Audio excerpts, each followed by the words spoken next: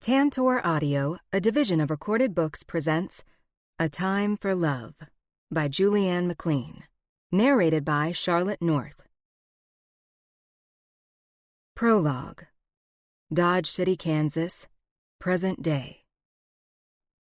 Jessica Delaney sat in the waiting room outside the operating room, barely able to move, much less comprehend what had just happened to her brother. "How much longer?" she said to her parents. "He's been in there for 2 hours." Jessica's mother blew her nose while her father sat in silence, squeezing his wife's hand.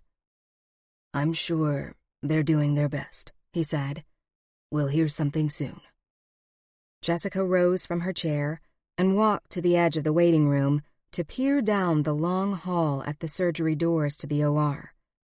She thought of Gregory, lying on the table under the lights, a team of masked surgeons working over him. What were his chances? Did anyone ever survive a bullet wound to the chest?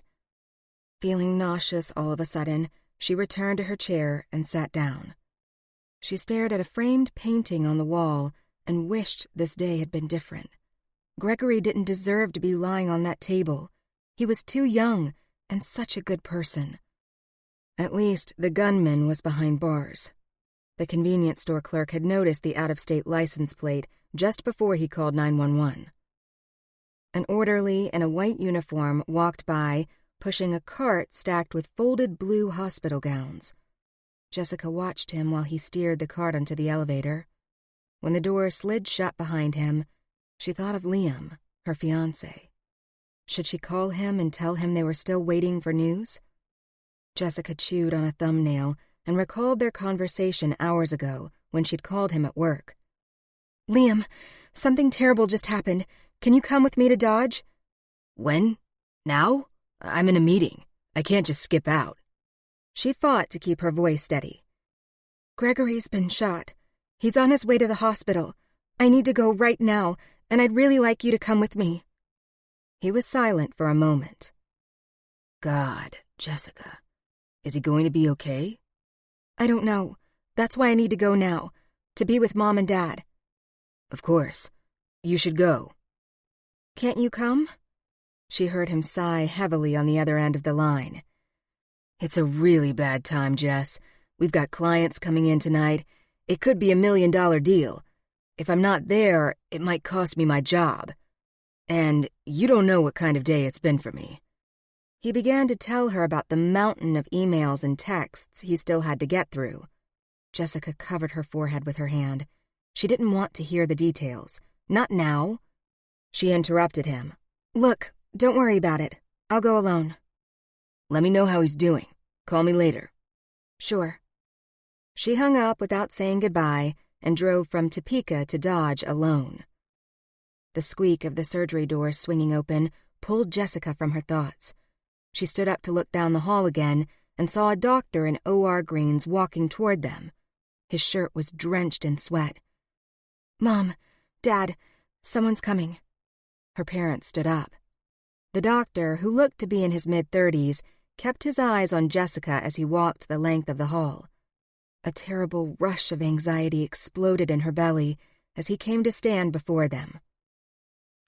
"Mr. and Mrs. Delaney," he said. "I'm Dr. Jake Spencer." He shook her father's hand while Jessica put her arm around her mother. "I'm sorry to tell you this," the doctor said. "We did everything we could for Gregory, but I'm afraid he didn't make it."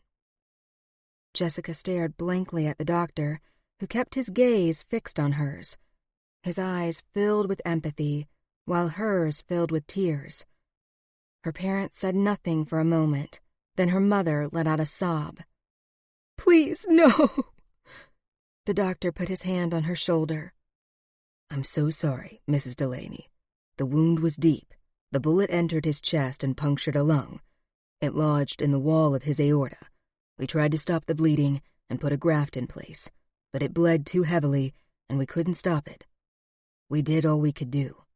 I massaged his heart to pump it manually, but I'm very sorry." Jessica's mother leaned into her husband and buried her sobs in his chest. All Jessica could do was stare at the doctor while she listened to her mother's weeping and the sound of her own blood rushing through her veins. She still couldn't believe what the doctor was saying. "Will you be all right?" he asked. His voice was caring, almost shaky. His green eyes were compassionate and sincere. He reached out and touched her shoulder. Jessica managed to nod. "If you need anything or have any questions," he continued, "you can contact me at any time." He handed her his card. "Thank you," she replied. He made a move to leave, but turned back. He shook his head in frustration. "I'm sorry, Jessica. I did everything in my power to save him. I wish I could have done something to prevent it from happening." His expression was tight with strain as he bowed his head and walked away. Her grief swelled as she stared after the doctor until the doors to surgery swung closed behind him. She choked back a sob and turned to embrace her parents. It wasn't until many hours later, after they left the hospital and went home to call their friends and relatives, that Jessica wondered how the doctor had known her name. Chapter 1. 1 year later. Jessica shifted nervously in the driver's seat, her fingers like vice grips around the steering wheel. She'd driven for 2 hours, slicing through a rain-battered dusk, wishing that she lived closer to Dodge and her parents. If she did, she wouldn't have to spend so many hours traveling from one city to the other. Maybe it was time to move home, she thought, for the 10th time that month.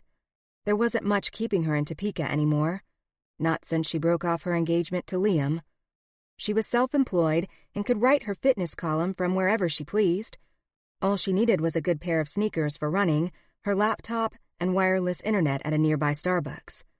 Her apartment was a sublet. She could give a month's notice and be out of there in a heartbeat. The change would do her good. Not that she wasn't happy in her work. She loved what she did. There were no problems in that department, but everything else seemed so uncertain and unpredictable. Her brother had gone out to buy ice cream after supper one night, and he never saw another sunrise again. Jessica had imagined she'd be married by now with a kid on the way, but the man she chose for a husband turned out to be a self-absorbed child, and she was suddenly single again, paying off debt from a honeymoon she had no choice but to take alone. Yet, she was ever hopeful, waiting for a sign from above, a clue to suggest what she was meant to do with her life. There had to be some greater purpose. Should she stay in Topeka or move home to Dodge to be closer to her parents? They weren't getting any younger and wouldn't be around forever. If she learned anything over the past year, it was to make the most of each and every day, because you never knew when it could all end. Just like that, with no warning whatsoever. Come on, Destiny. Which is it, Topeka or Dodge? A flash of lightning and an instantaneous thunderclap caused her to jump in her seat. Rolling her neck to ease the tension in her shoulders, she flexed her fingers on the steering wheel and repositioned her slick palms. The windshield wipers snapped noisily back and forth. Another crash of thunder overlapped the last. Counting the seconds to keep her mind occupied, Jessica raked stiff fingers through her hair. She'd just finished a cup of bitter service station coffee, and now her brain, whirling with caffeine, couldn't match the lightning with the correct thunderclap. Maybe the radio would take her mind off things. She tuned in to a fiddling festival, then tapped her thumbs on the steering wheel to "Oh, Susanna." Other vehicles passed her at dangerous speeds, their tires hissing through puddles on the slick pavement. She glanced impatiently at her watch, wondering how much longer she'd have to fight this storm. Ahead of her, a white freight truck lumbered slowly up the incline. Knowing she'd have to pass, she glanced over her shoulder and signaled to cross into the passing lane. She barely managed to gain any distance when her car suddenly hydroplaned and began to fishtail. Instinctively, she slammed her red stiletto pump onto the brake, realizing too late what she had done. Her heart pummeled her ribcage as she tried to regain control, but it was no use. The steering wheel was useless as the vehicle spun around in a dizzying circle. "Oh, Susanna, don't you cry for me." The car whipped around and flipped over, bouncing across the pavement like a child's toy. The world spun in chaotic circles. Jessica's head hit the side window. Glass smashed and steel collapsed like tin all around her. Frozen with fear, she felt all her muscles constrict. "Please stop. Get me out of here." Lightning split the ashen sky. The car lit up and sizzled with one electrifying pulse after another. The light, it was too bright. She couldn't see. She squeezed her eyes shut. All at once, the world became silent except for the echoed thumping of her heart in her ears. There was no pain, only blackness. She felt as if she were floating, detached from everything but the extraordinary quiet, the complete absence of all cares and misgivings. She felt no fear now. Was this death? Maybe she would see her brother. Something wet trickled down her forehead and onto her eyelashes. The distinct, visceral sensation sucked her out of the tranquil beyond, and when her eyes fluttered open, she found herself lying on her back, gazing up at the dusky sky, watching silvery clouds roll and twist and turn in the most fantastic way. Then real, conscious thoughts began to form in her brain. She'd been in a car accident.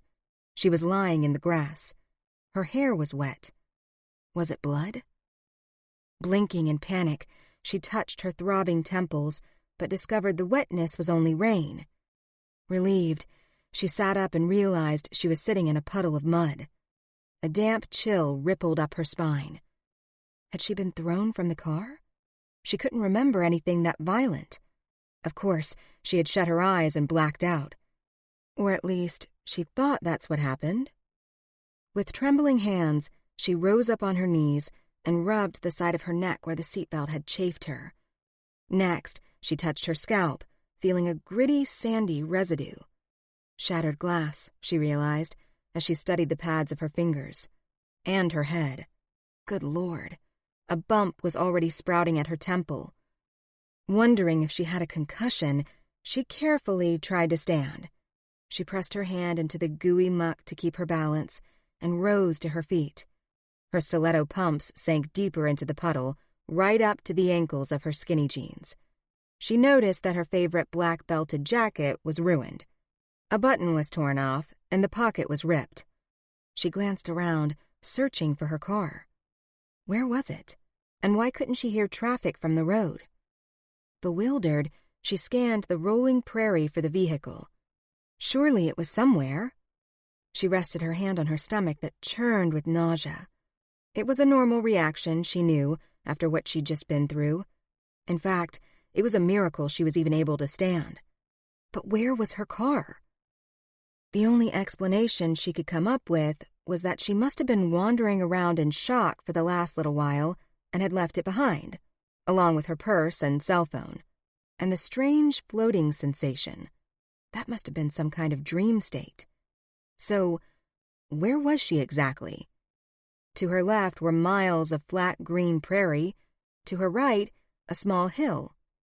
She decided to climb it to see what was on the other side. When she reached the top, she stepped onto a country road pocked with puddles and wet stones. She pushed her damp hair away from her face to look around, and her heart sank.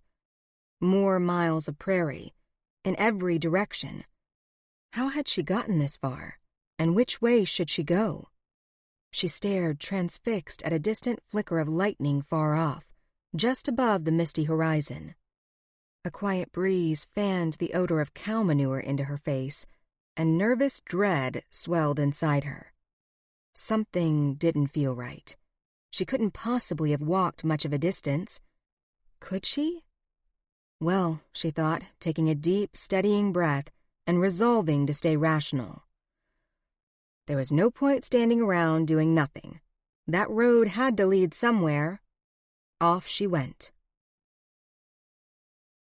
After walking a few miles on the dirt road through the pouring rain, Jessica wished miserably that she had worn her running shoes instead of her stupid, sexy girl shoes. But there wasn't much she could do about it now. All she could do was try to ignore the excruciating sting of the blisters, which felt like hot coals burning the balls of her feet, and walk with an awkward limp. A short while later, she sighed with relief when the setting sun finally peeked through the thick blanket of clouds. Raindrops glistened like tiny diamonds as they fell, weightless and softer now. Lifting her wrist to check the time, she realized she'd lost her watch. Damn, it was brand new. Reaching a fork in the road, she stopped to look at a dilapidated wooden sign that read, Dodge City. The sign pointed left, so, with little choice, she limped in that direction. By the time she spotted a town up ahead, unfortunately, it didn't look like Dodge City. The rain had stopped and darkness had folded over the terrain. Though she felt like a drowned rat, she was relieved to have found some signs of civilization. She couldn't wait to find a phone and call her parents. They were probably worried sick. As she limped across an old plank bridge that led into the town, she heard the faint music of a brass band, and each time its cymbals crashed together, it was once too often for the pounding sensation in her head. Then, a horse-drawn wagon rumbled by. She stopped abruptly and stared at it. What the heck? Then stepped off the bridge and walked up the wide main street.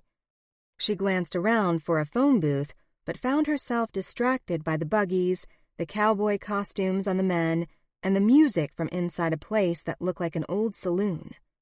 A piano man played "Oh, Susanna," and a banjo plucked along with it. That song again. She stood shivering at the corner of two unpaved streets, looking left and right. Wide, boarded sidewalks and hitching rails fronted the buildings. Saddled horses and mules were lined up side by side. Good God, there had to be at least 6 inches of slop underfoot, and it smelled like horse poo. What kind of place was this? Had she stumbled onto the set of one of those reality shows where they throw people into a historical time period and watch how crazy they go? When a couple of ragged-looking cowboys staggered by, waving whiskey bottles and revolvers in the air, Jessica decided to walk a little faster. She hadn't seen any women yet, only men, and she suspected this wasn't the safest place to be standing around, taking in the sights, because it all looked pretty sketchy. Stepping up onto the boardwalk, she paused outside a bar called the Long Branch Saloon, which made no sense because the Long Branch was part of the Dodge City Museum, a recreation of historic Front Street, mostly visited by tourists. But this didn't look anything like that. It seemed far more real. Almost too authentic. She backed into a post to let a group of men in tattered cowboy costumes pass by, then glanced at the swinging doors. From where she stood, she could hear glasses clinking and dice rolling. There was a click and clatter of poker chips and billiard balls, while a man hollered above the music, 25 to 1. Her stomach churned again. She really needed to find a phone. She decided to try the saloon, but shrank back when she glanced at the window. June bugs. She hated June bugs. When she was 7 years old, her best friend's little brother had planted some in her bed during a camping trip, and they'd given her the heebie-jeebies ever since. Trying not to think about that anymore, Jessica shivered with disgust, pushed through the doors, and collided with a thick wall of cigar smoke. Her nose crinkled. Stifling a cough, she gazed uneasily over the crowd. Most of the men wore hats and looked as if they'd just walked out of an old movie. Focusing on what she had come in for, she approached the bar. "Excuse me, I've been in a car accident and I need to get to a phone. Do you have one that I could use?" The bartender, who wore a white shirt with the sleeves rolled up, topped by a brown vest, stared at her while he polished a shot glass. "Sir," she asked again, "can you at least tell me how to get to Dodge City? The real Dodge City?" "This is it, darling. You're exactly where you want to be." Now this was getting ridiculous. "No, you don't understand. I've been in an accident and I need a phone." "Don't have no phone, but I've heard about 'em." Jessica stared at the man for an agonizing second, then turned on her heels and walked to the window. A snake handler wandered by carrying a lantern. Following closely behind him was a squealing pig. She rubbed her throbbing temples and squeezed her eyes shut. Maybe she did have a head injury, and this was all a hallucination. Or maybe she was unconscious and dreaming. She returned to the bar. "Is there a telephone anywhere in this town?" "Not that I know of." He turned around and placed the polished shot glass on a shelf. Enough was enough. Jessica pushed a damp lock of her hair behind her ear and took a deep breath to calm herself. "Are you fixin' to buy a drink, ma'am?" he asked. "Or are you just gonna stand there and stare at me all night?" Jessica glanced around the saloon at the rough and tough-looking clientele and held up a hand. "No, thanks. I'll find help elsewhere." Struggling to keep it together, she walked out. Squinting through the darkness, she searched for a friendly face or a shop with some lights on. But all she saw were those same two drunken cowboys flinging bottles, laughing uproariously and spitting tobacco. Suddenly, a shot rang out in the street. Panic exploded in her belly, and she ran back into the saloon. "Is there a police station nearby?" she said to the bartender. "I really need some help." "You'll be looking for Sheriff Wade," he casually replied. "He's just over that way in the city clerk's office, not far from the depot and the water tank." He pointed a bottle of whiskey toward the window. "Is it far? I have to walk there by myself." "Not far, but a young woman ain't safe roaming these streets alone during cattle season. These cowboys have been on the trail a while and have a hankering for more than just the chuck wagon, if you understand my meaning." He leaned over the bar and glanced down at her skinny jeans and muddy red pumps. "They'll be taking a shining to you, even dressed the way you are in those breeches." "I'll be fine." She turned and walked out the door. She hopped off the boardwalk and down onto the street with a splash, groaning when she sank ankle-deep into the mud. No matter. She'd be at the sheriff's office soon enough, and this whole thing would be straightened out. She stopped, however, when something tickled and buzzed behind her ear. She scratched and tousled her hair, then realized with a terrible surge of panic that a June bug was stuck in her hair. Jessica shrieked. She tried to brush it away, but it was tangled in her long, wet locks. She tossed her head around, flailed her arms in all directions, and jumped through the puddles to try and escape. Boom! Another gunshot ripped through the night. Her heart exploded with fear, and she tripped backwards over a plank in the street. Down she went, splashing into a puddle on her backside. No sooner than her butt began to throb, she looked up to see a man falling out of a second-story window. He dropped onto the overhanging roof and rolled straight toward her. Jessica scrambled to her feet and slipped through the slick muck, barely escaping the plummeting man's path. Just as she slid out of the way, he landed heavily in front of her, splashing muddy water onto her cheeks. A second later, a metal object dropped into a puddle beside her. "Sir!" she hollered, dropping to her hands and knees to help him. "Are you all right?" He was face down in the mud, and Jessica was just about to roll him over when the saloon doors swung open, smacking against the outside wall. Men and women poured out and gathered on the boardwalk to stare at her in shocked silence. "What in God's name happened?" someone asked. "This man fell out of a window," Jessica replied. "He needs help." The stranger ran toward her, and together they rolled the injured man onto his back. Jessica stared in horror at his face. A clean bullet hole gaped between his eyes, and blood trickled down his nose. "Dear Lord," the stranger said. He stood up and quickly backed away. "Somebody call 911, Jessica shouted. She pressed her ear to the man's chest to listen for a heartbeat. When she heard nothing, she knew there was no hope, but she still wanted an ambulance, a cop car, too. If there was such a thing in this backward place. "Will somebody call an ambulance?" she shouted in frustration. "Now, just be calm, miss," the stranger said. "We don't want any trouble." "What are you talking about?" she replied. "I don't want to cause trouble. I'm trying to help him. Doesn't anyone have a cell phone?" That particular request was met with blank stares. "I saw her waving a gun around like some kind of lunatic," someone offered. "I wasn't waving a gun," she explained. "I was trying to kill a June bug." There was a series of oohs and ahs from the crowd as everyone backed away in unison. Realizing she was quickly becoming a primary suspect in this man's murder, Jessica raised both hands in the air and stood. "Look, everyone needs to stay calm. It wasn't me. I was just trying to help him." "Do you know who this is?" the stranger asked. Jessica shook her head. "No." "That's Left Hand Lou," someone called out from the crowd. Before Jessica had a chance to comprehend what this meant, people rushed over to get a look at the corpse. "He's wanted in 3 states," someone hollered. "You just killed the fastest draw this side of the Mississippi." What did they think she had done? She hadn't shot him. And what did they mean, the fastest draw this side of the Mississippi? This wasn't gun smoke, for pity's sake. "Wait a minute," she said. "Seriously, there's been a mistake." Just then, a deep voice cut through the commotion. "Can I ask what's going on in this little gathering of yours?" Unable to discern from where the voice had come, she looked all around through the darkness. "Ma'am, I asked you a question." The crowd parted, clearing a wide path for the inquiring man to approach. Jessica was finally able to get a glimpse at him, although the brim of his black hat shadowed his face from the dim lantern light spilling out of the saloon.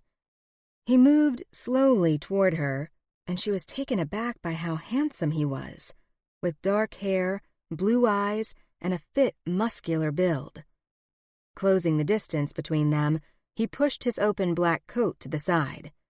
His purpose was clear as he rested his large hand on an ivory-handled revolver holstered to his leather gun belt. His trousers, also black, were snug and worn at the knees, and his boots were spurred. Jessica hadn't actually looked at his feet, but as he walked, the sound of the spurs jingling alerted her senses to everything about him. Someone moved aside, and a gentle stream of light reflected off the shiny star pinned to the man's lapel. It read, "Sheriff." Thank God. He angled his head and spoke in a low voice, sort of like Clint Eastwood, but not exactly. "Ma'am, you look a little distressed. Can I be of some assistance?" His observation, which couldn't have been closer to the truth, melted all her cool bravado in an instant, and she was so relieved she could have grabbed hold of his shirt collar, pulled him toward her, and kissed him square on the lips. "Yes, you can," she replied. "I'm so glad you're here. Thank you for coming so quickly." He chuckled softly, but the smile in his eyes was cold and calculating. "I wouldn't thank me just yet," he drawled, as he wrapped his big hand around her arm and tugged her closer. "Because by the looks of things here, Missy, you're going to be spending the night in my jailhouse." The crowd murmured approval, while Jessica glanced up at his ruggedly handsome features, bronzed by wind and sun, then cautiously lowered her eyes to the gun at his hip. He shook his head at her as if she'd been a very naughty girl, and said, "Tisk, tisk, tisk," while she paused to think carefully about the best way to handle this. Chapter 2. Wetting her lips and clearing her throat, Jessica managed to muster some dignity from somewhere inside and proudly wiped her mud-splattered cheek with a finger. Without a word, the sheriff reached into his pocket and handed her a crisp white handkerchief. "Thank you," she coolly replied, while she proceeded to clean her face and wipe her hands. "She just killed Left Hand Lou, Sheriff," someone said. "Imagine a pretty little thing like that." "I see what happened, Matthew," the sheriff said, without taking his eyes off her. "But I'd like to hear the whole story from the lady." With calculated decorum, Jessica finished wiping the mud from her hands and passed the kerchief back to him. He shoved it into his coat pocket. "Is that the gun that killed this man?" he asked. "Yes, sir, it is," Matthew replied, as he bent to pick up the revolver at her feet. Proudly, he raised the revolver for everyone to see, and there was no shortage of more oohs and ahs from the crowd as muddy water dripped from the barrel. This was getting worse by the second. "Hand it over," the sheriff said to Matthew. His inquisitive eyes studied Jessica with intentional, detached interest as he took the wet revolver, shook out the excess water, and shoved it into his belt. "You haven't told me your name yet," he said. "Jessica Delaney." "Well, Miss Delaney," he replied, "I'm pleased to make your acquaintance. The name is Truman Wade." He tapped his thumb against the ivory handle of his gun. It was clear he held the silent crowd's respect. Or maybe they feared him. Judging by the way Jessica felt at the moment, it was probably the latter. "Are you going to tell me what happened here?" he asked. "Or am I gonna have to ask the dead man?" Jessica turned to examine the corpse behind her. "You don't understand. There's been a mistake." The sheriff's quiet laughter made her clench her jaw in aggravation. Wondering what the joke was all about, when a dead man lay 2 feet away, she faced the cool lawman again. "You mean to tell me," he drawled, "you shot this man square between the eyes by mistake?" The crowd jeered until Sheriff Wade cast his steely gaze in their direction. He turned back to her, an eyebrow raised as he waited. "No, that's not what happened." "So you did it on purpose, then?" She shook her head, struggling to play it cool, and decided a casual chuckle might, in fact, be apropos. Glancing around at the nosy spectators, she tried to smile and said, "No, of course not. I don't even know how to shoot a gun. Honestly, I can explain." His gaze slowly raked over her from head to foot. He scrutinized her long, wet hair, her belted jacket, her skinny jeans, and pointy-toed red shoes, which he stared at for quite some time. "I think folks around here will be mighty disappointed to hear your aim ain't as sharp as they think it is." Jessica bit her lip and pushed her hair behind her ear. "Sheriff Wade, I don't appreciate your tone. I know my rights, and I want my phone call." "Phone call," he repeated, as if it was the most ridiculous thing he'd ever heard. Fixated on the subtle sexuality hidden beneath the sheriff's half-crooked smile, Jessica glanced at the others. Logic and self-preservation told her to be quiet and patient until she could speak to a lawyer. "She said she was trying to kill a June bug," Matthew offered helpfully. "Whatever that is." "Wonderful." The sheriff eyed her with curious interest. "Must have been an awfully big bug." A number of onlookers mumbled with amusement. Oh, sure, this was all downright hilarious. "Matthew, see that Lou gets looked after?" The sheriff's smile vanished, and it felt as if the temperature dropped. "I think you better come along with me, Junebug. We're going to have a little chat in the jailhouse." Jessica's stomach lurched with dread as he took hold of her arm and led her down the street, granting no opportunity for debate. They marched quickly, and it wasn't easy keeping up with the sheriff's long strides.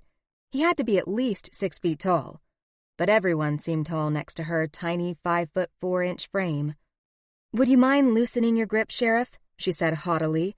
"There's no need for police brutality. I'm not resisting arrest." He let her go, but kept one hand on his weapon at all times, as if he half expected a gang of outlaws to ride up out of nowhere and break her free. Finally, they reached the 2-story jailhouse, and he escorted her through the front door and into a jail cell.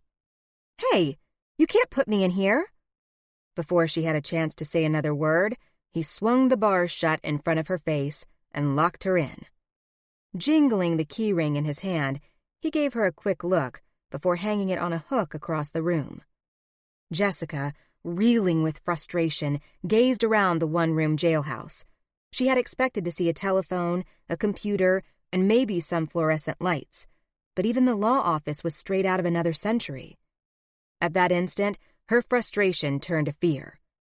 "I need to speak to a lawyer," she said, gripping the cold iron bars. "And I need a phone." "No phone here, I'm afraid." It was one brick wall after another. Her stomach muscles clenched tight, mirroring her desperation. The sheriff sat on a messy, paper-covered desk, folded his muscled arms at his chest, and crossed one ankle over the other.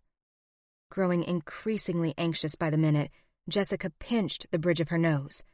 She had to ask the question that had been niggling at her ever since the accident. The question she hadn't wanted to ask, and she needed to ask it in a way that wouldn't make her sound insane or delusional. "Sheriff, what's the date today?" "June 29th. She cleared her throat and felt some relief, because June 29th was the date she woke up that morning. "And the year is, of course," his dark eyebrows drew together. 1881. He stared at her. Jessica squeezed her eyes shut against the panic and felt a crippling need to lie down. "I need to speak to a lawyer," she said again, more shakily this time. "Are you all right, Junebug? You look a little pale." His voice conveyed some concern, as if he finally noticed how unsettled she was. She sat down. "No, I'm not all right. I was in a car accident, I almost died today, and I had to walk here from the wreck. And now I'm in jail, and don't call me Junebug." He leaned forward in his chair and again looked down at her jeans and shoes, everything crusted in mud. "I didn't hear about any train wreck." "No, not a train wreck, a car wreck." He frowned. "Please tell me you know what a car is." "Really, you have to believe me," she said. "I'm not sure how I got here. I can't remember what happened exactly, but I don't belong in this place." She swallowed hard over the panic and tried to beat it down, but it was no use. Her heart began to beat very fast. Sheriff Wade opened a drawer, pulled out another clean folded handkerchief, stood up, and passed it through the bars. "No need to fret, darling. You're safe now." Her pride bucked wildly as she glanced down at his offering. Then she lifted her gaze to meet his and spoke with a hard edge of confidence. "I don't need a hanky, and I'm not your darlin'. What I need is to speak to a lawyer, and I won't say anything more until you bring me one." He watched her for a moment. The fierce lines around his eyes softened, then he turned back to his desk. "You stay put till Deputy Dempsey gets here. I'll see if I can fetch Mr. Maxwell. He won't be happy about being disturbed after hours." "Is he a lawyer?" Jessica asked, her hopes igniting. "Yep." Without another word, Sheriff Wade turned and walked out. Truman walked out of the jailhouse and stood alone on the dark, damp street. His shoulders heaved as he breathed in the cool night air. He had an uneasy feeling in his gut. The woman he just tossed in jail, something wasn't right about her. It wasn't merely the strange thing she said either, like talking about a car wreck, whatever that was. No, it was something else. She had an odd fear in her eyes that didn't seem to go with her tough and plucky attitude. He wasn't sure how to describe it, and he was even less sure where it was coming from.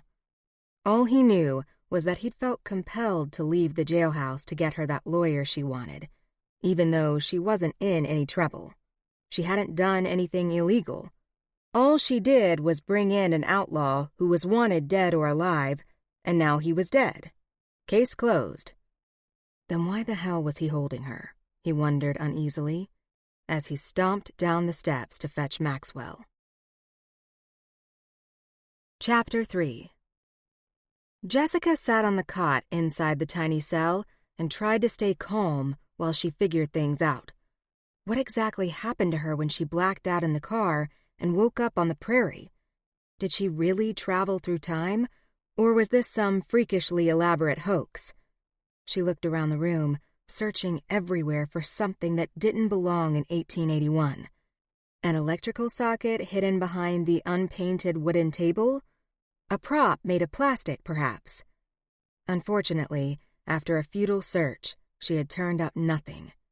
Everything seemed perfectly old-fashioned and authentic. The tin wash basin, the desk, the wanted posters on the wall. Sitting back down on the cot, she ran her hand along the scratchy wool blanket beneath her. When she squeezed the mattress, the straw crackled inside. Just then, the door opened and a young man entered the office. He wore a cowboy hat, brown trousers, and a beige shirt with a navy vest. Clearing his throat, he tugged at his collar to loosen it. He couldn't have been more than 18. "Howdy, miss. I'm Deputy Dempsey. They say you killed Left-Hand Lou." Jessica let out a sigh and wondered when this nightmare would end. "Lou's been wanted for a year now," Dempsey said. "Sheriff Wade's been after him, offered a reward for his capture, dead or alive. I guess that'll be dead in your case." Jessica stood and walked to the bars. "I'm going to get a reward? Is that legal?" "Sheriff Wade nailed them posters up himself." She decided it would be best to play along. "What am I doing in jail, then, if I brought in a wanted man?" "The sheriff's pretty thorough. I reckon he'll be asking around to confirm who you are, just to make sure you're not wanted by the law, too." "Well, I can guarantee he won't find anything on me." And that was the truth, especially if this really was 1881. "How much is the reward?" "You mean you don't know? Everybody knows about that reward. Lou is famous." She hesitated and chose her words carefully. "I'm from out of town." "Well then," he smiled proudly, "it's $500. A nice, tidy sum. It might come in handy if she was stuck here for a while. "When will I get the money?" she asked. "Wade'll have to talk to the governor. It might take a few days." He walked around the sheriff's desk, sat down in a creaky chair, and rested his elbows on his knees. "So, how'd it feel to meet Sheriff Wade in person? Most folks get all tongue-tied and like to go home bragging about it." She sat on the cot. "Why? Is he famous or something?" "Darn tootin'. He can draw quicker'n you can spit and holler howdy. Lou was pretty good, too, but I would have put my money on Wade if I was a gambling man." Deputy Dempsey's face went pale. "But, I suppose, you must be pretty good yourself." Jessica shook her head and looked down at the floor. If she wasn't up to her ears in anxiety, she might find some of this amusing. How is it Sheriff Wade became so famous? "Well, nobody knows the whole story for sure. The way I heard it, he shot the outlaw who killed the old town marshal. There was a draw, and nobody even saw Truman go for his gun." Dempsey drew his 6-shooter. He clumsily twirled it around his index finger and dropped it back into the holster. "He was just like lightning, they say. They elected him county sheriff not long after that. He also holds the office of town marshal. Dodge has been pretty quiet since then. Nobody wants to mess with him." "That's it? He won a single draw?" Jessica said. "Could have been pure luck." "Luck?" Deputy Dempsey's head drew back as if she had just said the sky was green. "No, he's never missed." "You mean he's killed others?" "That's what people say. He's only been here a year, and he hasn't killed anybody else in Dodge other than that one outlaw. Hasn't had to. People don't risk making him want to shoot them, I guess." Dempsey stood up and sauntered to the window. "They say he used to be a hired gun and killed people for money. He won't talk about it, though." All of a sudden, Jessica wasn't feeling too well. Ever since Gregory was shot, guns were not her favorite topic of conversation. Yet, here she was, held prisoner by a man famous for killing people. For money. She pressed the heel of her hand to her forehead as the ground started to whirl beneath her feet. That worried her because she'd had a few dizzy spells since the accident. "I think I need to lie down." She put her head down on the pillow. Dempsey quickly averted his gaze. "I beg your pardon, ma'am. I'll be outside if you need anything." He placed his hat on his head and left. Jessica lay on the rickety cot, trying not to make any sudden movements that might cause her to hurl. She rolled onto her side and rested her cheek on her hands. The sheriff's face appeared in her mind, and something about his eyes sent her head into another spin. Maybe it was the unusual turquoise color of his eyes that struck her with such potency. No, that wasn't it. There was something else. Jessica sat up. Sheriff Wade was familiar. She was certain she'd seen him before. But where? She wouldn't forget meeting a man like that. Just then, the door creaked open. Jessica rose to her feet. "Miss Delaney?" "Yes?" Sheriff Wade entered the jailhouse with one thumb hooked in his belt loop and the other tipping his hat off his forehead. Those eyes gleamed in the lamplight, and for a flashing second, she forgot about the bedspins. "Here's the lawyer you wanted," he drawled. A portly, middle-aged man wearing spectacles and a three-piece suit entered the jailhouse. A gold watch chain dangled from the pocket of his vest, and he carried a soft brown leather briefcase.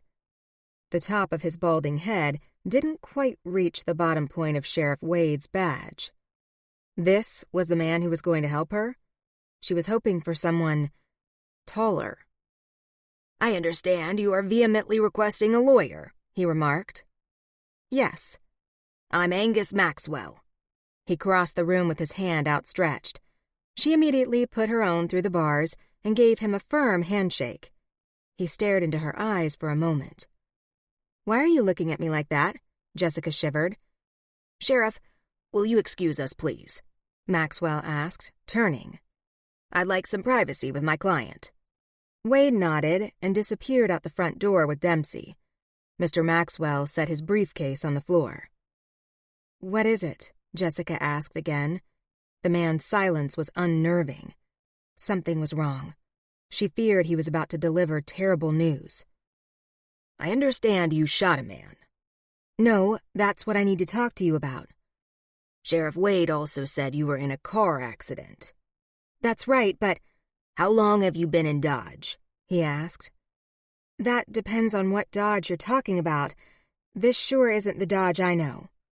He narrowed his bespectacled gaze. "How do you mean?" "You wouldn't believe me if I told you." For a long moment, he squinted into her eyes, then looked down at her outfit. "Sheriff Wade got me out of bed to come here and talk to you. He said you were desperate, and I'd like to know why." She thought hard about what she should say. "Is client confidentiality invented yet? I mean, you're sworn to secrecy, right?" "I assure you, I am very discreet." She paced back and forth in the cell. "Well, in that case, I'm going to tell you something that's going to sound a little crazy." He quirked a brow. "Believe me, I've heard it all. Nothing you say will surprise me." Jessica continued to pace, but watched his expression carefully as she began to explain. "I think I might have— I know this sounds unbelievable, but—" She leaned closer and whispered, "I'm not from here, and I think I might have traveled back in time. In my world, it's 2011.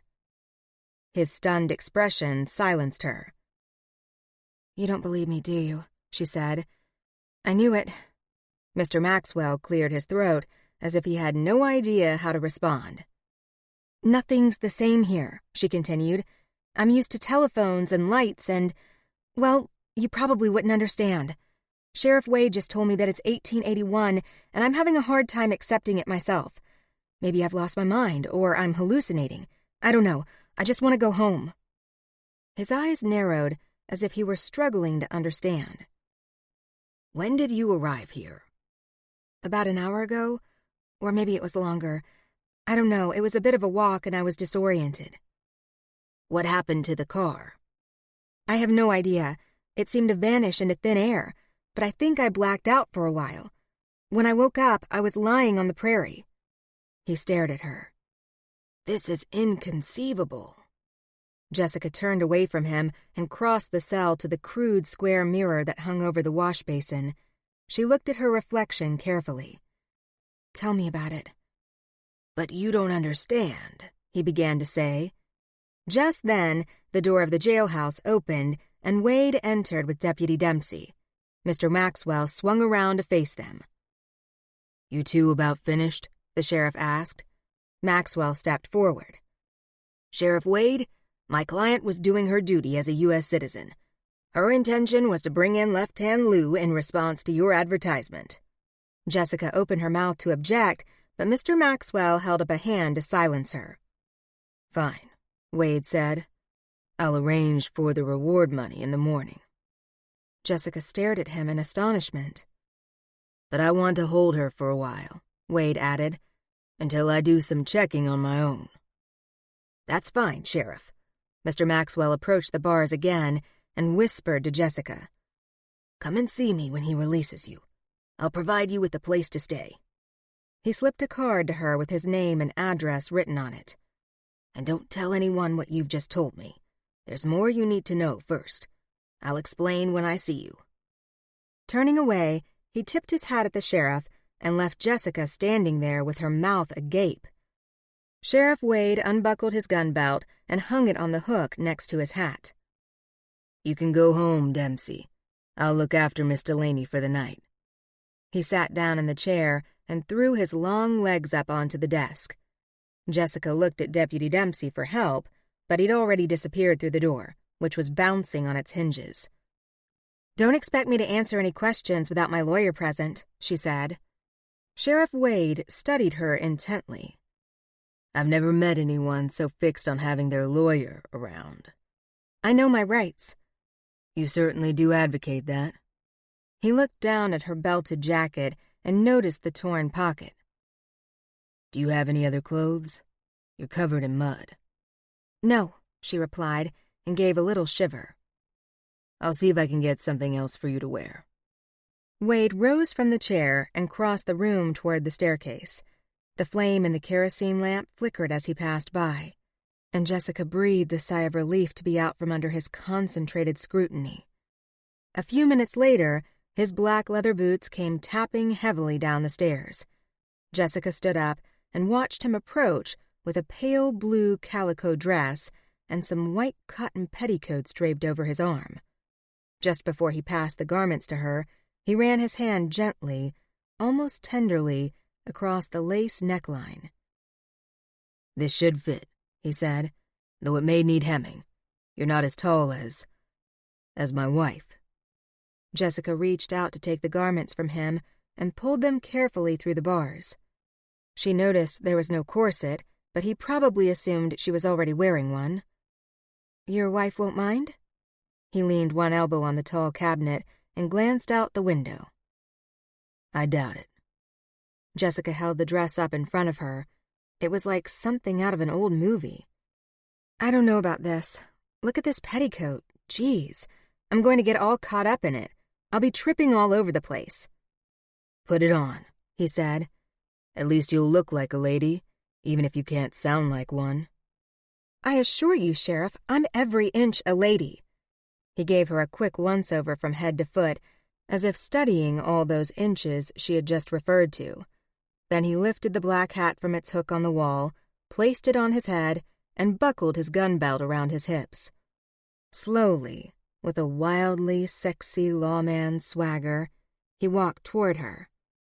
A dizzying current of heat shot through her veins, and she took an instinctive step back, forgetting for a moment that there were bars between them.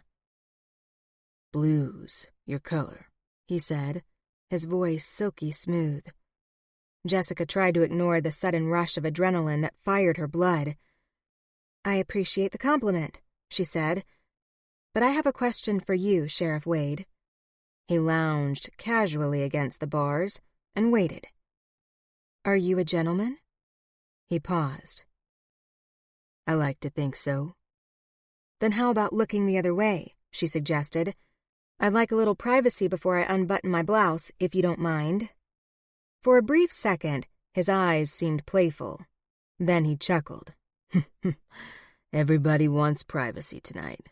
What a shame, in your case." He politely fingered the brim of his black hat, then turned to go. "I'll be right outside." Jessica paused a moment, her mood softened by the warm blush of heat that rose to her cheeks. Sheriff Wade was one seriously handsome man, and as she'd just discovered, a bit of a flirt, too. She had best be careful around him, because she always did have a thing for gorgeous hunks in cowboy boots. "No peeking through the window," she said. "I'll try to restrain myself." When Sheriff Wade stepped out, Jessica watched him through the open door. He hooked his thumbs in his belt and pushed back the long slicker. He looked up and down the street as if to ensure there were no vandals causing a ruckus, then shut the door behind him and stomped down the stairs with those heavy black boots. As soon as he was out of sight, Jessica quickly shed her 21st century clothing and slipped into his wife's dress, which fit perfectly. Good morning. Hope you slept well. Sheriff Wade lowered his legs from the desktop and slammed his black boots onto the floor. Still half asleep, Jessica sat up and ran her fingers through her tangled hair. She felt like she'd slept for days. Remembering what had happened the night before, she shook her head in disbelief. Was this for real? Had she really traveled back in time? If she had, she needed to find a way to get home. Her parents needed to know she was all right. "How long have you been here?" she asked, smothering a yawn with her hand. "All night?" He stood and jingled the keys in his hand as he made his way to the cell door. "Normally, Dempsey would have stayed, but I told him it wasn't necessary. You wouldn't be going anywhere." "And what makes you so sure of that? How do you know I don't have a gang of outlaws waiting to break me out of here?" He inserted the key into the lock and pulled the cell door wide open. "Hope you're joking about that, Junebug. Wouldn't want to change my mind about releasing you." He gave her a heated look that made her whole body tingle. "No need to change your mind," she replied, as she balled up her 21st century clothes and sauntered out of the cell. "Your reward money will take a few days," he told her. "Do you have a place to stay?" "Yes, with Mr. Maxwell." "That's mighty neighborly of him." He crossed behind her, stopping there for a few seconds. Jessica turned her head, wondering what he was doing back there, sizing up her derriere. But in the space of a single heartbeat, he reappeared in front of her. "You're free to go." "Thank you." She turned to leave, but Wade stopped her. "I'd be careful if I was you. Folks'll be staring." "Why?" she asked. "There's a story about you in the Chronicle this morning. The editor must have been up all night setting that type. I doubt the ink had a chance to dry." "Let me see it." He gestured toward the newspaper on the desk. Jessica went to pick it up and began reading. Jessica Delaney, more widely known as Junebug Jess, fired the shot that killed Left Hand Lou, notorious bank robber. Known for her quick draw and deadly aim, Junebug Jess travels about the West wreaking fear and havoc. Folks say she's killed more men than she cares to count, but her blinding beauty keeps her out of the noose. While the usual plea for killing a man is self-defense, Miss Delaney travels with the story that a giant insect frightened her into firing her gun by accident, hence her name. While Dodge City is tense with the presence of Junebug Jess, the citizens are relieved to learn that the notorious Left Hand Lou is no longer a threat. Wade raised an eyebrow at her. "Care to tell me about anybody else you've killed by mistake?" Chapter 4. Jessica's pulse quickened at the note of accusation in the sheriff's voice. "I didn't lie to you last night," she assured him. "I swear on my life." His expression remained relaxed and casual, as if it were nothing at all for a person to gun down another in the street, as long as the victim had a reward on his head. "I reckon that remains to be seen," Wade said. "So don't leave Dodge. I still have some checking to do on you, but I don't expect that to be a problem. You want your $500, don't you?" "Of course." When he sat down at his desk, Jessica hesitated a moment. "What about the dress? When should I bring it back?"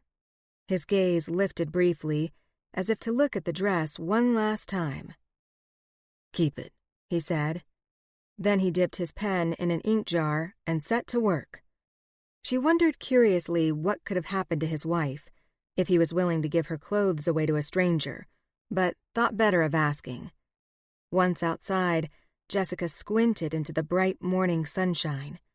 A buckboard and team rolled by, its driver bouncing about like a Mexican jumping bean. She recoiled in disgust as the stink of pigs assaulted her nostrils. 2 large, snorting hogs scurried past, but stopped to sniff a few randomly spread cow patties. Did they actually herd cattle through here? She made her way down the stairs, carrying her only possessions from the 21st century, her blue jeans, her pink scarf, and her favorite jacket. then crossed the street and stepped up onto the boardwalk. A large clock in a shop window ticked away the seconds. A display box contained a few publications: Peterson's Ladies' National Magazine and Harper's Bazaar. She searched longingly for a high-color, glossy magazine with Jennifer Lopez on the cover, or wedding pictures of William and Kate. No such luck. She walked on, stopping at each window along the way. A barber advertised a shave for 5 cents and a haircut for 10. This whole experience was far too real to be a hallucination. Soon, Jessica reached the end of the boardwalk and had to step onto the street again. Retrieving Mr. Maxwell's card from her pocket, she stared at the address written in black ink. She was thankful to have somewhere to go and asked a young woman for directions. When she arrived a few minutes later, he welcomed her with a smile. "My dear, where did you get the dress?" "Sheriff Wade gave it to me," she replied as she entered his house. "It belongs to his wife." Mr. Maxwell frowned. "His wife? Sheriff Wade has never been married. Not that I know of." She looked down at the skirt's tiny floral print against the blue background. Why would he lie? "Who knows? Sheriff Wade keeps his personal life to himself, which is why I'm surprised he mentioned anything at all. But he can shoot straight. That's what counts. They say he's killed 10 men. 10 men. That's supposed to impress me? Jessica asked. He studied her intently. I suppose not, but keep in mind, things are different here compared to what you're accustomed to. She followed him into the parlor. Doesn't anyone around here worry that he might be dangerous? Anyone who could kill 10 men without thinking about it has to have some personal issues. And how do you know what I'm accustomed to? He didn't answer the question. Instead, he gestured for Jessica to sit down. I've been here since Wade took the job, and I have no complaints, he said. I like him a whole lot better than that Wyatt Earp fellow. Now there was a man who attracted all kinds of problems. You met Wyatt Earp? Certainly did. He was deputy marshal in '76 and deputy sheriff as well. Would you like some tea? Jessica nodded. While he went to fetch it, she gazed around at the Victorian furnishings and paintings on the walls and felt wildly displaced. I suppose you saw the Chronicle, Mr. Maxwell shouted out from the kitchen. Yes, she replied. And I know we said I killed Lou to get me out of jail, but I hate the idea of people thinking I killed a man. And what if someone else comes forward to collect the money? I reckon they would have already done so by now, he replied. I suspect whoever did it is an outlaw too, and was long gone by the time Sheriff Wade got there. Mr. Maxwell returned, pushing a tea cart into the middle of the room. It would be foolish to change your story now. But we could try to prove I didn't do it. He shook his head as he picked up the teapot and poured her a cup. That would be pointless. They don't have pathologists to retrieve bullet fragments and prove you didn't do it. It's best if you stick with the story that you did it for the reward. Jessica frowned at him as she accepted the cup and saucer. How do you know about pathologists and bullet fragments? He stared at her a moment, then shrugged. Ah, I get it, Jessica said, pointing a finger and smiling. You're from the future too, aren't you? That makes perfect sense. He nodded. I was wondering how long it would take you to figure that out. Relief poured through her. She wasn't alone here, nor was she completely delusional. When did you get here? She asked. Almost 10 years ago. Her relief went sour. 10 years? Didn't you want to go home? Yes, I did. I had a successful law practice back in the 21st century. Then what kept you here? He poured himself a cup of tea and sat down. Jessica, I don't know how to tell you this, but there's no way back. She shifted uneasily on the sofa cushion. There has to be. There isn't. Believe me, I've tried. A slow panic began to mushroom inside her. Well, you didn't try hard enough. We managed to get here. We'll manage to get back. There was no way she was staying here in this smelly old cow town, especially with the sheriff thinking she was a killer. I've looked everywhere, Mr. Maxwell said. I don't know how to do it. But how did you get here? I had a car accident, he explained. Was there rain and lightning? Yes, but the same thing happened to me, she told him, so there has to be a connection. He considered it for a moment while he raised the teacup to his lips and took a careful sip. Perhaps, he said at last, but you can't just buy a ticket home. I don't know how to do it from this end.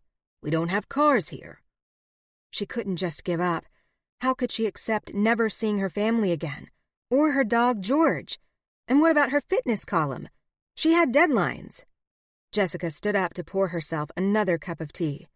She took one step forward, but her stiletto heel caught in the petticoat beneath her skirt. She stumbled and nearly fell into the tea cart. These long skirts would take some getting used to, she thought with frustration as she studied the tray. In fact, everything here would take some getting used to. Mr. Maxwell regarded her with sympathy. You should get that hemmed and buy more practical footwear. Those shoes will attract far too much attention. There's a tailor not far from here. I could lend you some money until your reward arrives, if you'd like. She managed a melancholy smile. Thank you, Mr. Maxwell. I'd appreciate it. Call me Angus. I just wish I could do more for you.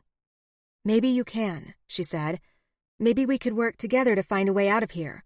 Will you try to remember what happened to you when you came here? I suppose. I could search the house for the things I was wearing. That might help. But don't get your hopes up. You may have to accept that you'll never get back. Jessica sat down with her teacup, glanced out the window at the outhouse in the yard, and shook her head at him.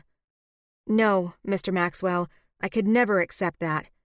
Because I'm not the sort of woman who can go long without indoor plumbing.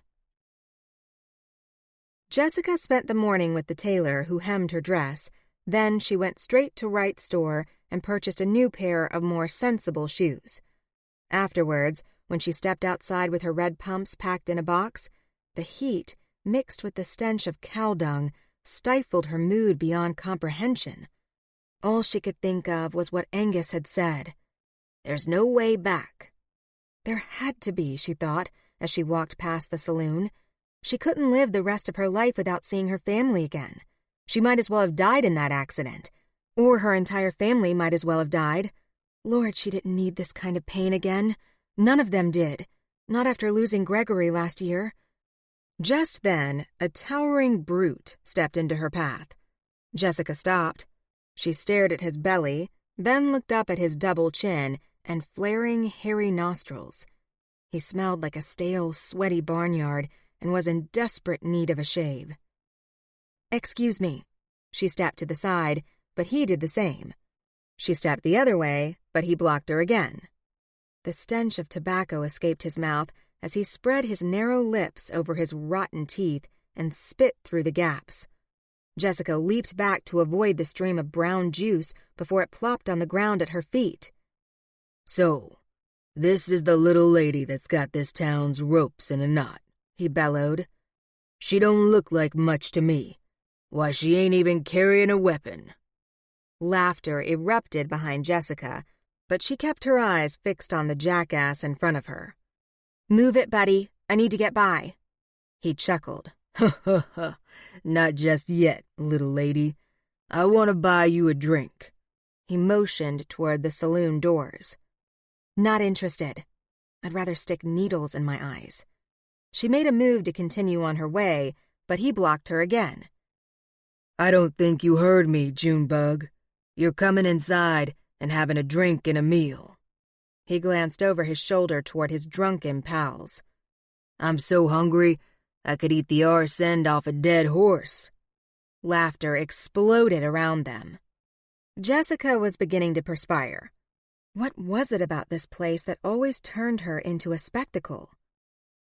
"It seems you know my name," she said, determined to stay cool and collected. "But I don't know yours." If she could just get around his big fat ass. The name's Virgil. Virgil Norton. "Well, Mr. Norton," she replied, "it's a pleasure to meet you, but I can't join you for a drink today. Maybe some other time." She took a quick step around him, but he followed. Jessica quickened her pace, hoping that if she ignored him, he might simply give up. But his beefy arms snaked around her waist, and he lifted her up, squeezing the air out of her lungs until her feet dangled like two balls on string. "Let go!" She dropped her parcel onto the boardwalk and struggled to pry his thick fingers off her waist. Virgil carried her toward the saloon doors. "This here's a spirited filly." He kicked the doors open so they banged against the inside wall and hauled Jessica toward a table. Hopes of talking her way out of this in a polite manner began to vanish, especially when the men in the saloon began to hoot and holler. As soon as they reached a table, a gunshot fired in the street, followed by some shouting. Virgil dropped Jessica onto the floor, and she landed hard on her tailbone. It took a second or two to gather her wits and comprehend what had happened. Virgil was now storming through the swinging saloon doors, so Jessica scrambled to her feet and dashed outside to make her escape. She stopped dead on the boardwalk, however, for perched high on his black horse in front of her, looking as gorgeous and intimidating as ever, was Sheriff Wade. He looked down at Virgil suspiciously. "There a problem here, Virgil?" he asked, his blue-eyed gaze shifting instantly to Jessica. "You just can't stay out of trouble, can you, Junebug?" She regarded him with frustration. "No, Sheriff. Trouble seems to find me wherever I go. But I'm not about to apologize to you, of all people, because this cattle town of yours is more messed up than my daddy's junk drawer." She was surprised when a flicker of amusement touched the corner of his mouth. He was so handsome in the high noon sunlight, so dangerous and virile towering above her on that big black horse, that she nearly lost her breath. To make matters worse, she was practically spellbound as he leaned back in the saddle, twirled the revolver in a few relaxed circles around his finger, and dropped it easily into his holster. "Ah, crap," she thought with a great wave of heated exasperation. "This is exactly what I don't need. A hot crush on a gorgeous gunslinger. Somebody just shoot me now." Chapter 5. "This ain't none of your business, Sheriff," Virgil said. "Me and the boys were just having a little fun. That's all." "Yeah?" Sheriff Wade turned to Jessica. "The lady seems to think otherwise. She thinks this town is messed up, and that don't reflect well upon me." Without a word, Jessica picked up her parcel and moved as far away from Virgil as possible. "I think you boys better be getting along," Wade suggested. "I need to have a few words with Miss Delaney." He inclined his head at her and touched the brim of his hat. She hopped off the boardwalk and stood next to his horse. "Just a minute there, Junebug," Virgil said. "I ain't finished with you yet." One of the boys in his gang stepped forward. "Virgil, I think you oughta—" "Shut up, Lewis," Virgil hawked and spit into the street. "I said I ain't finished with you, Junebug." Jessica was about to step up and give Virgil a few lessons in 21st century manners, but before she could utter a single colorful oath, Sheriff Wade's hand came down to rest on her shoulder. "Let me handle this," was his message, and she received it loud and clear. Casually dismounting, he moved to stand in front of her. Jessica rose up on her tiptoes to see over the broad shoulders of his coat, at the same time taking in his subtle masculine scents. Leather, a faint hint of shaving soap, and horse. "Go home, Virgil," he said. A curious audience began to gather on the wide street. 2 wagons had come to a full stop. The drivers sat forward with their elbows perched on their knees. A stray dog tilted his head to the side, watching while he panted in the hot sun. Virgil's boys backed away. Sheriff Wade pushed his slicker back to reveal his heavy gun belt loaded with bullets. Jessica moved to the side, her uneasy gaze roving from his shoulder down to where he tapped his thumb against the ivory handle of the revolver. "Listen, fellas," she said, "why don't we just call it a day? No harm done." Virgil's cheek twitched. His beady eyes traced a path from the sheriff's steady trigger finger up to his clean-shaven face. "You ain't so tough, Wade. I ain't ever seen you kill nobody. I bet you never killed a man your whole life." Think what you like, Virgil, but you won't put another hand on this lady. She's a guest in this town."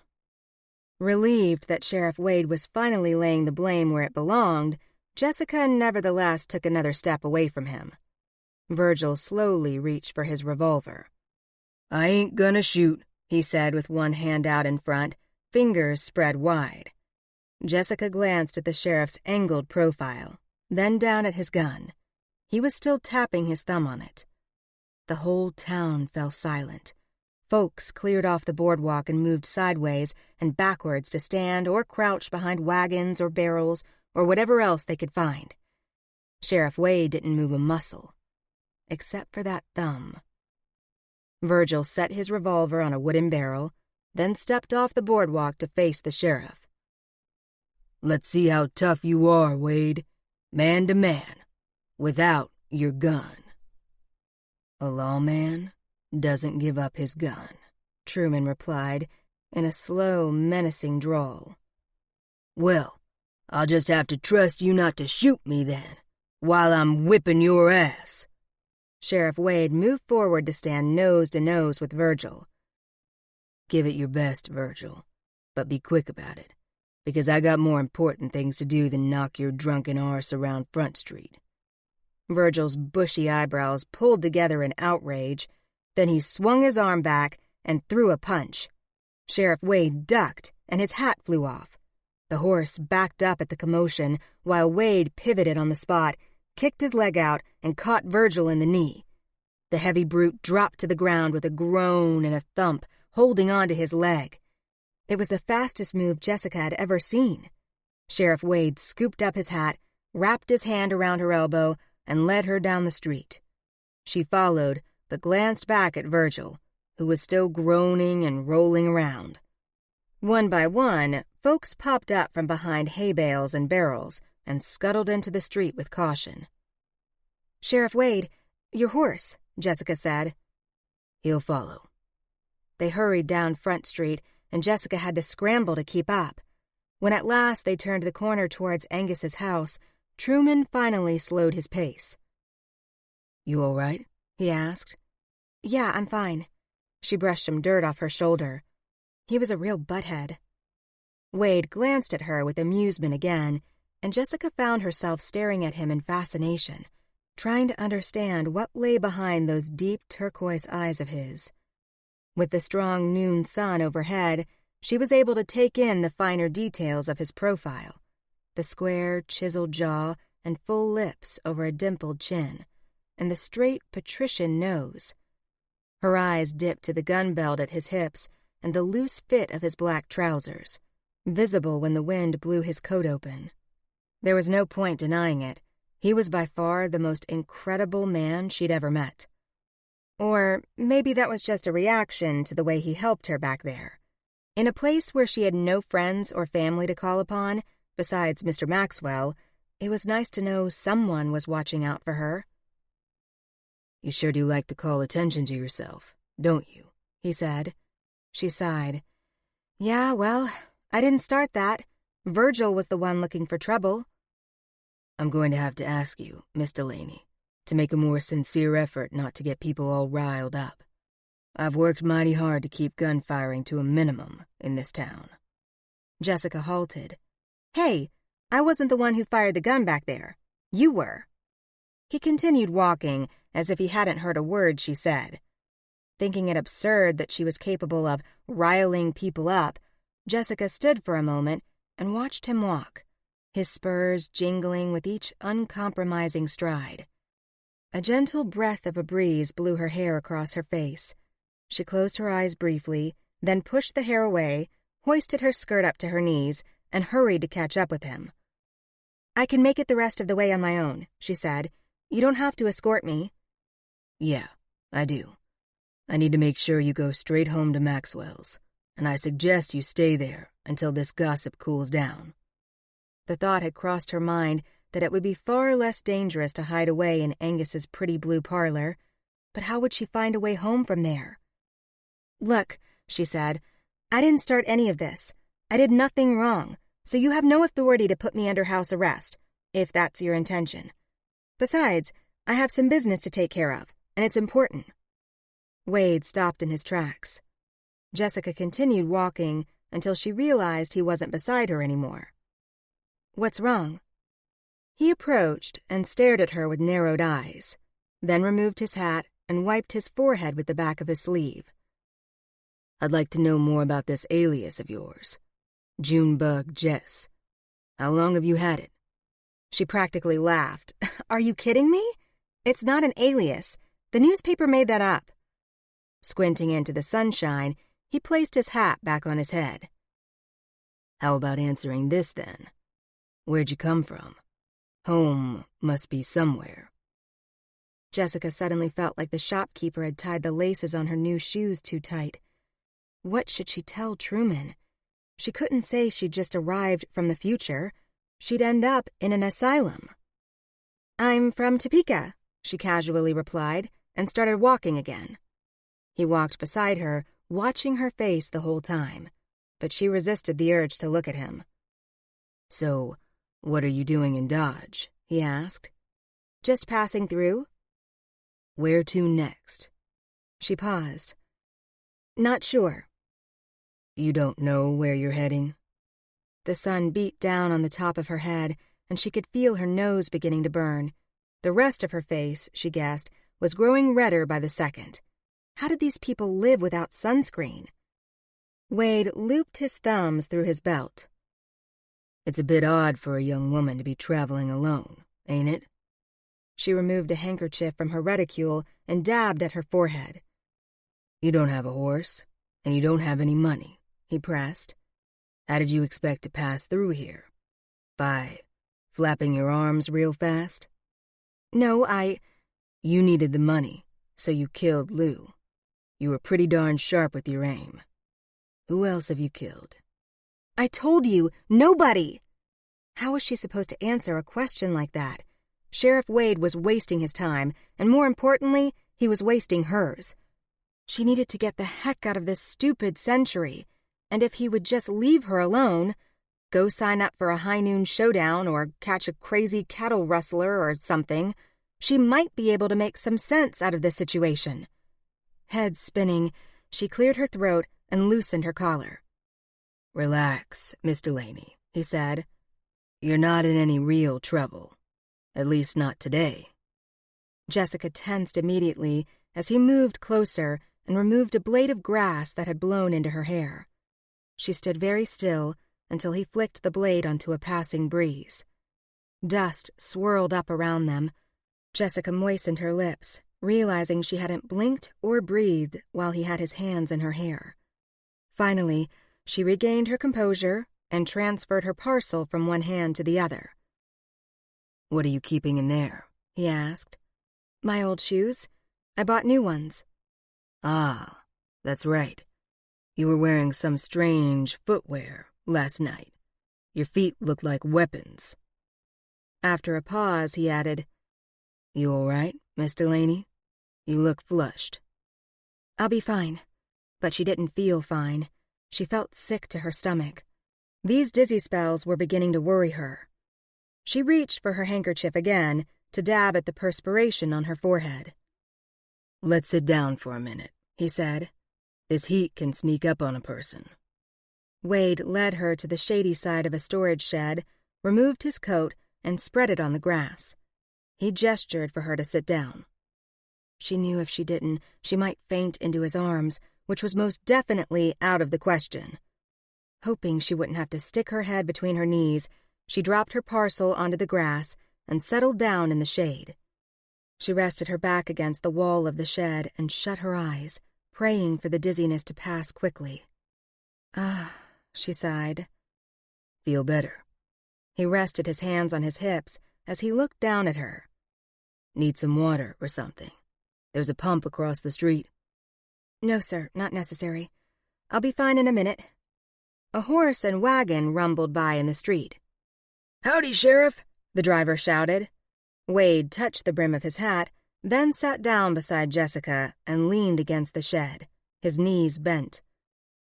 "Wonder what the good folks of Dodge will say when they hear about their trusted sheriff lazing about in the shadows with the infamous Junebug Jess." She opened one eye to peer at him briefly. "You know as well as I do that I'm not what the paper said I am." "I can't say I do know such a thing. I reckon you're keeping something from me." Jessica shut her eyes again and wondered if he'd always possessed such a keen instinct or if she was just a terrible liar. "I told you before, that story was completely false." She moistened her lips and squinted across the yard at two clucking chickens pecking at the dirt. "False," he replied. "So you keep saying." His eyes held a cool hint of suspicion that unnerved her. Or was it concern she saw in those blue depths? Either way, he was on to her. He knew something was off its axis, and he wanted to know what it was. Why? So he could lock her up again? Or did he want to help her?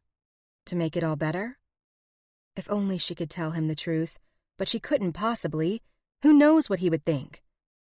Feeling the dizziness begin to subside, she opened her eyes and squinted at him in the sunshine.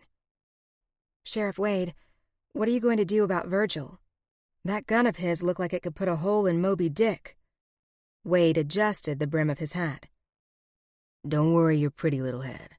He couldn't hit a bull's ass with a handful of banjos. Most of the time he keeps to the saloon, gambling. Occasionally he takes one of the saloon girls upstairs." Jessica quickly raised a hand. "Too much information. And don't say pretty little head." He laughed. "Don't go waking snakes.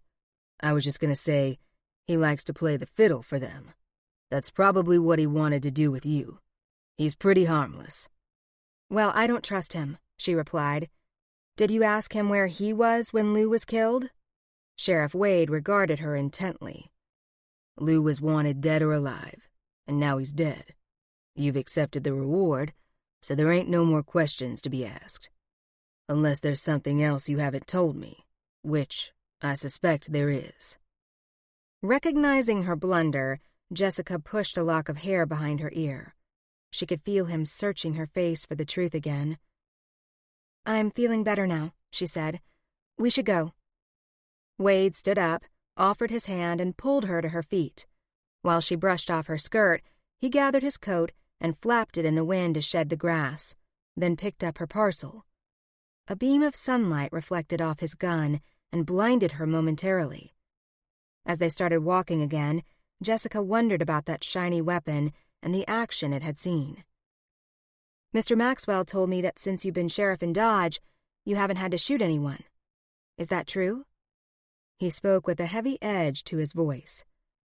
"I didn't realize folks were keeping tabs on my gunshots." "There's a rumor going around that you killed 10 men. Wade shook his head. "No, not 10. She wasn't sure if he was quiet all of a sudden because she'd gotten the tally wrong, or if he was simply annoyed at her for asking. "How many exactly did you kill?" 6. His spurs clinked a steady, ominous rhythm as they walked. 6 men, she replied. "Holy crap." Truman shot her a surprised look, then stopped and removed his hat. Combing his fingers through his dark, wavy hair, he said, "Look, Junebug, I don't like to share details about my personal life. Not with you or anyone else. And I sure as hell ain't trying to impress you with my killing record." He started off again, walking faster this time. "Trust me, I'm not impressed." When he didn't look back, she hurried to catch up. "What I meant to say is, have you ever talked to anyone about—" how could she phrase it? "The things you've done?" He frowned at her. "What do you mean, talked to anyone?" "Well, you know, really talked about it." She might as well have suggested he stick his head in a brick oven. "Why would I want to do that?" "Sometimes it helps." He patted his 6-shooter. "I got all the help I need right here." Jessica continued to hurry along beside him. When they reached Angus's gate, he held out Jessica's parcel. She slipped her fingers under the tight string just as a sudden gust of wind lifted her skirts. "Geez, close your eyes, Sheriff, before you get an eyeful." Slapping her free hand on top of it to hold it down, she felt the sheriff's curious eyes on her and reluctantly looked up. I know you're hiding something, he said in that low voice that had a way of making her melt into a loose puddle of infatuation. And your meddling questions and flying skirts aren't going to distract me from finding out what it is. In fact, the way you're asking about my shooting record, Miss Delaney, if that's your name, is beginning to make me suspect the worst. He drew his eyebrows together and rested one hand on his gun. You're not itching to put my name on one of your bullets, are you? It was a ridiculous question, and Truman knew it, but he wanted to shake her up a little. Apparently, it was working. She looked like he'd just flung her into the middle of next week. "Now, that is just plain ridiculous," she replied. "I'm not even going to dignify that with an answer." She turned her back on him and struggled with the gate latch, jiggling it to and fro. Clank, clank, clank. If he didn't do something soon, she was going to damage the hardware. He reached around her to release the latch and breathed in the clean scent of her chestnut hair, just as she grew frustrated with the latch and bumped him twice, fast and firmly in the pelvis, with her soft, sweet bottom. Ooh! She whirled around. Then she surprised him yet again by laughing infectiously. "You're certainly getting your jollies with me today, aren't you, Sheriff?" Hell and damnation, what a smile she had. He took full advantage of her enticing nearness by allowing his gaze to wander over her creamy complexion, her tiny sunburned nose, and those full cherry lips. He loved the way she smelled and wondered how long it had been since he'd enjoyed rubbing and bumping up against an attractive woman like her. What the hell was he thinking? He knew exactly how long it had been. Adjusting his hat on his head, he took a step back. "Just trying to be of assistance." He leaned forward again and effortlessly unlatched the gate. "Gently, next time." Miss Delaney turned and entered the yard. "Thank you, Sheriff," she said with a proud, exaggerated lift of her chin.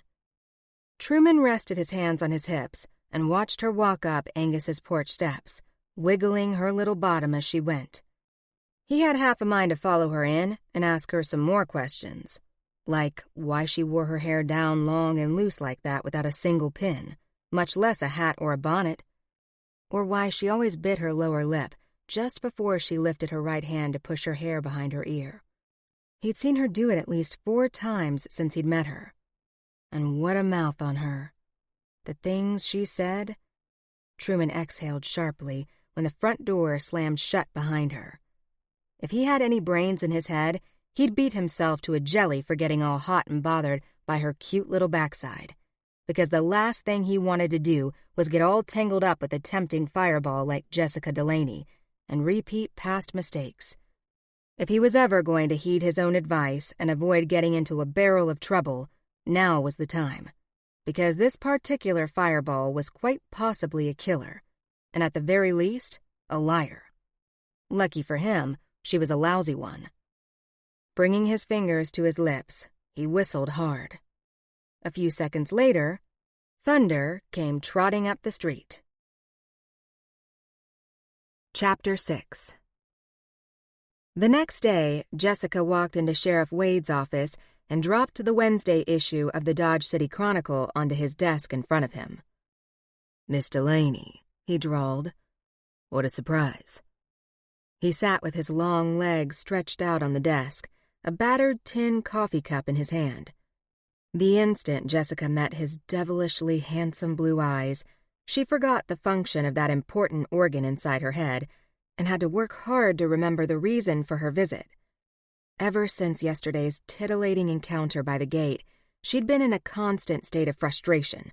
For immediately after learning that Sheriff Wade had killed 6 men in cold blood, all she'd been able to think about were the naughty little thrills that had racked her body when her rear end collided with his manly parts. How could she blame herself, though? Really? He was a gorgeous hunk of manhood in every sense of the word, a hottie from all perspectives, and he had a way of switching on her engine lights every time he spoke. He lifted the paper and read the headline aloud. "The shocking true tale of Junebug Jess, famous gunslinger and killer of soft-shelled insects." He set it down again and inclined his head at her. Let me guess.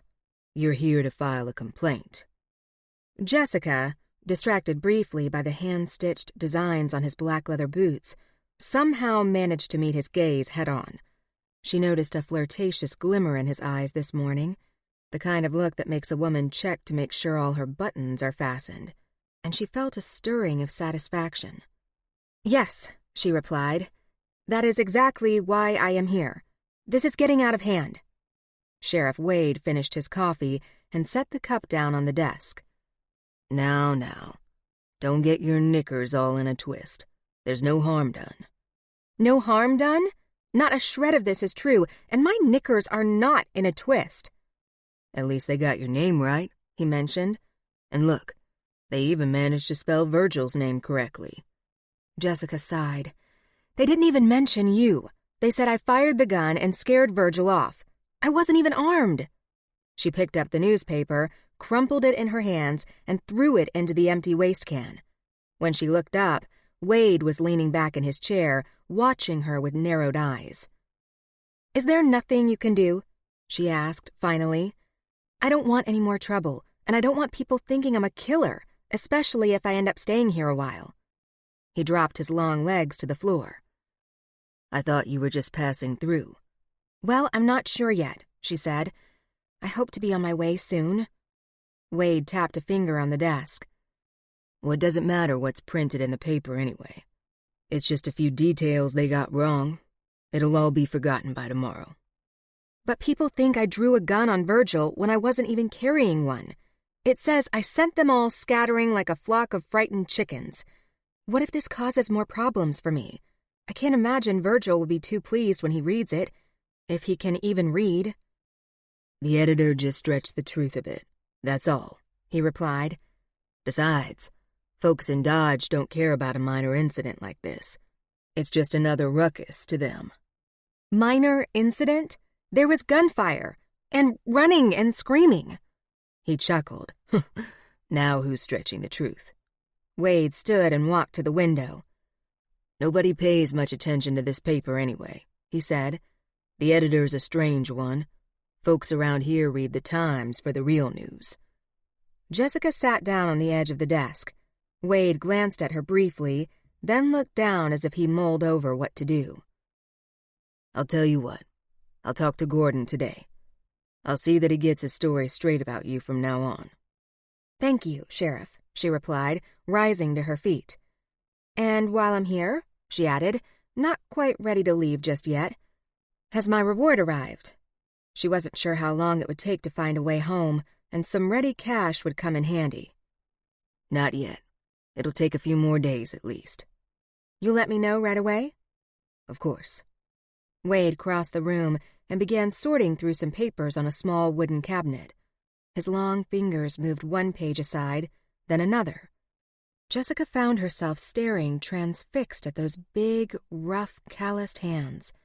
She knew they were a killer's hands, yet at the same time, she remembered how gently he had stroked the lace on the dress she was wearing. Jessica lingered a moment, watching him work, then noticed a few bullet holes in the wall over his head. "How did they get there?" she asked, pointing at them. He glanced in the direction of her outstretched finger. "Left hand Lou." "The man who was shot?" She quickly corrected herself. "I mean, the man I shot?" Those clever blue eyes fixed intently on hers. "The same." "What happened?" Wade carried the papers to his desk and sat down. "I had him locked up, but one of his pals came in and busted him out. He fired 3 shots. 2 bullets hit the wall, and the other got me right here." He pointed to his left side, just below his ribcage. "Don't remember much after that. They got away. I woke up on a table at Doc's place." After a pensive pause, he added, "You did me a favor. I was tracking Lou for a while." "Is that how you usually thank someone for doing your dirty work?" she asked. "By locking them up?" His lips inched into a slow, tantalizing grin that made her go weak in the knees. "Tell me, Junebug, how did you want to be thanked?" She squirmed inwardly at the wild rush of excitement. You could have been nicer. Nicer? Yes. She raised an eyebrow. He leaned forward over the desk. If I had locked you up nicely, you would have been happier with me? She considered it for a heated moment. Well, maybe not. My point is, you didn't have to lock me up at all, because I didn't do anything wrong, and you knew it. After a long pause, he frowned and asked, Who are you? Her mind swam with the disturbing implications of that question. In 1881, she was no one. She didn't even exist. I've already answered that. Focusing her gaze on the bullet holes again, she decided it was high time to steer the conversation back to a safer topic. Is that the only time you took a bullet? No, he answered flatly. When was the other time? Wade shuffled a few papers around on his desk. I thought we agreed you wouldn't ask me any more questions like that. I was just making conversation, and I never agreed to stop asking questions. You just said you didn't like it. He shuffled through some more papers. I have work to do. Clearly, he wasn't in the mood to share. He slid his chair forward and began writing. Jessica watched his hand glide across the page. He paused, dipped the pen in an ink jar, then began writing. The only sounds in the room were Jessica's breathing, the clock ticking, and the fervent scraping of metal on paper. It was just as well. Learning too much about Sheriff Wade could lead to a problem she would do better without. If she wanted to keep her eye on the ball and find a way back home to the future, she couldn't afford to become besotted with anything here in the past. Or anyone. Good day, Sheriff, she said as she turned to leave. Good day, Miss Delaney, he replied. And try to stay out of trouble today, if at all possible. I'll do my best. Chapter 7. After leaving the sheriff's office, Jessica decided to visit the Chronicle and talk to the editor herself. Perhaps once he met her, he would consider printing a retraction even before Truman came to see him. Bells jingled as she closed the door behind her. A scrawny little man with thinning hair was seated at a large oak desk strewn with papers. He looked up when she entered. Miss Delaney, he said, rising quickly to his feet and nearly knocking over his chair. He regained his balance and pushed his wire-rimmed spectacles up the length of his nose. Are you Mr. Gordon, the editor? Yes. She approached his desk with purpose. I'm here to object to the stories you've printed about me. They were false, and I want a retraction. The color drained from his face. But I get my information from a very reliable source. Jessica narrowed her unwavering gaze. I'm sorry to be the one to break it to you, but your source isn't as reliable as you think it is. Mr. Gordon pulled a white hanky out of his pocket and blew his nose. His spectacles slipped down again, and he pushed them back up. Miss Delaney, you don't think I made it all up, do you? She tilted her head to the side and tried to size him up. Someone made it up at some point, she asserted. Who told you those things about me? I'm sorry, but I can't reveal my sources. Jessica considered this for a moment. You know, you'd have a much better paper and earn more respect if you were more accurate and reported the truth. He stuffed his hanky back into his pocket. People like the stories I print. They sell because they're colorful. Jessica drew in a frustrated breath, thinking that when it came to sensational newspapers, things hadn't changed much in 130 years. Why don't you just print a retraction, she suggested, spreading her arms wide. See for yourself. I don't even carry a gun. I'm afraid I can't do that. How do I know you're not lying to me now? It's your word against the word of my source, and my source didn't shoot a man point blank between the eyes 2 nights ago. Jessica sighed heavily. She couldn't blame people for thinking she killed a man. She'd flat out admitted to it. What about yesterday? She asked, not ready to give up on her reputation just yet. Sheriff Wade was the one who fired the shot in the street and knocked Virgil out, not me. Lots of people saw what happened. Ask any one of them. Mr. Gordon began to chew on his thumbnail. Are you sure you're not carrying a gun? A cynical laugh escaped her. I think I'd know if I were. He raised both hands in the air, a clear demonstration of fear and submission. Jessica pinched her nose in defeat. Nothing she said to these people seemed to do any good. She was obviously wasting her time here, time that would be better spent trying to find a way home. What did it matter what they thought anyway? "Look," she said in a calm, collected voice. "If you want to print something interesting, print the truth. I'll give you an exclusive interview." He sat down and shook his head. "That's very generous of you, Miss Junebug. Miss Delaney. But I think I'll stick to my sources. They haven't steered me wrong yet." She glanced around the office at all the clutter and decided she'd spent enough time here. She had more important things to do. "Fine," she said, "but if you cause any trouble for me, Mr. Gordon, I swear I will slap you so hard with a lawsuit you won't even know what hit you." He stared at her in bewilderment. "Good day," she politely said as she strode out the door. Truman walked out of the jailhouse and locked the door behind him, just in case Miss Delaney decided to backtrack and ask him more questions. He led Thunder over to Hoover's saloon, tethered him at the rail, and found comfort standing at the bar with a full bottle of whiskey. A drink didn't pass his lips often, and things had to get pretty bad before he gave in to that urge. But little Miss Junebug was making things about as bad as they could get. Truman filled his glass and tossed back a bitter swig. He arched his back to release the tension and ache of old wounds, then rolled the glass between his palms and clenched his jaw as he thought of her. Why did she insist on making him remember things he damn well wanted to forget? He felt as if she knocked things over in his mind, spilled things, was making a mess in an otherwise tidy place. Since she arrived in town, he'd been thinking about Dorothy again, trying to believe her death wasn't his fault. Of course, he had done his best to care for her those last few months. He'd tried to make her happy. He'd given up bounty hunting the day he spoke his vows in front of the preacher, just like she'd asked. He'd even tried to make a go of it on their meager parcel of land. But when she got sicker and sicker, everything started to die.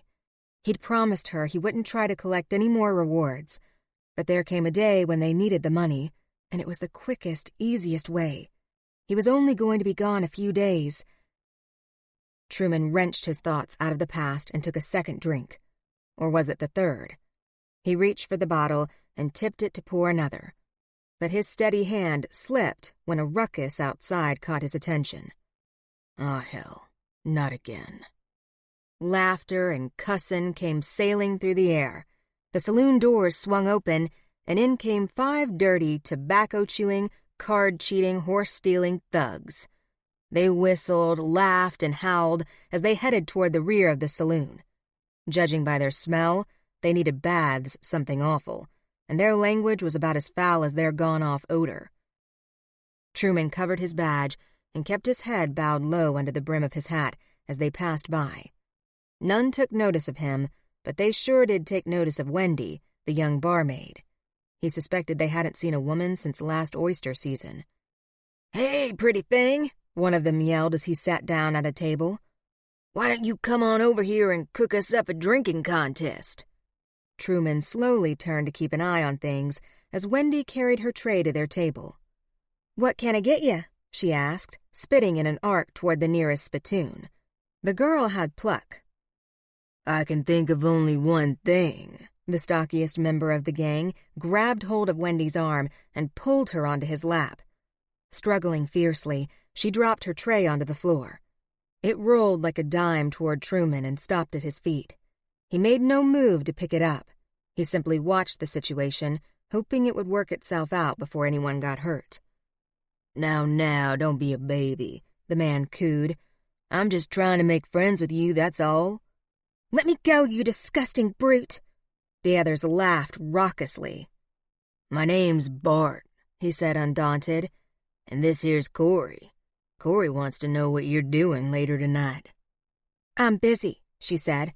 "Now let me go and I'll get you some drinks." "Give me a turn, Bart," Corey pleaded. "I want her on my lap next." "Don't be greedy, Corey. I saw her first." The gang froze when a gun cocked in Bart's ear. Corey's words were sucked down his throat as his eyes widened in panic. He sat back in his chair, as far from Bart as possible, I think you better let the lady go, mister, Truman drawled. Bart slowly lifted his hands like a bank teller in a holdup. Wendy bolted, taking cover behind the bar. And who might you be? Bart asked, still holding his hands high over his head. You're the one who ought to be answering that question, Truman replied. Before I take your ear off. Bart cleared his throat. Didn't you hear me introduce myself to the lady? The name's Bart. Now why don't you put that gun down, friend, and have a drink with us? I ain't your friend, Truman said, and I've had enough for today.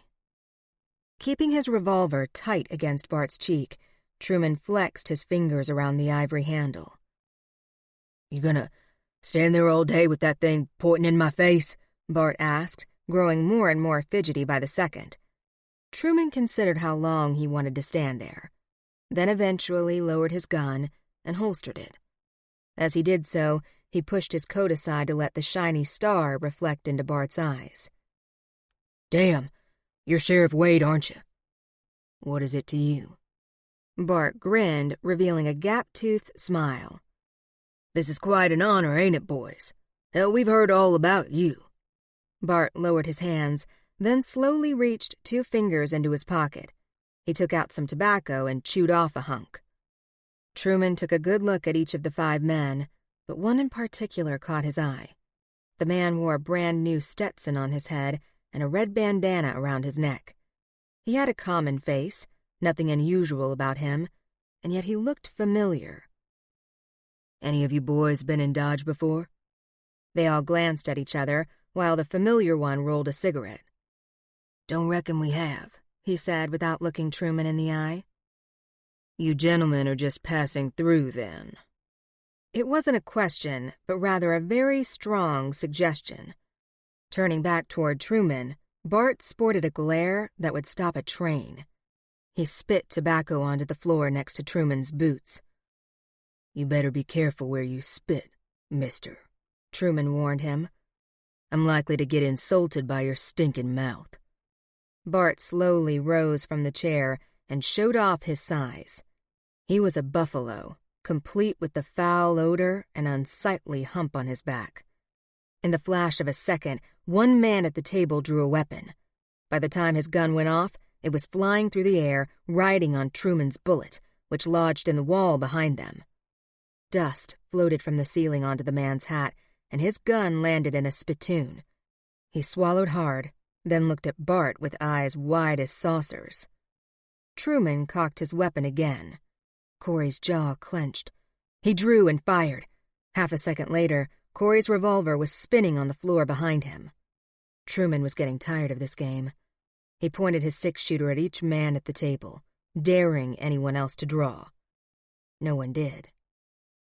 Okay, Sheriff, Bart said. You've proved your point. That's enough, boys. We don't want any more trouble. Bart sat back down and waved at Wendy to bring a bottle. Truman backed away from the table. I expect you boys will be leaving town first thing. We'll be gone before you know it, Bart replied without looking up. Turning to leave, Truman flipped a coin toward the barkeep, who caught it in his hand. He pushed through the saloon doors, hopped off the boardwalk, and freed Thunder from the hitching rail. Just then, Wendy came running out of the saloon. "Sheriff Wade!" He paused, still holding the reins. "Those men in there," she said. "Do you know who they are?" They look like a bunch of ignorant horse thieves to me. Other than that, they used to ride with Left Hand Lou. Truman glanced back into the saloon and suddenly remembered where he had seen the one who was rolling the cigarette, sleeping in a jail cell once a couple of years back. Truman laid a reassuring hand on Wendy's shoulder, then turned away and hoisted himself up into the saddle. "Aren't you going to arrest them?" "Can't." "Why not?" "No time to explain now. Let me know if they cause any more trouble. There's something I gotta do." Wendy backed away, and Truman galloped off. He had something to tell Miss Delaney, and he had to tell her now. From the second-story bedroom window of Mr. Maxwell's house, Jessica saw a horse and rider galloping up the hill, leaving a cloud of dust in its wake. She recognized that black hat and black coat sailing on the wind.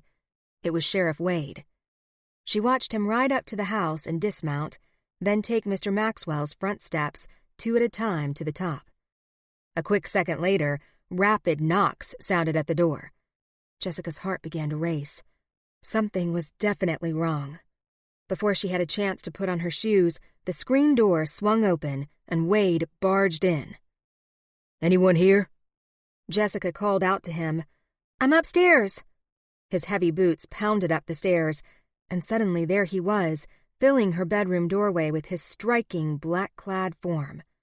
He halted when he caught sight of her, as if he'd just walked in on a naked lady. "Whatever it is, I didn't do it," she said, as she struggled to calm her raging pulse. Wade glanced at the brass bed.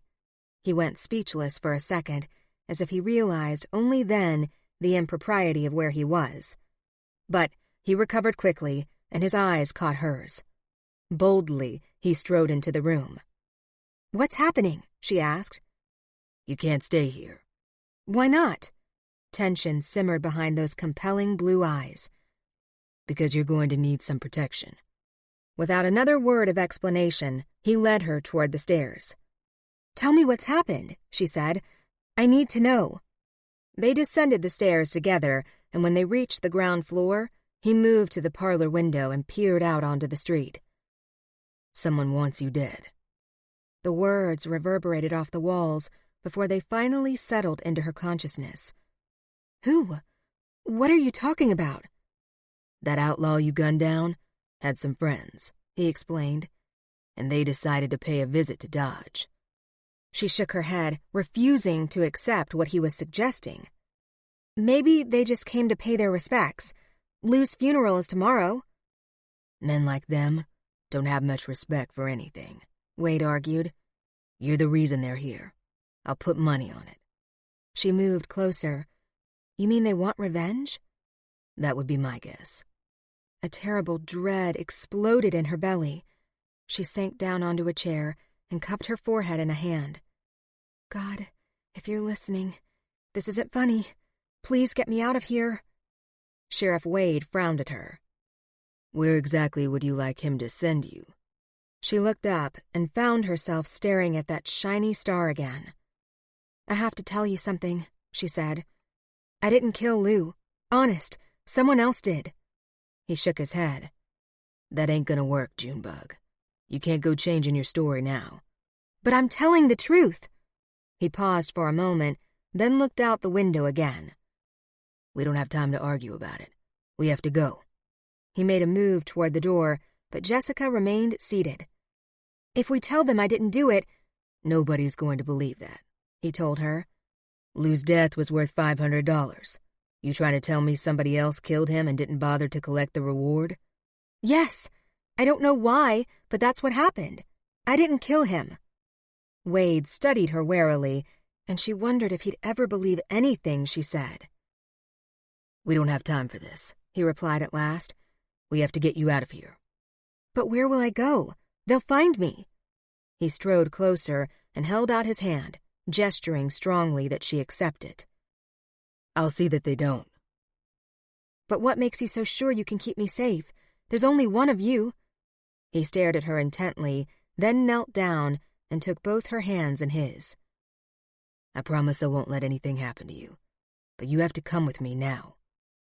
He was so close, she could smell his clean, outdoorsy scent, and those hands, those killer hands, were so warm upon hers. "Okay." She was always such a sucker for a man who asked nicely. Something faintly reassuring sparked in his eyes as he rose to his full height, and Jessica felt a sudden charge of connection, an inexplicable bond between them. "Do you need to pack anything?" he asked. "You may not be back here for a while." "How long is a while?" "Hard to say." She looked down at her dress. "I don't really own anything else, other than my jeans and jacket. I was going to buy another dress when I got the reward money." He inclined his head, as if confounded by her reply, then started for the door. "Let's go, then." "But wait, I should leave a note for Angus."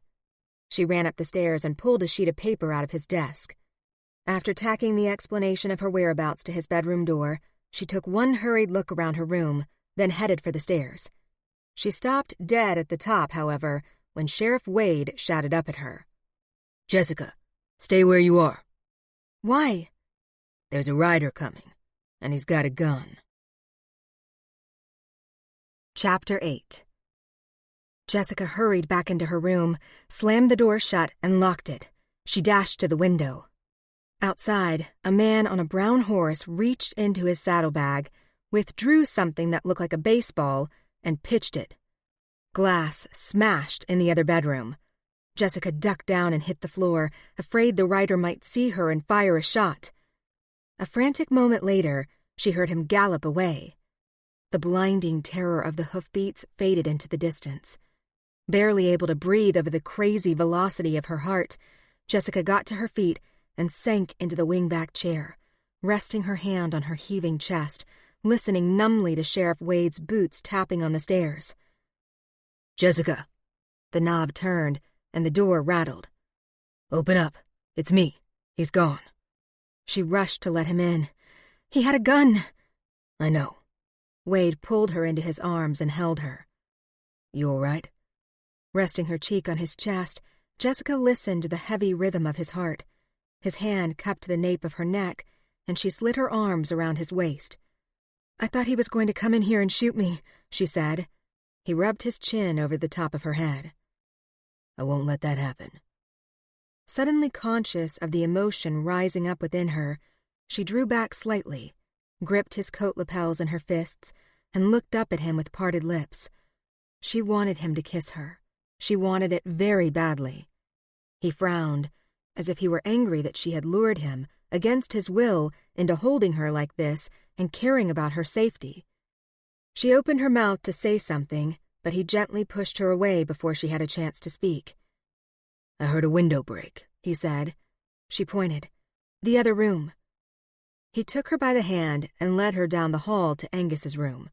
Sharp slivers of broken glass covered the floor. Sheriff Wade stepped carefully across the braided rug, while Jessica waited in the doorway, still shaken by her fear and the unexpected intimacy they'd just shared. Crouching down on his hands and knees, he reached under the bed and pulled out a large stone with a note tied around it. He read the note, then frowned at Jessica. "What does it say?" she asked. Without a word of explanation, he handed her the note as he passed by her on his way out of the room. She stood in the doorway, reading it with eyes that refused to stay focused. "Hand it over, or die." "Sheriff Wade!" She quickly followed him down the stairs. "Where are you going?" He was already halfway out the door. "I should be strung up and left to rot." "Why?" She followed him out onto the porch. "You just lied to me again, didn't you?" he asked, as he untied the leather reins from the bottom post. "About not shooting Lou." "No," she insisted, feeling the sting of his words more than she cared to admit. "I don't know what this note means. You have to believe me." He looked up. "Think hard. They want something you have. What is it?" She was more confused now than she had been the night she arrived. "I don't know. Maybe the reward money? Maybe they killed Lou." He bowed his head so that she couldn't see his face under the brim of his hat. "I don't know when to believe you and when not to. It feels like you're always hiding something." She knew she couldn't continue to lie to him because it was pointless. He could see right through her. "Okay," she admitted at last. "I am keeping something from you, but it's not what you think." His shoulders lifted noticeably. "But I can't tell you what it is," she added, picking up her skirts to move down the steps. "Why not?" "Because you never believe it anyway. All I can say is that my secret has nothing to do with Lou. Honestly, I didn't shoot him." She approached Wade and laid her hand on his arm, hoping to keep him from riding away from her when at that moment she needed him more than ever. "Why'd you say you did, if you didn't?" "Because I wanted to get out of jail," she explained. "Angus said it was the simplest thing to do." Sheriff Wade removed his hat and raked his fingers through his hair. "Either way, you lied to me, and it's not so easy to trust you now." "Please trust me," she pleaded. At least about this. I didn't kill Lou or anyone else for that matter. I swear it on my life." He stared at her a moment while he considered it. "I know this much at least. Lou's gang didn't shoot him." "How can you be sure?" "Because these guys have a keen appreciation for easy money. They would have come forward for the reward, and everyone knows you don't have it yet." "But they're outlaws, aren't they? Maybe they didn't want to get arrested." He shook his head. "They're not wanted for anything at the moment. The governor gave them a pardon for trading information about Lou a while back." She regarded him keenly. "So they were his enemies. Doesn't that give them a motive and make them suspects?" "Maybe. But it still doesn't explain why they didn't come forward for the money right away, if they were the ones who shot him. Besides, they only rode into town this afternoon." He took the note she still held in her hand and read it again. His eyes lifted. They glimmered darkly with resolve. "I won't help you unless you tell me the truth. What is it they want from you? Whatever it is, I reckon it's mighty important." She shrugged helplessly. "I already told you everything I know. I didn't kill Lou, and I have no idea what they're after." He looked away toward the stockyards, as if sorting through everything in his mind. Then at last he faced her. "All right," he said. "I'll help you. But to do that, I have to take you away from here." She breathed deeply with relief as he placed a booted foot in the stirrup and hoisted himself up into the saddle. "You coming?" He held his hand down to her. Jessica took an uneasy step back. I've never been on a horse before." Looking more than a little surprised, he leaned forward and crossed his wrists over the saddle horn. "Now you're just toying with me, aren't you?"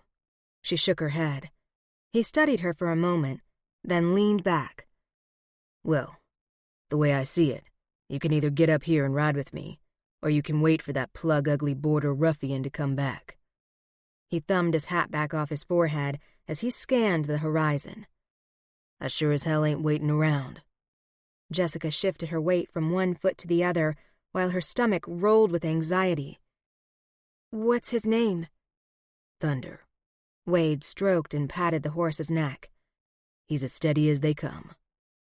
She let her gaze roam over Thunder's muscular neck and strong legs. Finally, with no choice but to surrender to her fate, she offered her hand, and Truman pulled her up behind him. She wrapped her arms around his waist and squeezed her eyes shut. "Relax and hold on to me," Wade said, as he clicked his tongue to urge Thunder into a slow canter. They crossed a few back streets, and Jessica slowly adjusted to the rhythm of the horse's gait. It was nerve-wracking at first, but she soon caught on, opened her eyes, and marveled at the impossible circumstances of her life. Here she was, riding across a prairie town on the back of a horse to escape a gang of outlaws in the Wild West. Not to mention the fact that her arms were wrapped around a gorgeous gunslinger's waist, and she could feel the firm bands of muscle at his torso where her forearm was resting on his revolver. And she was overwhelmingly aware of his appealing strength and masculinity. He was unlike any man she had ever met. He wasn't addicted to texting or tweeting, and he would never brag about the label on his suits or care about a spot on the leather interior of his luxury car. Truman Wade had more important things on his mind, like preventing violence. He smelled so outdoorsy. She fought to distract herself from the intoxicating aroma of his rugged appeal to focus on more critical matters. "Where are we going?" she asked. "Back to the jailhouse." Jessica lifted her chin off his shoulder. "But isn't that right in the middle of town? Are you sure that's wise?" "Leave the decisions to me, Junebug. I know what I'm doing." They rode up to the back door of the jailhouse, and he dismounted and lifted her down. Then Wade tethered Thunder to a post. Dempsey met them at the door. "I heard about Lou's gang. Wendy told me. She said they left the saloon talking about scaring somebody." "Yeah, well, they did a pretty good job," Wade replied. "They delivered this note to Miss Delaney." He handed the wrinkled sheet of paper to Dempsey as he escorted Jessica into the office. "What do they want?" Dempsey asked, following them inside. Wade sat down at his desk. We don't know yet. At least he seemed to believe her for once, Jessica thought, as she took a seat on the stool near the far cabinet. Did Wendy hear anything else? Wade asked Dempsey. Did they say where they planned to spend the night? No, but Bart has kin at the Triple T Ranch. Maybe they're riding out there. Wade nodded, leaned back in his chair, and stroked his chin thoughtfully. From clear across the room, Jessica heard the sound of his rough fingers brushing over his whiskers. I think I'll ride out there myself and have a friendly word or two. He stood and stretched, as if his shoulders were stiff. Dempsey grinned gamely. You gonna arrest them, Sheriff? Not tonight. They're not wanted for anything.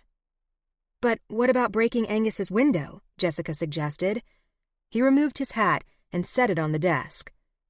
If I see the man who did it, I'll find him. I got a good look at him. Is that all you can do? She asked. For now. In the meantime, we'll just have to wait for them to try something else. Jessica sat forward. Wait for it? You mean I'll have to sit here in your office? Like bait? He cocked his head to one side. Relax, darling. I'll do my best to get them to leave town.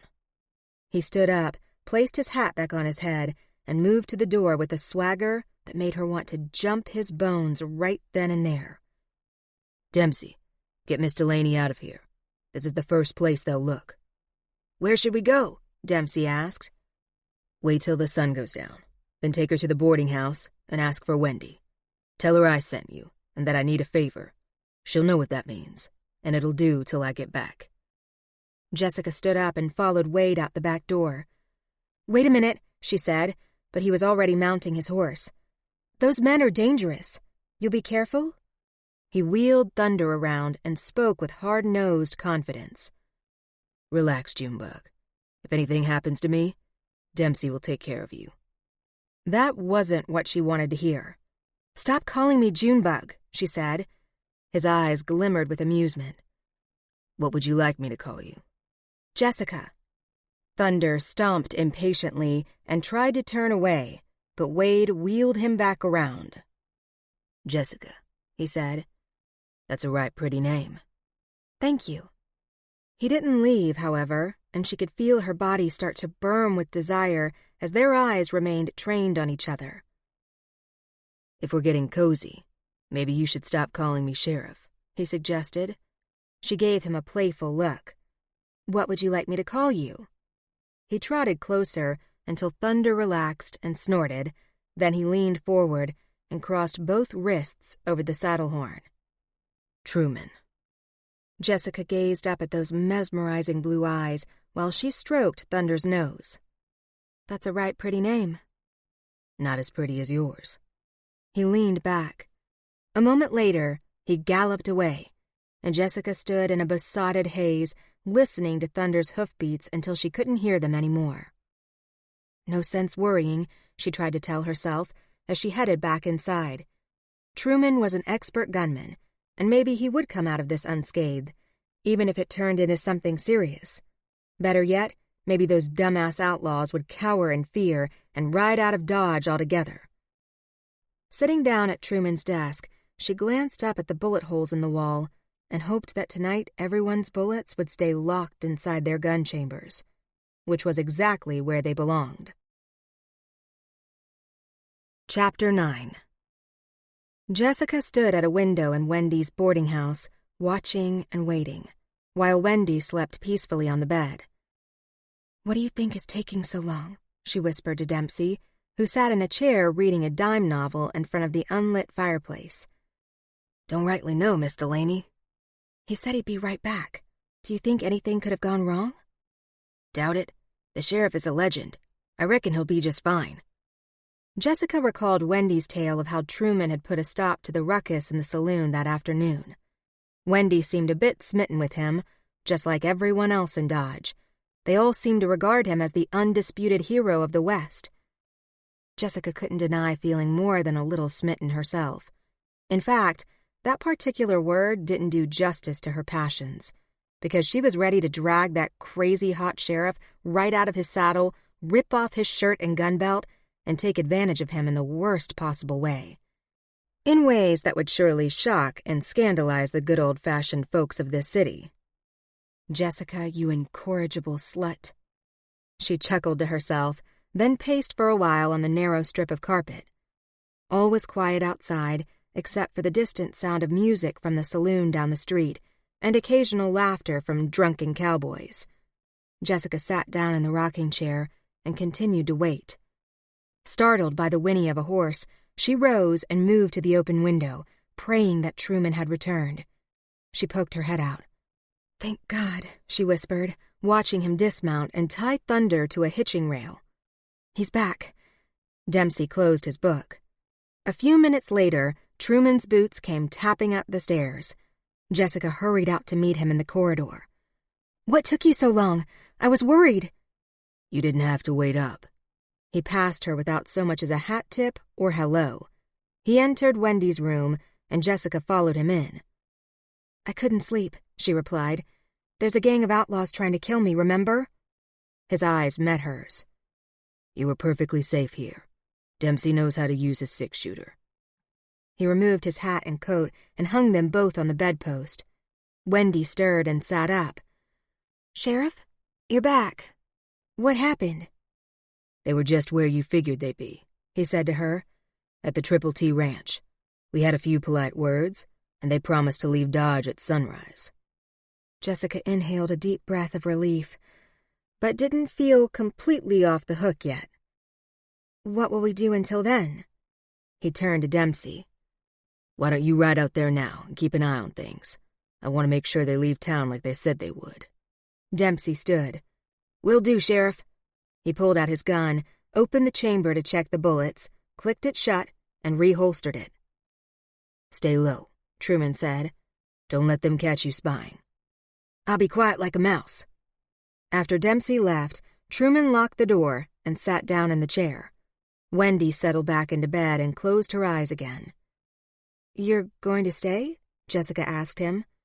"Yes, ma'am." He picked up Dempsey's dime novel and examined the cover. "Heroes of the Wild West." He chuckled quietly, then opened it to the first page. "But how are Wendy and I supposed to get any sleep?" "I don't mind him being here," Wendy added helpfully. "I can sleep through fireworks on the 4th of July." "I wish I had that talent." Jessica glanced at Truman's long, muscled legs as he lounged back in the chair and felt another fiery stirring of attraction that she couldn't possibly ignore. "I think maybe I'll stay up for a while." "Suit yourself." Wendy pulled the blanket up over her shoulders. "You don't mind if I—" "Not at all," Jessica answered. For the next half hour, Jessica sat in the rocking chair without uttering a word while Truman read the dime novel. Then she finally tipped her head back and closed her eyes. She opened them, however, when Truman rose and stretched his arms over his head. While he stood with his back to her, she let her eyes roam appreciatively down the length of his finely sculpted body. From his broad shoulders down to the gun belt buckled around those beautiful hips, then farther south to his muscular backside beneath the worn black trousers. The sight of him in all his rugged, manly glory burned into her consciousness and robbed her of any hope of sleep. She simply couldn't take her eyes off him. All at once, a rush of relief passed through her, a relief that he had returned safely. When he turned around, she met his gaze. "I thought you'd be asleep," he whispered. "I'm a little on edge, for more reasons than one." "No need to be," he replied. "You're safe for tonight." He strode to the window and looked out. How can you be sure? Jessica found herself trying to memorize every contour of his body in the moonlight, so that when she returned to her own time, if she ever returned, she would be able to recollect every detail. "Because I'm here," he replied. "Besides, Dempsey would be back in a flash if the gang left the ranch."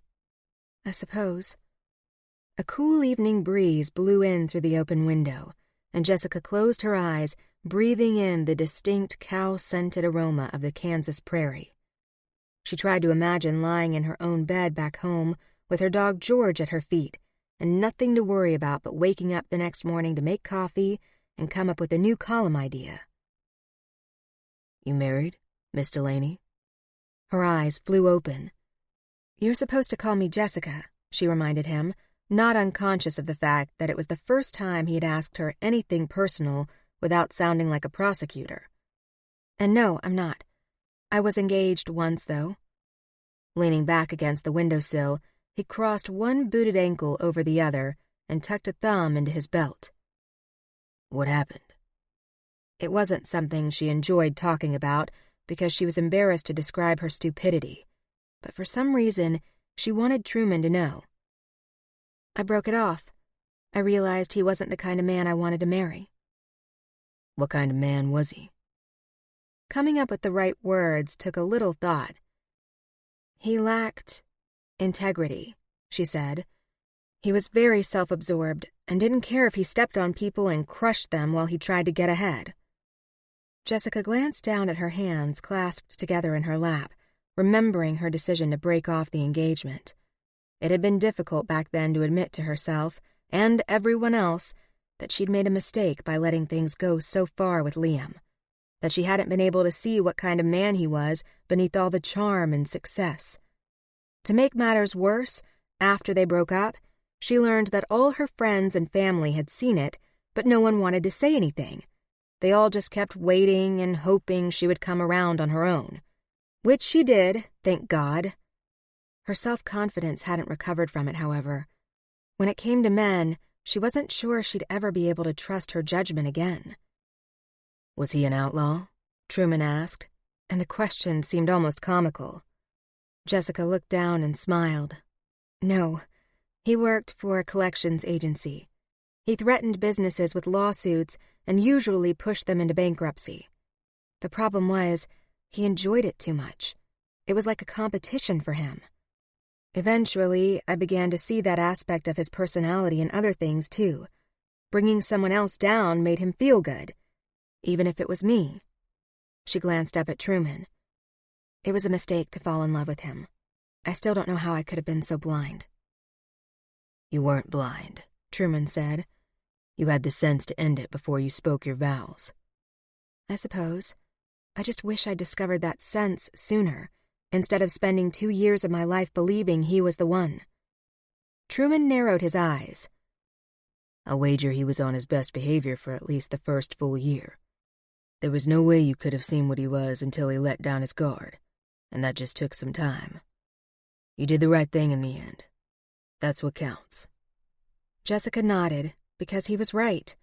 Liam was perfectly charming in the beginning. He was handsome and successful. Superficially speaking, he was any woman's dream come true. She thought she'd won the lottery to be dating him, and her parents liked him, at first. Truman turned to look out the window. A dog barked somewhere far away. Jessica stood up to join him. "What about your wife?" she asked. "Where is she?" He continued to look out at the quiet street and spoke in a voice that betrayed almost no emotion. "She died a few years back." "I'm very sorry to hear that." He met her gaze with an intensity that nearly knocked her over. "I've been alone ever since." A sudden rush of empathy, mixed equally with attraction, ignited within her. She wanted to touch him and pull him close, to tell him again how sorry she was. Then she would touch her lips to his and offer a very different sort of comfort. She fought the urge, however, because she was unsure of so many things, like how long she would be stuck in this century. Kissing Truman Wade would be a very dangerous game to play. But Truman had different ideas, and she nearly lost her breath when he pushed a lock of her hair away from her face. Within seconds, his intentions became clear as he ran a thumb across her cheek, then slowly lowered his mouth to hers. The kiss was reserved at first, experimental, and she knew that if she wanted to stop it, she would have to do it now. But his mouth, so soft and delicious and warm upon hers, obliterated all her prudent thoughts. He was so impossibly gorgeous. She couldn't resist the need to part her lips and let her tongue mingle wetly with his. A tiny moan escaped her and she slid her hands up over the tops of his shoulders to the back of his neck, where she ran her fingers through the warm locks of his thick, dark hair. The lush heat of his mouth caused a flame of arousal deep in her core, and she trembled with impulsive desire. How long had it been since she'd been kissed like this? She couldn't quite recall. His chest, tight and warm against her breasts, heaved in a steady rhythm, the buckle at his belt pressed against her belly. Wendy stirred, but Jessica was too overcome by her passions to even worry about that.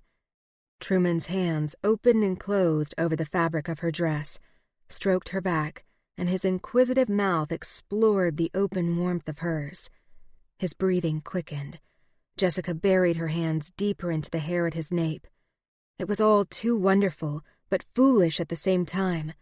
Jessica wasn't supposed to be here. She didn't belong here. She didn't want to become a permanent part of this place. "I don't think this is a good idea," she whispered in his ear as she dragged her mouth from his and he kissed down the side of her neck. She didn't want to stop, but there were 100 reasons why she shouldn't be kissing him. "You're right," he replied, laying more kisses across her shoulder. "I'm supposed to be protecting you." Truth be told, that was the last thing on her mind. Truman held her close for another shuddering moment before he finally stepped back. "I told you I was a gentleman, didn't I?" "Yes, and you are."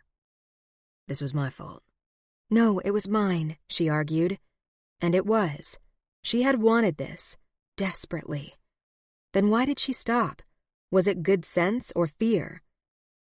"Get some sleep," he said, moving to the corner of the bed to pull on his coat. "I'll keep guard from the window in the hall." "You don't need to leave." "Oh yes, I surely do." He donned his hat and walked out. Jessica sucked in a quick breath and sank down onto the rocking chair. She tried to remember how she felt with Liam in the beginning when he'd first kissed her. It was exciting, but not quite like this. There had never been anything forbidden about Liam. He'd seemed perfect on the surface, and she let herself tumble willingly into the courtship, only to find out later that he was not what he seemed, that she'd made a terrible mistake. Hadn't she learned anything from all that? If she had, what was she doing kissing a former bounty hunter who had killed 6 men? Chapter 10. The early sunlight beamed into Wendy's boarding house room and woke Jessica from her slumber.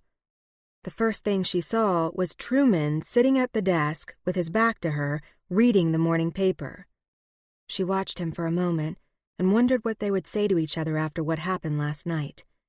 Would there be an unspoken intimacy between them now, or would they pretend the kiss never happened? Jessica sat up on the bed and rubbed her eyes with the heels of her hands. "Morning," Truman said without turning around. "Good morning. Where's Wendy?" "She went downstairs to fetch some breakfast." Jessica tried to gauge his mood. "Did you sleep at all?" "Not a wink." She presumed, based on his aloof tone, that he wanted to forget about their smokin' hot kiss, which was probably best. But hadn't she already resigned herself to the fact that when it came to Truman Wade, she was an incorrigible slut? Maybe she should just hop into his lap, rip his clothes off, and be done with it. "I take it nothing went wrong then?" she asked. "You take it right." Oh, these 19th century manners. It was going to take some getting used to. She stretched her arms over her head and let out an operatic yawn. Truman gave her a strange look. "Sorry," she said, dropping her arms to her sides. "Always was a loud yawner." Just then, a knock sounded at the door. Truman stood up, moved to stand beside it, and cocked his weapon. "Who's there?" "It's Wendy, and Deputy Dempsey is with me." Truman lowered his gun and let them in. Wendy brought in a tray of fragrant, warm bread, eggs, sausages, and a pot of coffee. "I hope this will be enough for everyone." It smelled good enough to kill for. Truman turned to Dempsey. "What are you doing here? You're supposed to be keeping an eye on Lou's gang." "I watched them ride out of town this morning," he explained. "Are you sure they're gone?" All of them? Positive. I followed them for more than an hour. Truman holstered his gun and glanced at Jessica with a word of warning. That sounds reassuring, he said, but I wouldn't relax just yet if I were you. They're a slippery bunch. Truman walked Jessica as far as the Front Street intersection, but stopped abruptly when she touched his arm and gave him a flirtatious look. "You don't need to walk me home," she said sweetly. "Deputy Dempsey said the gang rode out of town, so I'm sure I'll be fine. Besides, I have a few errands to run in town." She gazed up at him with those bewitching green eyes, and he knew something was up. Jessica stuck out her hand. "Thank you, Truman. It was a pleasure." She paused. "Well, some of it was, and I'm sure you know which part I'm talking about." He couldn't help but chuckle. Dang, she was a sexy piece of work. Of course he knew what she was referring to, and her provocative words cost him a fresh rush of exhilaration. He took hold of her hand and shook it. "I believe I do." The air between them sparked with attraction. Then she grinned mischievously and walked off toward the hardware store, wiggling her cute little bottom as she went. He struggled to maintain an appearance of casual disinterest as he watched her turn into Zimmerman's. People passed him on the boardwalk, saying hello, bumping elbows with him. He nodded in return, barely aware of who he was acknowledging, and knew full well that he should be at the city clerk's office by now, but he needed to keep an eye on Jessica. Besides, last night's kiss was still clanging like an alarm bell in his head, and he couldn't seem to silence it. Ever since Dorothy was taken from him, he hadn't felt much need for a woman. Not until Jessica came to town. And last night, she had looked up at him with those alluring green eyes, and he experienced a shock of arousal from his head to his nether regions that still had him reeling with desire this morning. All he wanted to do was follow her home, carry her upstairs to a bed, any bed would do, and plant himself firmly and snugly between her thighs, over and over and over. With a frustrated shake of his head, he leaned against a post and watched the goings-on in the street while he kept an eye on Zimmerman's. A few minutes later, Jessica walked out and started up the boardwalk again in the other direction. He expected her to turn up the street toward Maxwell's place, but instead, she turned down 2nd Avenue toward the bridge and disappeared. Wondering where she was going, Truman went into Zimmerman's and approached the counter. "Morning, Sheriff," Fred said. "Beautiful day." "Yep, it's something else. Tell me, did you just wait on a young woman about so high with dark reddish hair?" "Sounds like you're referring to Junebug Jess. Pretty little thing, ain't she? I don't believe a word of what the paper says. That girl wouldn't hurt a fly." "Yeah, well, what did she buy?" "Nothing. She sold me something." Truman's eyebrows pulled together in a frown. "What was it?" Fred reached into the glass display case and withdrew a necklace. "I don't usually deal in this type of thing, but I couldn't pass it up. Look at the size of that diamond, and she sold it for a song." Truman examined the silver chain and single sparkling stone. It was the biggest diamond he'd ever seen in his life, at least 1/2 inch in diameter. It was no small trinket. Why was Jessica selling this? Something worth that much money would have to be a family heirloom. Unless, of course, it was stolen. Maybe this was what the gang wanted from her. Had she lied about that after all? Something tugged hard in his gut, and he wished he'd never kissed her. It was only going to complicate things, because he still wanted to do it again. "Thanks, Fred." Truman walked out of the store and crossed the street. He spotted Jessica at a distance, crossing the bridge and heading on to the open prairie where the herds were grazing. Without a horse or buggy, she wasn't going to get too far. There wasn't much out there except for grass. Maybe she was going to meet someone. Truman decided to follow. He fetched his binoculars from his saddlebag, left Thunder tethered at the water trough, then crossed the bridge, maintaining a safe distance behind Jessica and crouching down in the tall grass. About a mile outside of town, she stopped and moved to the edge of the road. Truman scanned the horizon for company, but saw no one. so he hunkered down behind an old upturned wagon to keep watch. From where he was kneeling, he could see her quite clearly through the binoculars. She paced back and forth on the road as if searching for something. Truman lowered the binoculars and squinted through the summer haze while insects buzzed all around him. After a moment, Jessica trudged down a grassy bank into an irrigation ditch, then stretched her arms out to the side and began to spin around. She ran in circles, flapping her arms like a bird attempting to fly. What the devil? Truman raised the binoculars and watched her whirl and dance around. She pulled her skirts up over her knees, she wasn't wearing any stockings, and hopped up and down like she was plumb out of her mind. Refocusing the lenses on those sun-tanned, smoothly muscled legs, Truman's hands turned clumsy, and he dropped the binoculars. Jessica continued to spin and jump, and all he could do was stare. Just then, she stopped spinning and staggered sideways. She toppled over and fell into the grass. Truman quickly stood. He remembered Dorothy collapsing. Gathering up his binoculars, he took off in a full run across the prairie to reach her. Jessica lay flat on her back, blinking up at the sky. Why hadn't it worked? All she'd managed to do was make herself dizzy and give herself another headache. She pressed her palm to her forehead and tried to shut out the world, which was still spinning around and around. What would it take, if only she could remember all the details of the experience? Gazing up at the topsy-turvy sky, she pondered the fact that the fluffy white clouds were no different from the clouds back in the 21st century. She could be home for all she knew. But it wasn't likely.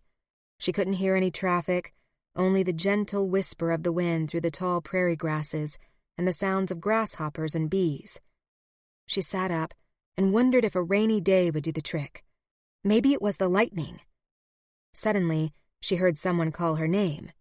She glanced toward town and saw Truman running toward her. Thank God it was him, but how long had he been watching her? She collapsed onto her back again, relieved and mortified at the same time. He had seen her, she knew it, and at any moment now he was going to arrive and ask her if she'd taken leave of her senses. His boots whisked over the grass and came to a halt beside her. Are you hurt? What are you doing out here? Are you okay? Jessica sat up. I think the more relevant question is, what are you doing out here? I followed you. She laughed. Well, that's quite obvious, but something tells me you weren't concerned for my safety. Otherwise, you simply would have made your presence known. Truman ripped off his coat and tossed it onto the ground. You didn't answer my question, Jessica. I asked what you were doing out here. It's none of your business. No? I saw you walk into Zimmerman's, and I know you pawned a necklace. That wouldn't be what Lou's gang was after, would it? No! Then why didn't you tell me about it? She laughed with disbelief. You never mentioned you wanted an inventory of all of my worldly possessions. He shook his head. It was more than a worldly possession. You parted with a fortune this morning, and you seem to be taking it pretty lightly. You could have at least gone down the street for a better price. Why were you in such a hurry to get rid of it? Jessica wasn't sure if she should tell him that the stone was a cubic zirconia that Liam had given her for Christmas. She explained that it was a fake to the clerk, but she doubted he'd revealed that to Truman. I just needed some cash, she told him. I didn't want to keep borrowing from Mr. Maxwell. So, you practically gave away something worth a fortune? Makes me think you didn't care much about that necklace. I'd hate to think you got it through some unscrupulous means. Jessica frowned. You think I stole it? I didn't say that. Good, because it's not true. And if you must know, my ex-fiancé gave it to me, and it really wasn't worth very much. Truman paused. You didn't give it back to him? No, he didn't want it. The necklace was a fake, just like everything else in our relationship. Truman raked his fingers through his hair. A fake? Yes. He sat down in the grass beside her and said nothing for a long time. When was the last time you saw him? Truman asked. It's been a number of months. He looked at her intently. Do you plan on seeing him again? She laughed bitterly. Trust me, with the way things are going, it's not likely to happen. Not in this lifetime. She and Truman sat quietly on the grass while Jessica considered the situation. With all these personal questions about her fiancé, she was beginning to wonder if he was as obsessed by last night's kiss as she was. Part of her was excited by the possibility, but another part of her didn't want anything to distract her from finding a way home. "There's one question you still haven't answered yet," Truman said. "What's that?" "You haven't told me what you're doing out here." She searched through the chaos in her mind for a reasonable reply. "I just wanted to go for a walk." "A walk? Then what was all the dancing and spinning?" Jessica began to smile. I suppose I looked quite outrageous. She couldn't help but laugh. Truman regarded her with puzzled dismay, then shook his head in resignation and lay back in the grass. "I give up. You are crazier than a waltzing pig." She chuckled at that. "So why were you following me?" she finally asked. He tossed his arms up under his head. "I wanted to know where you were going." "Why? I'm not your prisoner. I'm free to leave town if I want to." "Is that what you were doing?" he asked with suspicion. "Leaving town?" "No. I wasn't sure I could even get out of here." His chest heaved with a sigh. "You don't always make a lot of sense, Junebug." "I'm quite aware of that," she replied, squinting toward the horizon. "Are you also aware that when you're cryptic," he said, "it only makes me more suspicious, more intrigued?" She didn't answer. How could she? She didn't know if he was speaking professionally or personally, or if it was a good thing or a bad thing. "Well," he rose to his feet and offered his hand. "Time to head back." She was eye level with his belt buckle. She gazed at his hips and muscular thighs and was half tempted to ask him to stay a while longer and talk. She might not always like his questions, but she did enjoy the anticipation she felt whenever she was alone with him. "Coming?" he repeated. Jessica shook herself out of her infatuation and accepted his hand. He pulled her to her feet, and she lifted her skirts and hiked ahead of him through the tall grass toward the road. "Jessica!" Heart thumping a rapid rhythm in her chest, she stopped and turned. "What is it?"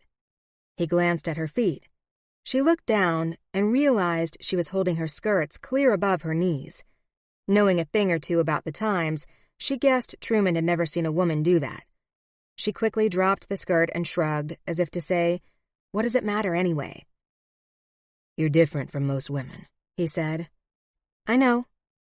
He stared at her for a long moment, then kept his eyes trained on the ground as he walked past her. "And you ain't easy to be around." "I know that too," she casually replied. While they walked side by side back to town, they talked about simpler matters, like Dodge City's cattle trade, and the occasional scuffle that kept Truman busy in his job. When they reached the bridge, Jessica cleared her throat.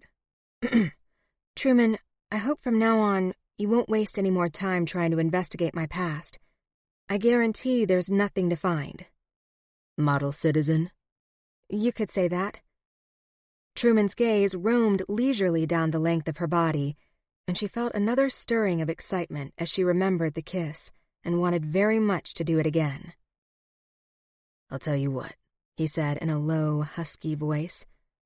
"I'll stop trying to dig up your past if you promise to keep a close watch over your shoulder." A surge of apprehension moved through her. "Why? Do you think the gang will come back?" "Don't know. But if you didn't kill Lou, somebody else did, and there's probably a damn good reason why they haven't come forward for the reward." He leaned even closer and whispered hotly in her ear. "And I don't want to see you get hurt." She thanked him politely, but inside, she swooned. Chapter 11. In the days that followed, while Jessica waited for a rain and lightning storm so that she could go back out onto the prairie and try spinning again, she saw Truman only once.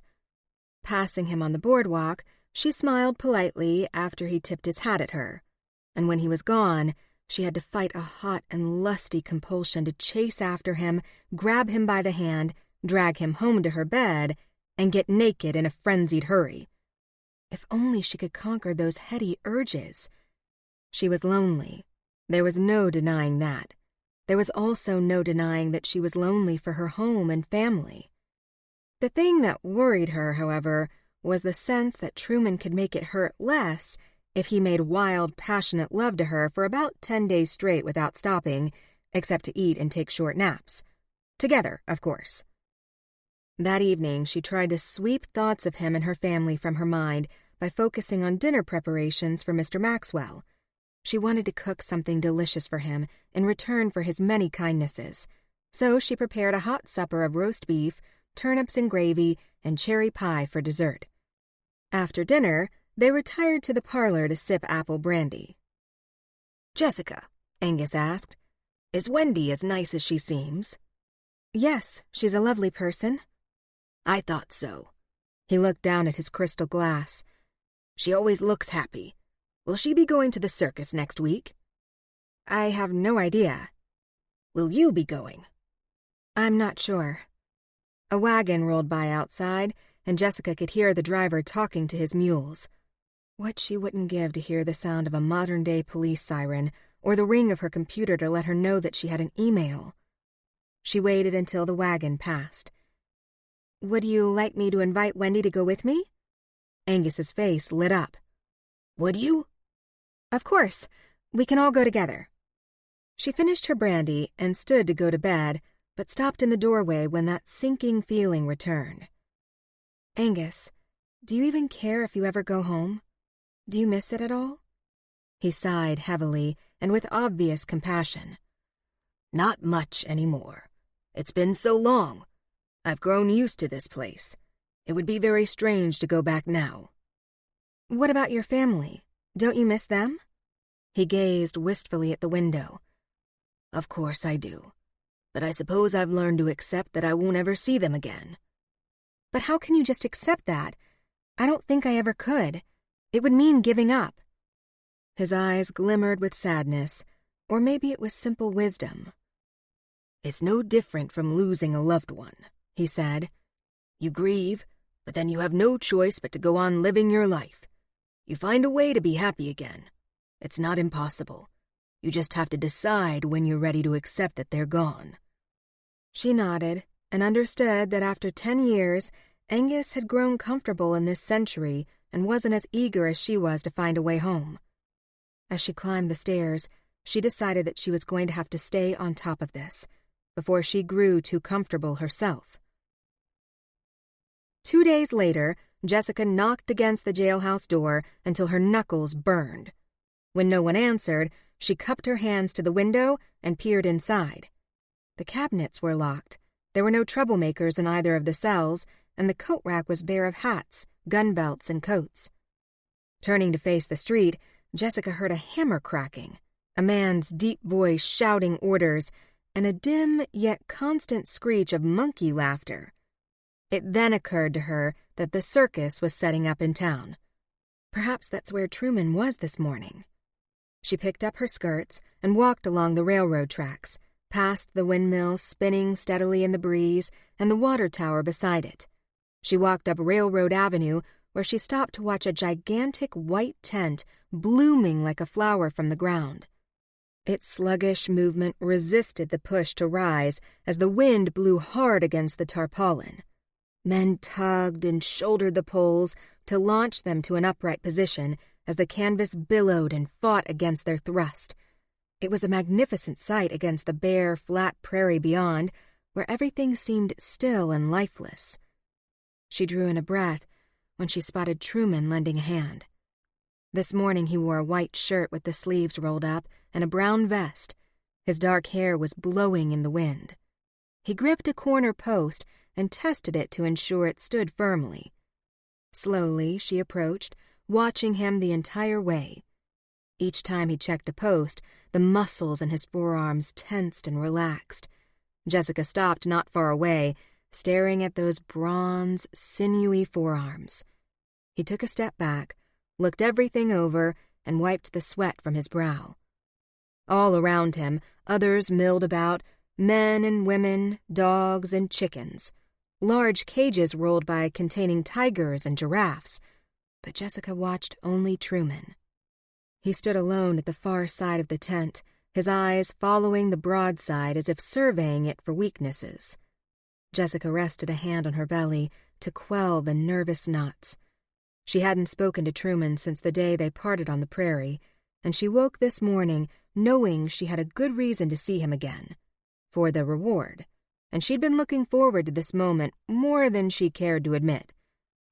Long, eager strides carried her across the windy prairie toward him, and she was only halfway there when he looked up from his work and met her gaze.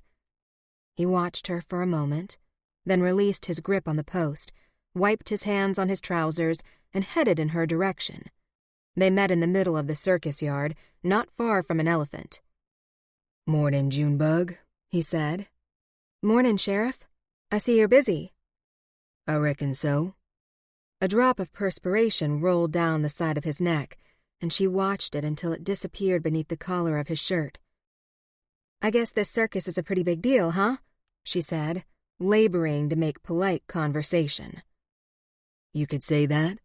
It's one of the few things around here that gets the Front Street rowdies and the finer folks of Dodge all under one roof. You going?"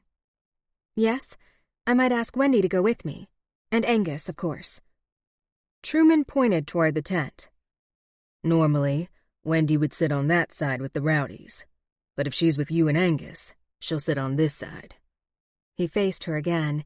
His eyes were so blue they outshined the sky, and Jessica had to struggle to remember why she had come. "The reason I'm here, Truman, is—" "You want your reward money?" "Yes. How'd you guess?" "It arrived this morning. It's at the bank." Jessica knew it was time to leave, but her feet were glued to the dirt. She stood a moment, fiddling with the heavy cotton fabric of her skirt, then took a deep breath and said, "Would you walk with me?" "I'll get my hat," he replied, needing no further bidding. Truman couldn't help thinking that Jessica looked different today. She pulled her hair up like the other ladies in town. At the same time, there was nothing in her appearance that could compare. Even from a distance, she was a strikingly handsome woman, her chestnut hair contrasting sharply with her creamy white skin.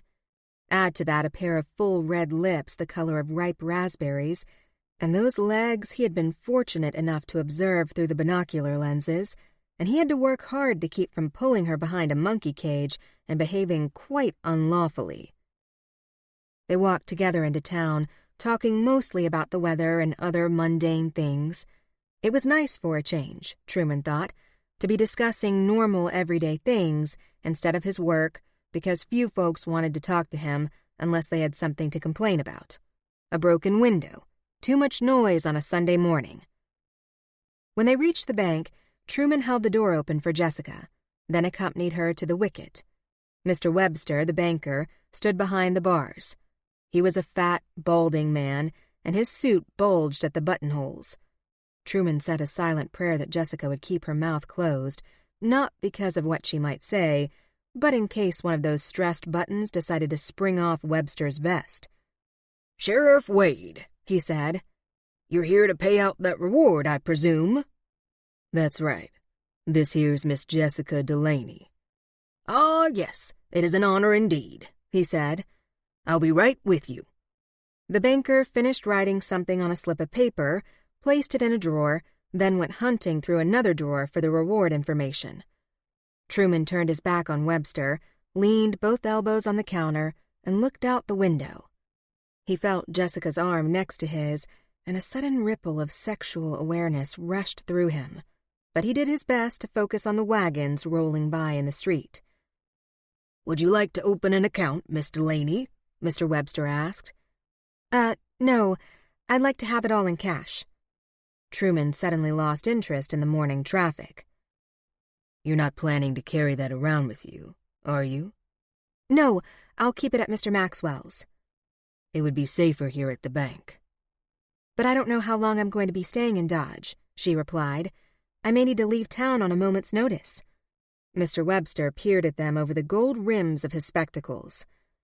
Perhaps I'll give you two a moment to discuss it in private while I go fetch the money. He turned to go into the back room. What's the hurry? Truman asked. Is Dodge not good enough for you? It's not that, she replied. It's just not my home, that's all. Home. He studied the green hue of her eyes. Topeka, right? That's right, she firmly substantiated. Truman shook his head. You ought to know. I did some checking, and there ain't no record of any Delaney's in Topeka. I sure as hell would like to know where you really come from. Is that why you haven't talked to me in the past few days? Are you mad about that? And I thought we agreed you'd stop trying to investigate my past. Truman wanted to kick himself for having promised the impossible and wished he didn't care either way, but he had no excuse to give. He was a hot-blooded man who hadn't been with a woman in 3 long years, and Jessica was a spirited creature with a voluptuous figure and legs like he'd never seen. Smooth, contoured, and golden from the sun. He wanted to do things to her that he shouldn't even be thinking about, because he was a lawman who had enough commotion in his life. He really needed to stop thinking about her legs, and stop checking into her past. I'm not investigating, he said. I'm just making conversation. Maybe it was a good thing she wanted to leave town. Jessica began to twirl a silver ring around on her middle finger. Truman stared down at her tiny, pale hands, then followed the line of her narrow wrists covered by lace cuffs, upward to her arms and gently rounded shoulders, then to her face. His blood grew hot with the shock of wanting her, and it annoyed the hell out of him. She sucked in a breath as their eyes met. Mr. Webster returned and counted out $500. Truman shifted his gaze to the window again. Jessica shoved the money into a blue velvet pouch and drew the string. "Thank you, Mr. Webster. Have a very nice day." She turned and walked to the door, leaving Truman in the bank, leaning against the counter. As soon as the door swung shut behind her, he quickly followed. Jessica stood on the boardwalk waiting for him. "Truman, I know you don't believe a word I've told you about anything, but the truth is, I have secrets, and it's going to have to stay that way." He chuckled with disbelief. That was about the worst thing you could have said to me. Now, I'm obsessed. She stared at him for a moment while her skirt billowed and flapped in the wind. "Please trust me," she continued. "I've never done anything dishonest or illegal, but there's a reason why I can't tell you these things. At least not yet.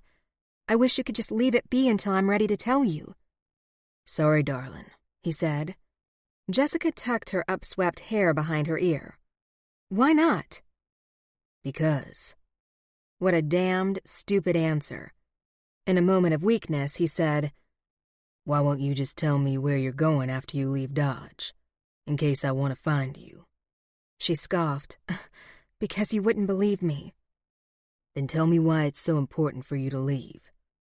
For a long time, she struggled with that question, then said simply, "You'd think I was insane." She turned and hurried down the street. "But I already think that," he shouted after her. Truman moved to follow, but thank God he was able to restrain himself. He removed his hat and combed his fingers through his hair. "Jessica!" Wendy greeted her at the door of her boarding house room. "What are you doing here?" "I went shopping." Jessica held up a large box on a string. "I like to shop when I'm confused." Wendy stepped aside, and Jessica entered the sunny room. "I got my reward money and bought a ready-made dress," she explained. "Why I bought it, I have no idea. With any luck, I'm leaving town soon, and where I'm going, this is very passé." Jessica set the box down on the bed. "Can I look at it?" "Of course. I'm going to wear it to the circus tonight." "You're going?" "Yes," Jessica replied. "And that's why I'm here. I would love for you to join Mr. Maxwell and me." Wendy sat down on the bed. "Mr. Maxwell, the solicitor? Goodness, I don't know about that." "Oh, please come. I need some female companionship. There's way too much testosterone in this town." Jessica sat down, too. It means there are too many men waving their pistols around. Wendy nodded gamely. I think I know exactly what you mean. Jessica smiled. So, will you come with us? Wendy crinkled her nose. I don't think it would be right. You two will be sitting on the west side. Those folks up there on the hill, they think I'm... Well, you must understand. Oh, that's a load of bull, Jessica said, waving a hand through the air. I've told Angus you're a fine, upstanding young lady. And you know, where Angus and I come from, just about every girl has waited on tables at some point in her life. Half the waitresses in the summertime are college students. Really? She frowned skeptically. That seems odd. Waitresses are going to college? Yes. Wendy glanced down at the dress folded in the box. Are you sure? Absolutely. There was a pause. Well, I suppose, she reluctantly replied. Jessica flopped down onto her back next to Wendy. Great. Now I need to ask you a favor. What is it? She leaned up on an elbow. Could you come over to Angus's house early and help me get ready? I haven't got a clue how to fasten this corset by myself. Wendy laughed, looking curiously at Jessica. You don't know how to fasten a corset? Jessica tried to backtrack. Well, this particular one is complicated. I've never worn one quite like it. Wendy sat back. Sounds interesting. I'll come over to help. 5 o'clock? I'll see you then. That evening, Wendy helped Jessica dress in her new gown. It was dark red plush velvet, trimmed with satin pleats along the bottom. More satin was draped across the front, from hip to hip, and it cascaded down the back over a small bustle. The fitted bodice had long sleeves and a buttoned front opening with a high neck. It was nothing like Jessica had ever worn in her life. Wendy stood behind her, straightening the pleats and drapery. He's clever, isn't he? She asked. Jessica presumed she was referring to Mr. Maxwell. Very. Wendy stood behind her, fluffing and poofing. I don't think I've ever talked to anyone as clever as him. I'm not sure what to say. What if I bore him? Don't be silly, Jessica replied. He's very knowledgeable when it comes to legal matters, but other than that, he's just a regular man. I don't know anything about the law, but we hardly ever talk about that. There are so many other things to talk about. Such as... Jessica hesitated, wondering how, if ever, she would explain the conversations they'd had about daytime talk shows, processed foods, and all the other things Angus missed about the 21st century, like airplanes and toilet paper. We talk about the weather, she said ridiculously. What goes on in town, who's on the front page of the Times, and what they did. I can talk about that, Wendy said. I read the paper today. So did Angus. There you go. You're all set. After fixing each other's hair, Jessica and Wendy left the house and walked down the hill toward the circus grounds. They met Angus outside the main entrance to the tent. Angus, may I present Wendy Burchell, Jessica said, introducing them formally. It's a pleasure, Miss Burchell, Angus replied. They smiled warmly at each other, so Jessica decided to enter the tent first and let them get acquainted. She stopped just inside to look up at the tall peaks of white canvas. Bleachers lined both sides of the 300-foot-long ring, and both sections were filling quickly. The other side was glutted with cowboys, bartenders, and colorfully dressed women who made their presence known with whoops and hollers. Jessica led the way to their seats, high at the top. Looking across the ring, she scanned the crowd for Truman. Her stomach fluttered with nervous anticipation at the mere thought of seeing him, and for the first time, she was thankful for the distraction.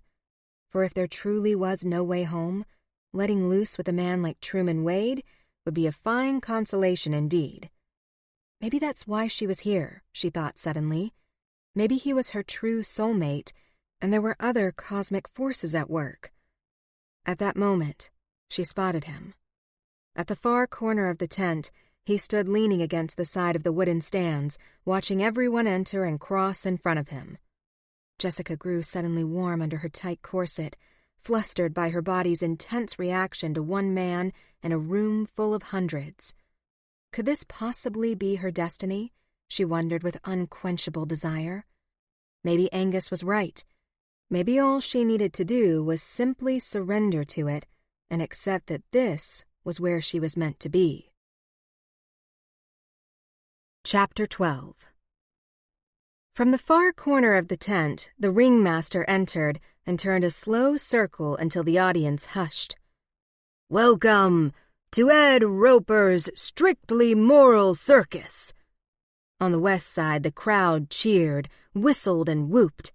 On the east side, they applauded politely. The entertainment began with elephants circling the ring, followed by giraffes. A woman named Marla Peru walked blindfolded on a tight wire, 100 feet above the ground. Another was hurled 300 feet across the tent by what they called Ancient Rome's war engine catapult. She emerged unharmed, and the crowd cheered. But Jessica couldn't have been more preoccupied than she was by Truman's presence on the other side of the tent. Later, after the circus performers took their bows, Jessica, Wendy, and Angus followed the parade down Front Street, where a crowd gathered around a crackling bonfire. A young cowboy filled the night with music from a fiddle, and another cupped his hands around a harmonica and joined in. Soon everyone was dancing, and Jessica was interlocking arms with strangers, twirling around and kicking up her heels. Perhaps she could live this life. Perhaps it wouldn't be so bad. A short while later, she stepped up onto the boardwalk under an overhang to watch Wendy and Angus, who were holding hands as they danced a jig. Jessica smiled and clapped her hands. "Enjoying yourself, Junebug?" Jessica started at the sound of Truman's quiet, sultry voice behind her. He was leaning against a wall in the shadows, with a thumb hooked into his gun belt, his black hat dipped low over his forehead. "Hi," she casually said, while her body erupted with heat. She wondered how long he had been standing there and if he had been watching her the entire time. Truman's spurs clinked softly as he moved to stand beside her. "You look pretty tonight." His gaze slid down the length of her body, and she felt it like a soft caress over her skin. "Thank you." "Is that a new dress?" "Yes, I bought it with some of the reward money." He glanced at her approvingly. "I'd call that money well spent." She warmed at the compliment. Then a waltz began. While cowboys took partners and the merchants danced with their wives, she gazed up at the full moon against the black velvet sky. "Will you dance with me?" Truman asked, his voice close to her ear. Gooseflesh tingled deliciously over her body. "I'd love to." Did he know what she was feeling? Could he see what he did to her? His hand came to rest on the small of her back, and a pleasurable shiver of awareness rippled up and down her spine as he escorted her off the boardwalk to the center of the crowd. He placed one hand on her waist and held the other out to the side. She stepped into the waltz and was careful to keep her elbows high, which helped to maintain a safe and proper distance between them, while their eyes remained locked tightly together. Jessica was vaguely aware of the townsfolk taking notice, for Truman was their trusted single sheriff, and she was a single woman, a stranger in town, not to mention a possible outlaw. None of that mattered, however, for her body was reeling from the rapture of being held in his arms and losing herself in his eyes. Slowly, inch by inch, he closed the distance between them until their bodies touched and their hearts throbbed together. The sensation ignited something desperate within her, and she longed for so much more. She wanted to dash off into the shadows and kiss him passionately until he whisked her back to his bed and made love to her until dawn. When the waltz ended, they did not let go until a polka began. Truman let go first, and Jessica stepped back, feeling half dazed with giddy, overpowering desire. They faced each other without speaking a word, while the townsfolk danced around them. Someone bumped Jessica's shoulder. "Come and sit with me," Truman said. He closed his hand over hers and led her toward a long wooden bench on the boardwalk. People wandered past them, laughing and talking, some staggering, but Jessica was aware of little else but Truman's sleekly muscled leg touching hers in the most innocent way. "I take it you haven't heard from Lou's gang," he said. "No," she replied. "Do you think I will?" "Hard to say." "It's been 4 days." "Yeah, but don't get too comfortable, Jessica. Men like them are hard to predict." A lot of things in her life were hard to predict these days. "Don't look so discouraged," he said, meeting her eyes. "If they come around again, I'll be here." Just then, a shot rang out from the saloon across the street, and some of the women shrieked. Truman jumped clear off the boardwalk. The music and dancing ceased, while everyone in town watched Truman bolt toward the gunshot. He disappeared into the saloon. A few minutes later, the saloon doors flapped open, and a cowboy came flying out. He tumbled across the boardwalk and down onto the street, where he crouched on his hands and knees, wiping a spot of blood from his mouth. The saloon doors swung open again, and 3 men burst through. They grabbed the cowboy by the collar and hauled him to his knees. Truman strolled out of the saloon, twirled his revolver around his index finger, and dropped it into his holster. The men held the cowboy until Truman thanked them. He took the drunken troublemaker by the arm and dragged him down the street toward the jailhouse. "He's quite a sheriff, isn't he?" Angus said, stepping onto the boardwalk with Wendy on his arm. "He certainly is," Jessica replied. She watched Truman until he disappeared from sight. "Are you having a good time?" she asked Angus and Wendy. "We sure are." Wendy patted Angus on the belly. "This one's a real gentleman." "Would you like to dance again?" he asked. Wendy glanced at Jessica. "Maybe we shouldn't leave her by herself." "I'll be fine," Jessica waved a glib hand. "Really, go have fun." Wendy and Angus returned to the dancing, while Jessica stood and watched. Later, she spotted Truman on the other side of the street, talking to a woman in a low-cut, lacy gown. She wore dark red lipstick, and her hair was the color of a ripe tomato. He nodded and laughed at something. Then he removed his hat and ran a hand through his hair, while the woman smiled and fingered his badge. Any fool could see she was flirting with him, and in this day and age, she could only be one type of woman, the kind who earned her living on her back counting ceiling tiles. Truman glanced around as if to make sure no one was watching. Jessica took a quick step back behind a mule. When she peered out again, Truman was reaching into his pocket. He withdrew some money and placed it in the woman's hand. She shoved the payment into her deep cleavage, then wiggled her hips in the other direction. "What was that?" Jessica whispered. She didn't want to feel jealous without knowing what it was all about, but how could she help it? The mere thought of Truman with a woman like that made her feel nauseous. Deciding it was time to go home, Jessica returned to the dance to find Angus. She stopped in the middle of the crowd and looked all around. Before long, unfamiliar faces glared at her, winking and smiling to reveal missing front teeth. Most of them were drunk and rowdy. Jessica covered her nose with one hand, all at once aware of the smell of cows and pigs and the droppings they left everywhere. She suddenly felt very displaced and desperate for her family and home and all the modern conveniences she missed so much. If only she could pick up a phone to call her parents and ask them to come and get her. They'd be here in a heartbeat. If only it were possible. A horse bucked as a cowboy tried to mount him, then they galloped past Jessica, swirling up a cloud of dust. Coughing and waving her hand in front of her face, she swung around, her eyes still searching the darkness for Angus or Wendy. She looked around for Truman, too, but couldn't find him anywhere. No one seemed to know where he'd gone, but one drunken cowhand offered to escort her into the dance hall to keep her entertained while she waited. It was time to go. She'd walk home and wait for Angus on his front porch if she had to, but she no longer felt comfortable at the dance and wanted to get out of there. Swiping at a pesky fly, she walked through the crowd and kept her eyes lowered.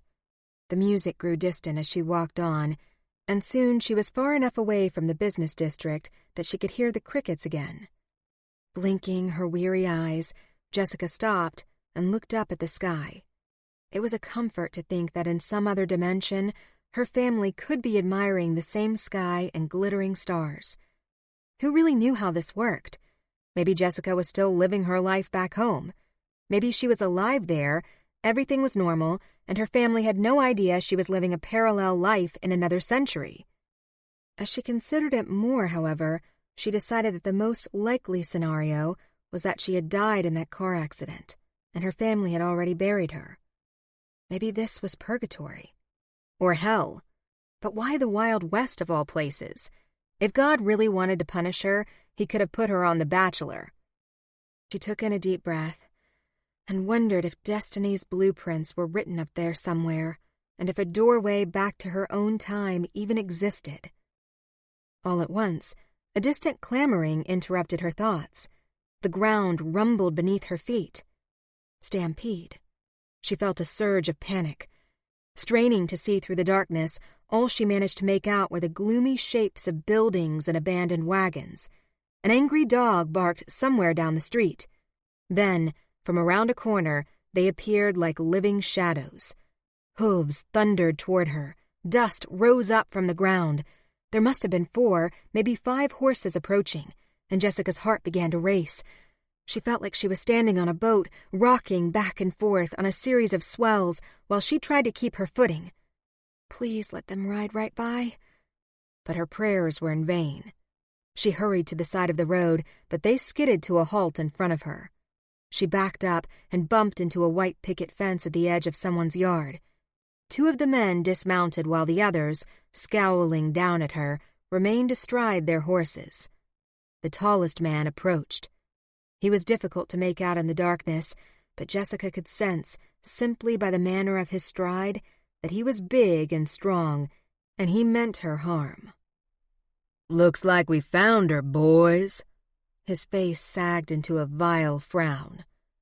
"Your sheriff ain't here to protect you now, is he, little darling?" Chapter 13. Jessica glared up at the man's brute size and took in the foul stench of his clothes. She clenched her jaw and demanded, "What do you want?" He stroked her cheek with his knuckles. "You sure got soft skin." Jessica jerked away from his loathsome touch. "She's shy, boys." Another approached and cocked his head to the side. "She sure is pretty, Bart.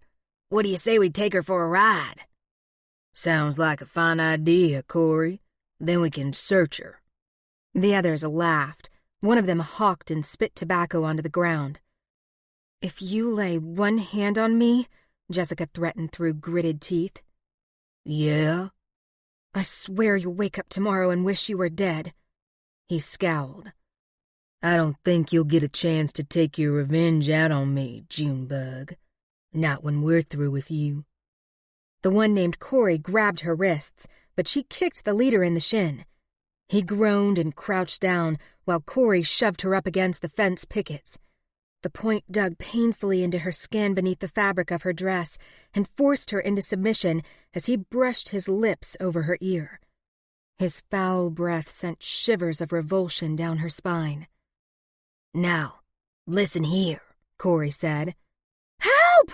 she screamed, but he quickly covered her mouth with his clammy hand while he clamped both her wrists in the other. Jessica bit him. He hollered and let her go. She took off toward the dance, shouting for help. The other 3 followed in quick pursuit. "Someone! Help me!" she screamed. It wasn't long before one of the gang members threw himself into a tackle and knocked her down. Her ankle twisted as she tried to keep from falling, but she fell anyway. The gritty dirt scraped into her palms, and her chin hit the ground. She bit her tongue. Pain shot to her temples. Scrambling to her hands and knees, she crawled away from him, but he wrapped his arms around her waist. He flipped her over onto her back and straddled her. "Get off me!" she hollered. Corey and the leader Bart came running, out of breath, watching her with amused expressions while she squirmed and wriggled helplessly beneath the heavy brute. Where was Truman? She quit fighting when a gun cocked in front of her eyes. Paralyzed with fear, she stared down its long black barrel. "Now calm down, Junebug.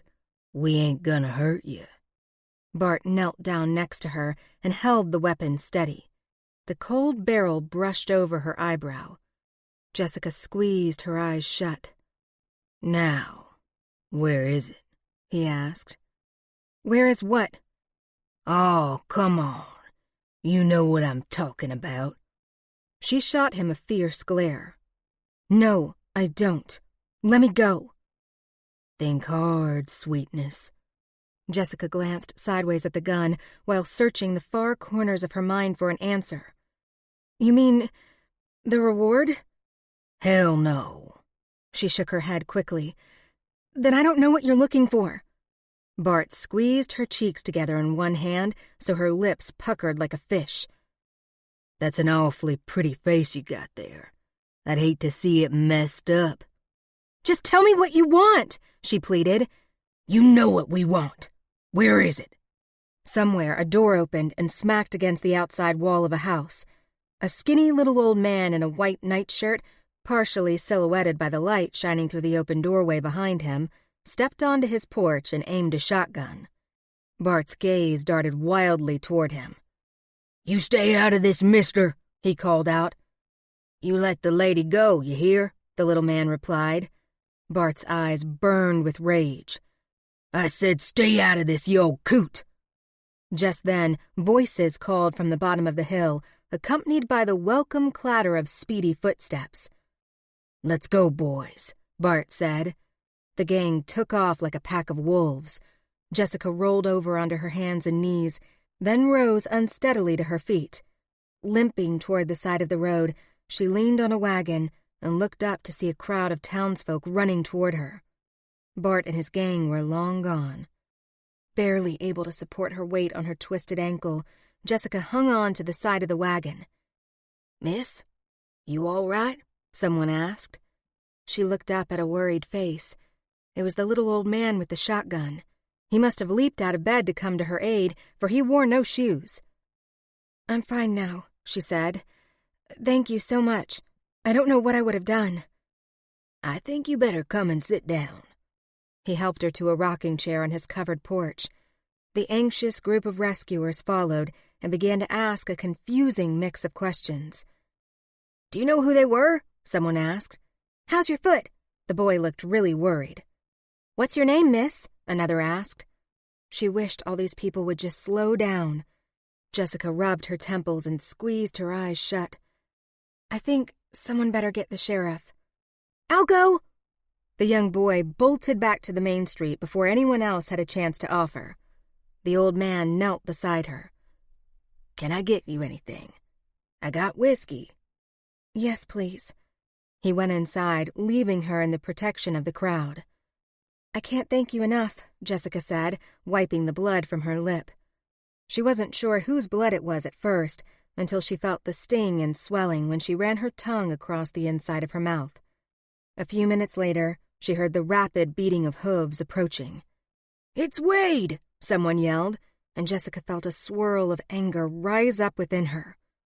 "I'll protect you," he had said. If he hadn't been so distracted by that red-headed, big-breasted harlot, he might have been paying closer attention. The crowd parted as Truman dismounted and shouldered his way through. He leaned forward, but Jessica turned her cheek away when he tried to touch her swollen lip with his thumb.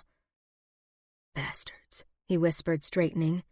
In a flash, he hopped off the porch, his spurs chinking as he landed in the dirt. "Which way did they go?" he asked, heading for his horse. "That way, Sheriff," someone answered. He mounted and said, "Take care of her." Then he clicked his tongue and took off at a gallop. Jessica watched the cloud of dust that swirled up in his wake. As it faded into the darkness, tears filled her eyes. Cupping her forehead in a hand, she silently cursed this God-forsaken place and wished like hell there was a fast plane out of here. If there were, she'd be on it, and wouldn't look back. "I saw you dancing with Sheriff Wade," Wendy said an hour later, sitting at the foot of Jessica's bed in Angus's house. It looked like you were having a nice time. Why did you leave? Jessica turned her eyes toward the dark window. Because I couldn't find you or him, and I didn't feel safe among all those drunken cowboys. Besides that, I saw Truman talking to a prostitute tonight, and I suppose I was a little miffed. Wendy touched her hand. It doesn't mean anything if they were just talking. But I saw him give her money. Wendy paused. Well, we don't know that it was payment for anything immoral. He's a gentleman, Jessica. Ain't no man finer than him in this town, except maybe Mr. Maxwell. Leaning back against the headboard, Jessica regarded Wendy keenly. Why are you so concerned with what I think of Sheriff Wade anyway? Wendy shrugged and stood up to open the window. A light breeze blew in and lifted the white linen curtains. He just seems different these days, that's all. His scowl is gone. What scowl? Jessica didn't understand what Wendy was getting at. Wendy returned to the bed. He's always had this real intense look about him, like he's concentrating real hard. He never stops to chat, but over the past week, he's been saying hello to people. Sometimes he smiles. That's not so strange. I think he likes you more than you know. Jessica couldn't help but chuckle at that. Likes me? You think he likes me because he's not scowling? Wendy wagged a finger. You two looked nice together when you were dancing. Just because two people look good together doesn't mean they're meant for each other. Yet, she couldn't stop thinking about how wonderful and exhilarating it felt just to be in his presence. The whole time she was dancing with him, her body was on fire with excitement, and she hadn't wanted it to end. Nevertheless, she searched her mind for a non-committal answer. He's a good dancer. I never saw him dance before. Not even with his wife? Wendy cocked her head to the side. Sheriff Wade's not married. He used to be. Wendy leaned forward. Are you sure? Yes, he told me she died. Wendy let out a breath. I had no idea. What happened to her? I was hoping you would know. She shook her head. I don't think anybody in Dodge knows about it. Jessica and Wendy stopped talking when they heard a horse gallop up to the house, followed by footsteps up the walk and a knock at the front door. Sheriff Wade, come in, Angus said from downstairs. Maybe he caught the gang, Wendy whispered as they tried to listen to the conversation, but couldn't make out much of anything. A minute later, Angus's footsteps tapped up the stairs, and he knocked at the bedroom door. Jessica, Sheriff Wade wants to see you. Her heartbeat skyrocketed. Tell him I'll be right down, she answered through the closed door. Wendy wrapped a blanket around Jessica's shoulders and helped her to the top of the stairs. Jessica then limped down on her own while Truman watched from the parlor. He stood quickly, holding his hat in his hands. Truman hadn't expected Jessica to be wearing a nightdress or to be barefoot. As she descended the stairs with the light of a bracket lamp flickering behind her, he saw her toes peeking out from under the white hem and the bandages around her ankle. Then he looked up at her face. What he saw there, in the compelling depths of her eyes, in the curving line of her lips, was an emotion he didn't want to see. Disappointment.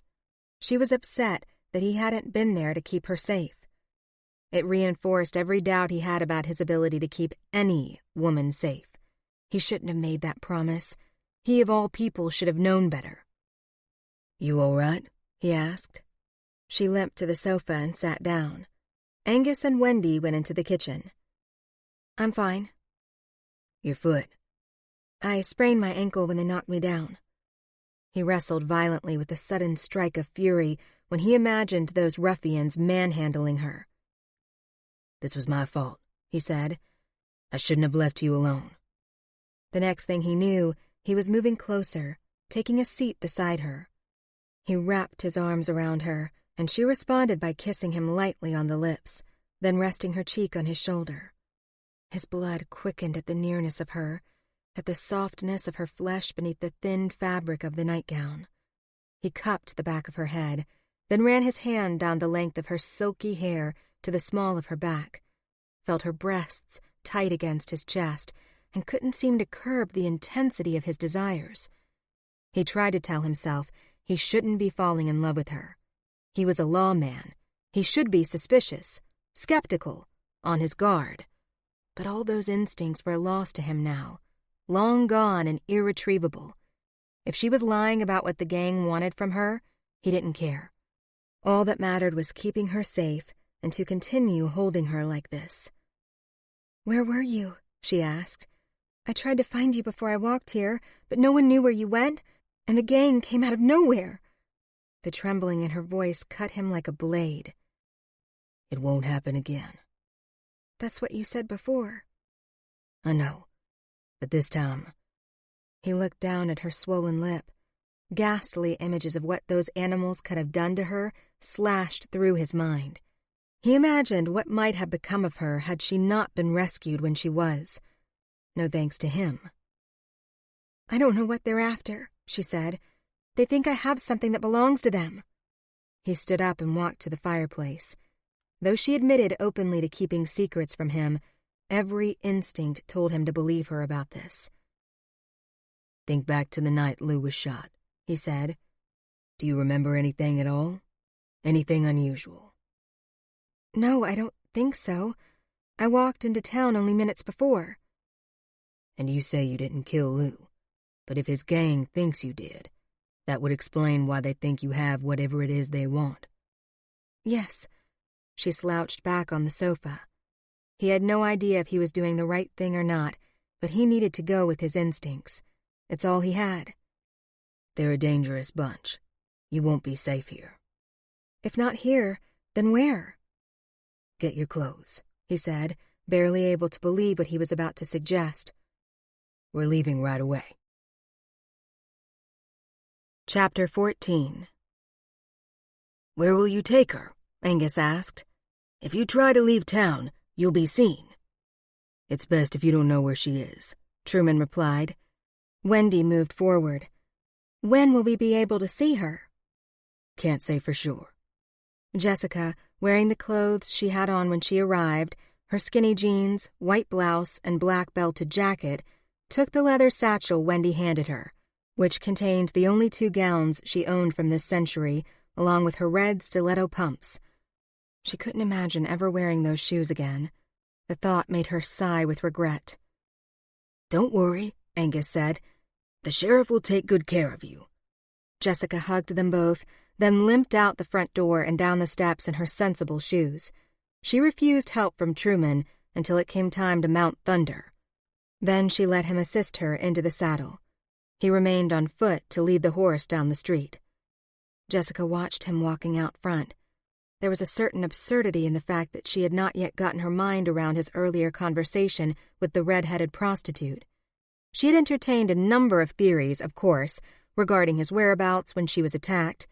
Most of them involved a lewd image of the prostitute's squeaky bed and a few wrinkled dollars, which made her want to spit. They headed down the street, and Jessica hoped Truman knew what he was doing.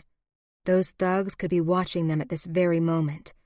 Her stomach churned with anxiety. Thankfully, she saw and heard no one. Eventually, he led Thunder between 2 buildings and toward the back entrance of a saloon. "Truman, what are we doing here?" He ran a hand down Thunder's sleekly muscled neck. "This is where you'll be staying until I get things straightened out." Her eyes scanned the outside wall of the building. "But this is a saloon." "You won't be staying in the saloon." She looked up at the windows on the 2nd floor. "Then where are you taking me?" Truman reached out to help her off the horse. Her feet touched the ground, and pain shot up her leg. She stood on her good foot, teetering back and forth to keep her balance, despising the fact that she was in such a weakened state. "You'll be sleeping upstairs," he explained. A tremor of aversion tightened her nerves as she came to understand what this place was. Before she could utter a single protest, Truman scooped her up into his arms like an impatient groom on his wedding night. "Are you out of your mind?" she blurted out. "Probably." "Is this a whorehouse?" "Yep." Though more than a little disgruntled, she tried to ignore the casual amusement in his voice so she didn't attract attention. "You can't just carry me up there like this," she said between clenched teeth. "I reckon you've got a point there. Rosalie usually collects in advance." "How would you know?" He stopped at the back door and glanced briefly at her. "You're going to have to keep your voice down, Junebug." "I am keeping my voice down, and stop calling me that. You know I don't like it." The corner of his mouth curled up a little. "I'll take you through the kitchen and up the back stairs," he quietly explained. "I don't want anyone to see us." Jessica breathed a sigh of frustration as she was shuffled about in his arms like a heavy sack of turnips. He struggled to open the door with 2 fingers, but she kept her arms around his neck, enjoying herself far too much while she watched him toil awkwardly at the task. Finally, she reached out and opened the door herself. "Thank you," he said with a hint of sarcasm. "There's no need for you to carry me," she said. "I can walk just fine." "I'm sure you can." Jessica began to squirm in his arms. "Oh, just put me down. For pity's sake, you're making me feel like some silly cartoon damsel." Truman set her down on the floor inside the empty back room of the saloon. She kept one hand on his shoulder for support. "What's going to happen when you get me up there?" His eyes sparked with curious interest. "What did you have in mind?" She had a number of things in mind as she gazed into his irresistible eyes, but she kicked all those raunchy images away. "Just how long do I have to stay here?" He rested his hands on his hips in an impatient fashion, then pinched the bridge of his nose. "I don't know yet." After some thought, she decided it might be wise to simply do as he said and stop thinking about how frustrated she was, in more ways than one. Truman started up the back staircase.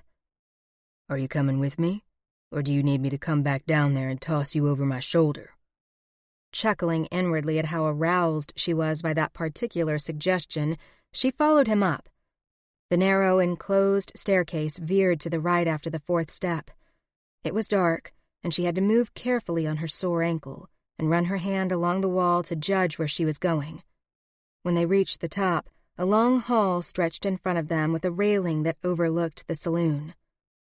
"Stay here," Truman whispered, before he knocked on the first door and quickly opened it. After he ensured the room was empty, he gestured for Jessica to follow. She glanced over the railing into the saloon, where only a few gamblers and drinkers sat around square tables. It was quiet, except for the sound of some rolling dice at a far table. Once Jessica was safely inside the room, Truman shut and locked the door behind them. The floorboards creaked as he moved to inspect the lock on the window and check inside the wardrobe. A single kerosene lamp burned in the corner next to the wrought iron headboard. "You're not to leave this room," he instructed, kneeling to look under the bed. "What am I supposed to do? Just sit around and stare at the wall?"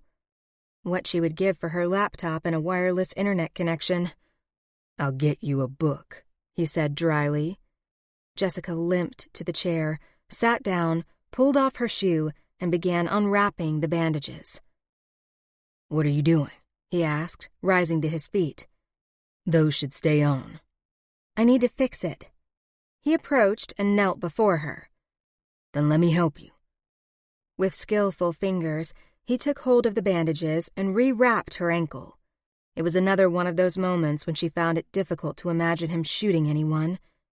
After he retied the bandage, he looked up at her. "Is there anything else I can do for you?" "Yes, you can slide your hand at my leg, and it wouldn't hurt to kiss me like you did in the boarding house." "No, I'm quite fine," she replied. "Then get some sleep."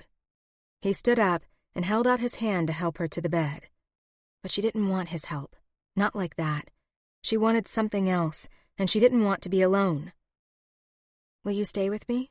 she asked. A muscle flicked at his jaw while he looked down at her. "No," he finally said.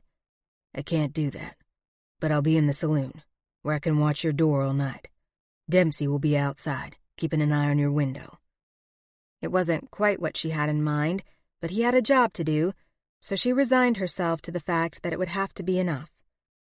A few agonizing seconds ticked by, then Truman turned to leave. All at once, before she could stop herself, she stood up and limped across the room to block his exit. "Don't go," she said. "Stay." The air between them sparked with electricity. "I don't want to be alone." "Jessica." He looked so uncertain. Knowing it was a mistake to play with fire like this, she moved closer and laid her open hand upon his chest. "Just for tonight?" He drew back to look into her eyes, and his Adam's apple bobbed. God, how she ached to slide her hands inside his shirt and slowly peel it off him. "Don't do this," he said in a husky voice, heavy with arousal. "Why not?" "Because you'll make it too hard for me to protect you and resist you." She pressed her body close. "Then don't resist me. I don't want you to. I just want you to stay for a while." She slid her hand around his waist.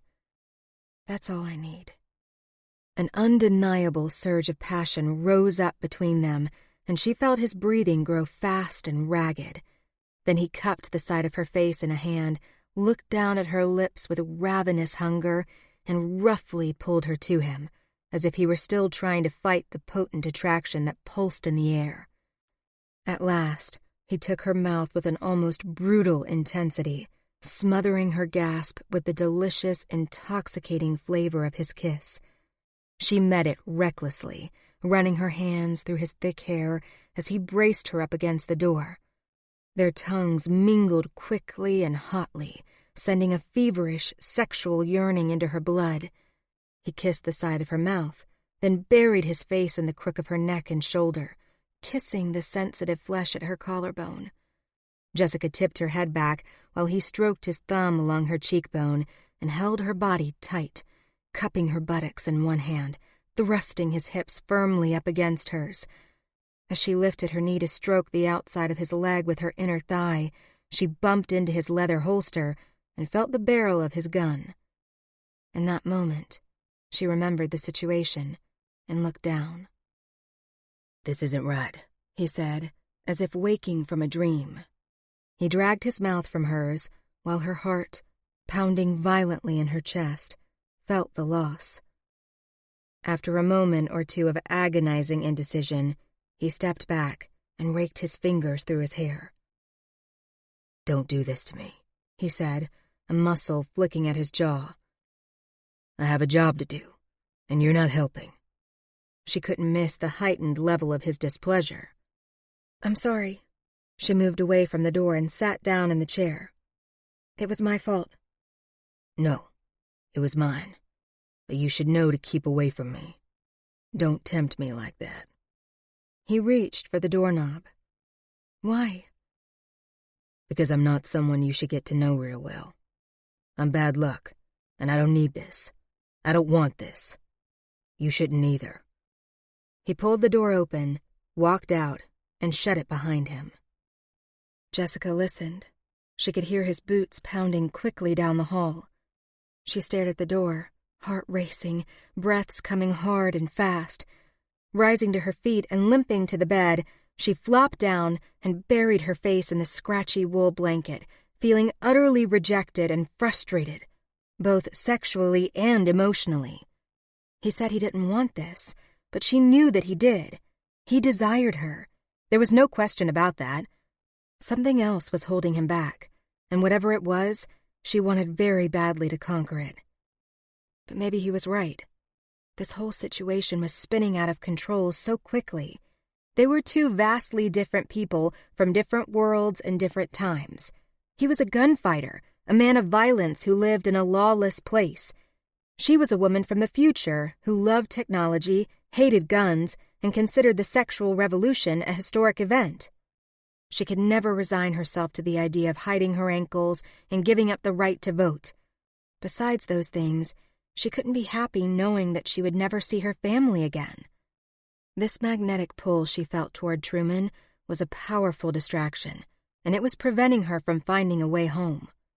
If there even was a way, what if there wasn't? Truman hadn't gambled in years, but since a drink was out of the question, tonight he was going to lay his money on the table. Because of the late hour, there were only a few gamblers in the saloon, so he walked up to the card table and waved the dealer over. He sat at an angle to keep Jessica's door in view and waited for the first card to be dealt. "Didn't take you for a gambling man, Sheriff," the dealer said, as he sat down and shuffled the cards. "I ain't." "Feeling lucky?" "I wouldn't put it that way." "How would you put it then?" the dealer asked, snapping each card down. "I'd call it deserving of punishment." Truman leaned back in his chair, every so often glancing up at that door. "How's that now?" "It ain't worth talking about." The truth was, Truman hadn't talked about anything personal to anyone in the full 2 years since Dorothy's death. It just seemed easier to keep it secret. If no one knew what happened, maybe he could forget it too. Pretend that part of his life never existed. He could even forget he'd been married. But Jessica, with all her questions, had been pushing him to remember things. She'd been digging up the past, rousing him when he didn't want to be roused. Was it just physical? He wondered broodingly. It certainly felt that way, like his body was thawing out and yearning for the kind of pleasure he'd not enjoyed in a very long time.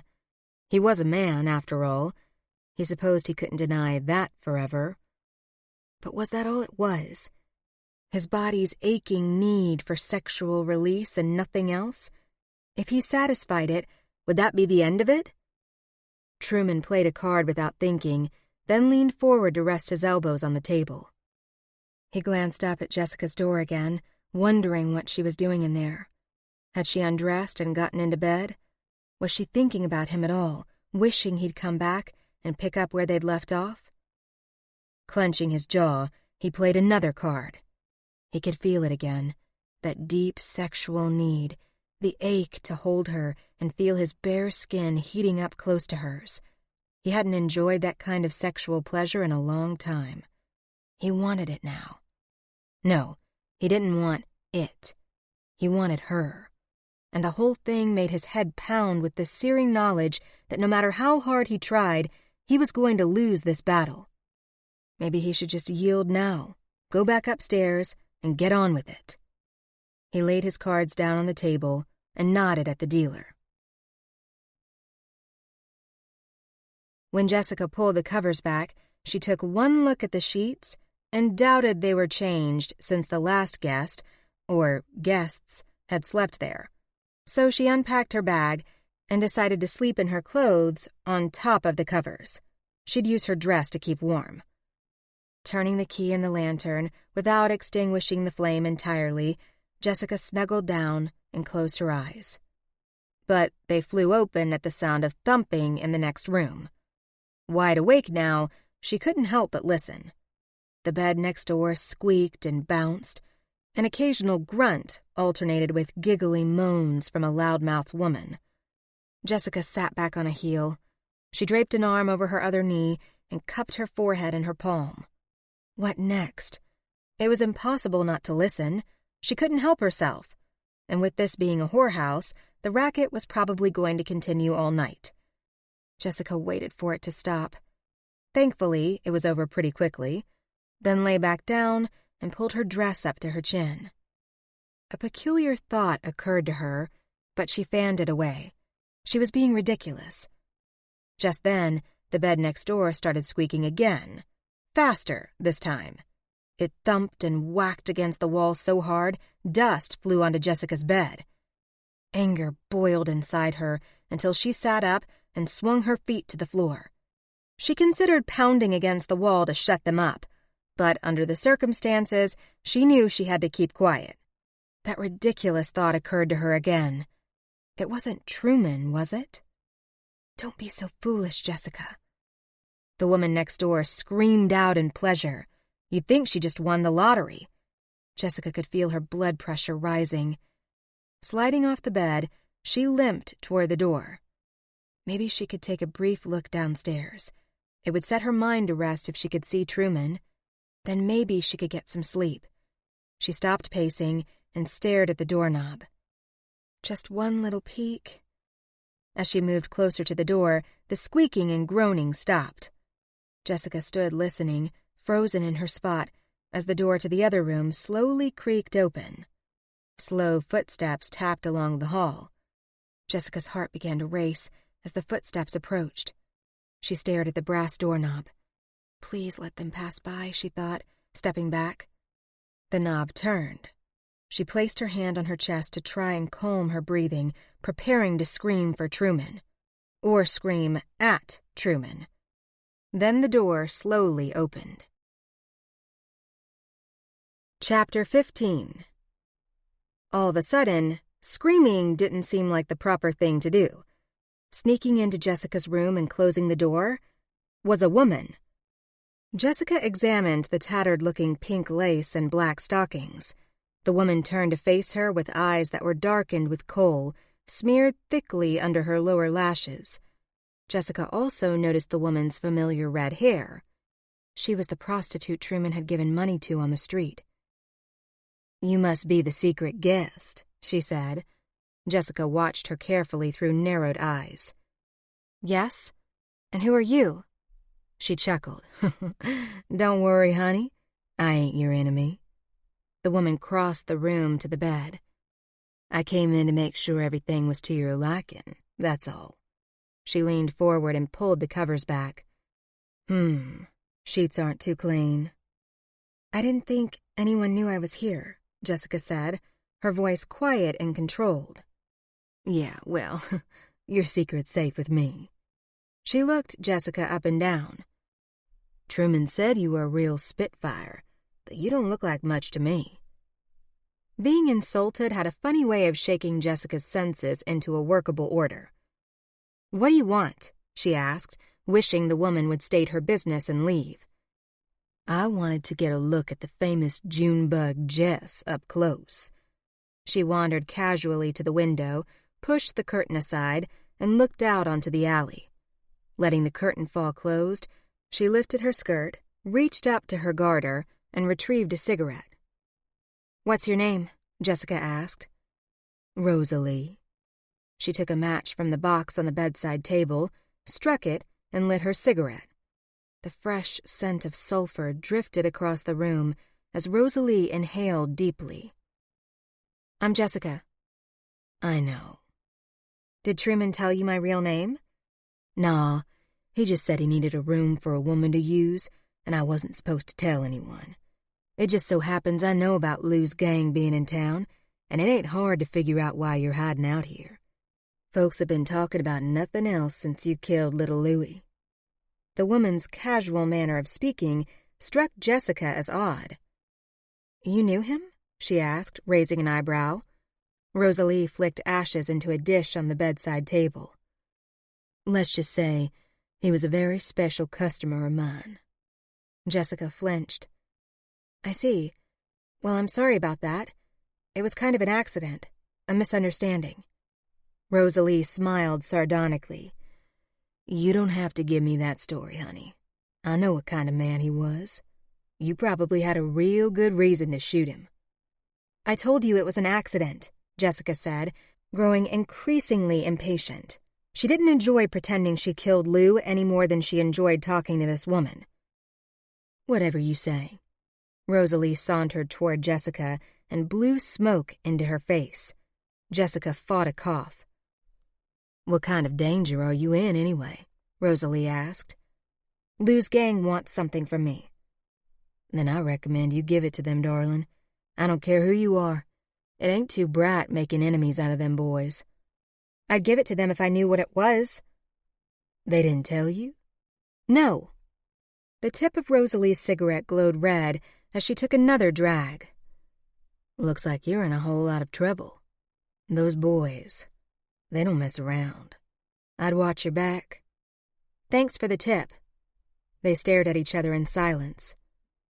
"Well," Rosalie said in a bored way, "I'd better get back to work. I'll send someone in with some clean sheets." Just before she left, she turned around with one last word. "By the way, you're supposed to be my sister. Truman's orders." Jessica clenched her jaw as she watched the door close behind her. Truman's orders. And in what scenario had he been giving orders to a prostitute? The following morning, Jessica woke to an incessant knocking at her door and the rank smell of stale whiskey, smoke, and body odor. Quickly she sat up, staring at the boot she had wedged under her door last night to prevent any more unwelcome visitors. "Is that you, Truman?" "Yes. Open up." "Just a minute." She scrambled out of the bed, forgetting her sprained ankle until it hit the floor, causing a searing pain to shoot up her leg. After a brief recovery, she limped to the door. She bent forward to pull the boot out from under it, but felt a sudden shock when the door burst open and hit her in the head. "Ouch!" she cried, stumbling back. Truman stepped inside. "Sorry, I didn't know you were there." Jessica rubbed her head. "I wedged the door shut. What did you expect?" "I told you I'd be downstairs. If anyone so much as looked at your door, besides Rosalie, of course." Okay. Jessica, still half asleep, limped back to the bed and sat down. "Wow, I need coffee." "Breakfast will be here soon," he replied, "and I've sent for Dempsey to watch over you today. I'm going to try to track down Lou's gang before nightfall and find out what they want." Truman yawned and sat down in the rocking chair. "That would be good, because I'd hate to have to spend another night here." "Believe me, if there was any other way—" He yawned again. "Didn't you get any sleep?" Jessica asked. "Not a wink." "What did you do all night?" "I lost most of my pay at the Keno table." Jessica watched him for a moment. She glanced down at his manly hands and muscular thighs and recalled how he had braced her up against the door last night with his strong, hard body and kissed her senseless. "What would you have done if the gang had broken in here?" she asked, in a desperate effort to distract herself from the thrill of that memory. "Would you have shot them?" "If I had to," he flatly replied. She regarded him keenly. "Doesn't that ever make you feel guilty?" "Which part?" "Killing a man?" He stared at her intently for a long time. "Most of the men I shoot are in bad need of killing." Then he closed his eyes and leaned his head back as he rocked. His casual comment made Jessica's ears prickle. She couldn't resist satisfying her curiosity another minute. "Tell me about the men you've killed." He kept his eyes closed as he spoke. "Murderers. All except for one. But I didn't take too kindly to what he was guilty of." "And what was that?" Truman opened his eyes.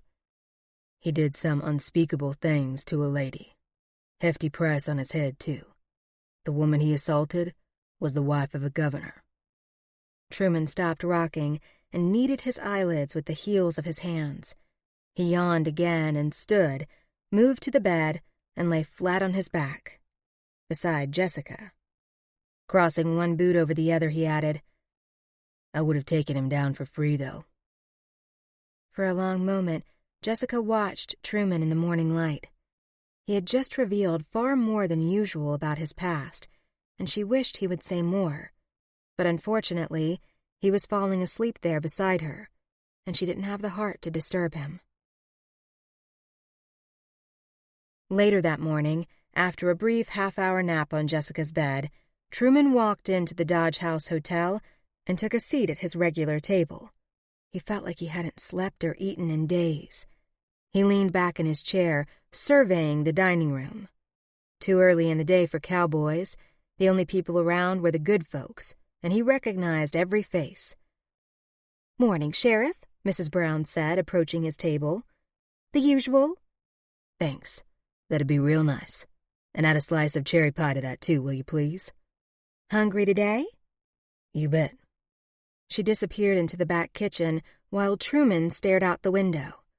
He couldn't forget the look on Jessica's face an hour ago when he opened his eyes to find her lying beside him on the bed, resting her cheek on her hand, watching him with those sleepy and seductive green eyes. She'd probably thought it mighty strange how he rose to his feet and left the room so fast. Hell, he had no choice, really. When he woke up and looked at her with her wild chestnut hair spilling over her shoulders in an alluring, uncombed mess, certain parts of his body arose for some earnest horseplay. If he'd stayed, he would have done more than just kiss her up against a whorehouse door. He would have flipped her onto her back and planted himself fervently between her sweet, luscious thighs, and that would have been some seriously dangerous territory to slide into. A few minutes later, a plate of food appeared in front of him. He hadn't even seen Mrs. Brown coming. "There you go, Sheriff. Piping hot, the way you like it." Yeah, he liked it hot all right. Thankfully, the succulent aroma of spicy roasted chicken distracted him from his degenerate thoughts, and he picked up his fork and dug in. He ate his lunch and thought more about Jessica, and worked real hard to keep those thoughts strictly professional. Maybe he should take her away for a while, just until the gang got bored and gave up. He could lose them. He'd lost a number of men hot on his trail before, but as he began to consider a plan to do just that, he shook his head. Ideas like that didn't come from anything professional. Truthfully, all he wanted to do was be alone with Jessica for a few days and quench his pent-up lust. After he finished and paid for his meal, he left the dining room and walked out onto the boardwalk. Old Jimmy Clay was sitting on an upturned barrel smoking a pipe. "Howdy, Sheriff. Swell day." Truman settled his hat on his head and tipped it forward to shade his eyes from the blinding sun. "Certainly is. You just get here, Jimmy?" "Been sitting here for about 5 minutes. Just came from Hambell's livery. All kinds of commotion over there." "Such as?" "They had some ruffians in there last night. They were asking about Junebug Jess. Threatened to drop a lamp in a haystack if no one fessed up." Truman's blood began to boil in his veins. "Why didn't anybody tell me?" "Telling you now." Truman pounded down the steps and took off down the dusty street. Hell and tarnation, he was mad enough to swallow a horned toad backwards. By late afternoon, Jessica, growing restless and weary of the same 4 walls, sat forward in the rocking chair when a knock sounded at her door. "Who is it?" "Truman." She rose and crossed the room to unlock it. "Come in." He entered, wearing the same clothes as the night before, but now they were coated in dust. He looked exhausted and was in bad need of a shave. "Any luck?" she asked, knowing the answer before he gave it. "Afraid not." "Don't tell me I have to stay here again another night." "I don't want to risk moving you," he replied. "The streets are filling up, and you'd be seen." She returned to the chair to sit down. "Can I at least have a visitor? I'm bored to tears." Removing his hat, he hesitated as he studied her face for a moment. "Well, it just so happens you're going to have company tonight. All night, as a matter of fact." "Really? Who?" He put his hat back on. "Me." Jessica's heart began to race as Truman turned and headed for the door. "Wait a minute." She sat forward in the chair. "Where are you going?" "To get a bath and a shave." Jessica smiled at him flirtatiously. "You don't have to smell pretty on my account." He turned the knob and opened the door. "Who said I'd be doing it for you? My horse is beginning to give me the cold shoulder." He glanced back and winked at her, sending a wonderful shudder of anticipation through her body. Chapter 16. That evening, after a few hours of mental preparation and soul-searching, Jessica jumped when a knock rapped at her door. "Is that you?" she asked. "Yeah," Truman replied. She'd been reading a book about potatoes, and at the sound of his deep timbred voice, she accidentally dropped the wildly stimulating piece of literature on the floor. "Come in," she called out, picking up the book and opening it at random. Truman walked in and removed his hat. His hair was wet and slicked back, and he wore a clean white shirt and black vest, along with a pair of freshly laundered trousers. "Are you hungry?" he asked. "Because I just told Rosie to bring up a couple of plates." He crossed to the window, as he did every time he entered the room, and pulled the curtain aside with one finger. Outside it had begun to rain. Kind of dark in here for reading." He casually glanced down at the book on her lap. Jessica admired the way his holster hung loosely at his hip. The leather was soft and well used. "You're right," she managed to reply, as she gladly closed the book. He moved to the bedside table and scraped a match along the wall. It flared and illuminated his face as he lowered the flame to the wick of the kerosene lamp. "Truman." "Yeah." He glanced at her only briefly as he moved across the room. "Why are you staying here tonight? Did something happen?" He withdrew his revolver and checked the chamber for bullets. "I paid a visit to Ham Bell's livery today and found out that Lou's gang doesn't plan on leaving Dodge until they find you and take what's rightfully theirs." She bristled at the subtle note of accusation in his voice. "Does anyone know what they want from me?" "No one seems to have the faintest idea. Funny, isn't it?" Jessica, growing frustrated, met his stare. "You sound like you don't believe me again." Truman moved toward her and lifted her chin with one finger. "Whatever this secret is that you're keeping, are you ever going to share it with me?" She hesitated while she imagined how he would react if she told him the truth. Would he think she was off her rocker? "I might, one of these days." "Does it have anything to do with Lou's gang?" he asked, studying her intently. "I already told you, no." He backed away. "Well, if you don't have whatever it is they want, who does have it?" "How should I know? I wasn't a close personal friend of Lou's. All I know is that he was an unlucky brute." Truman fell silent for a moment and sat down at the foot of the bed. "Back to your earlier question. I'm staying because I reckon they'll be looking everywhere for you. It might get rough tonight." A knock sounded at the door, and Truman drew his gun. "Who is it?" "Rosalie." He holstered his weapon and went to open the door. Rosalie entered with supper on a large tray. "Hey, Truman, I brought you and your lady some grub." "She's not my lady." Jessica squirmed inwardly at the cool tone of rancor in his voice. "Either way," Rosalie said, setting the tray on the table. "There's enough food here to keep both of you busy for a while. When you're done, you can set the tray out in the hall. One of the girls will get it eventually." "Thanks, Rosie," Truman said. She ran her hands over her skirt. "I'll be right back."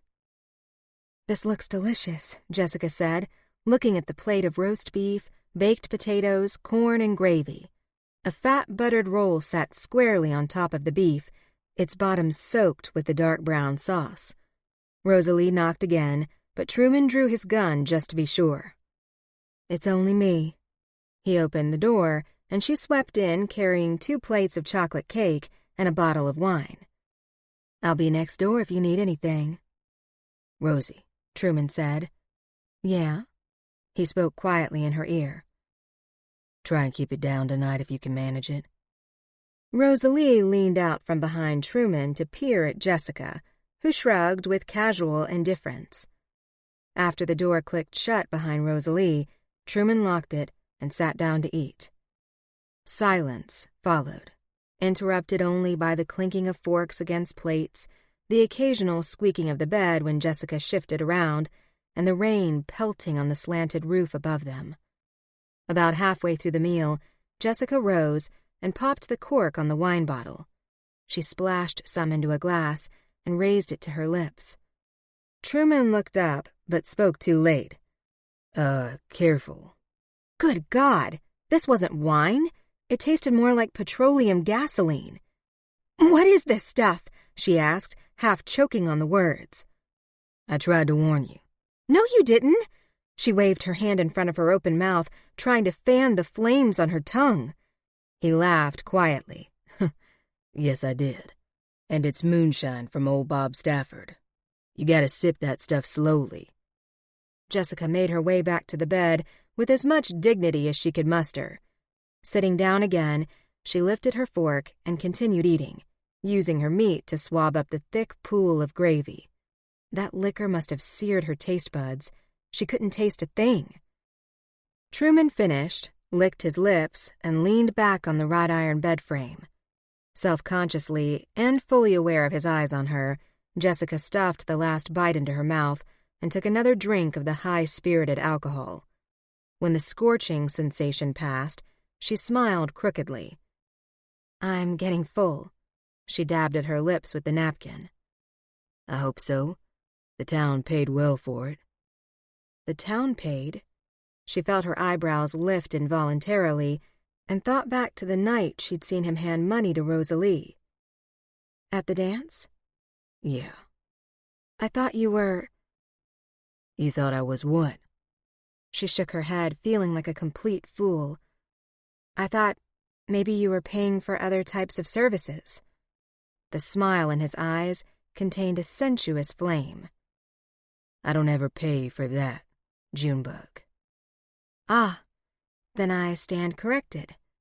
She reclined leisurely on the bed.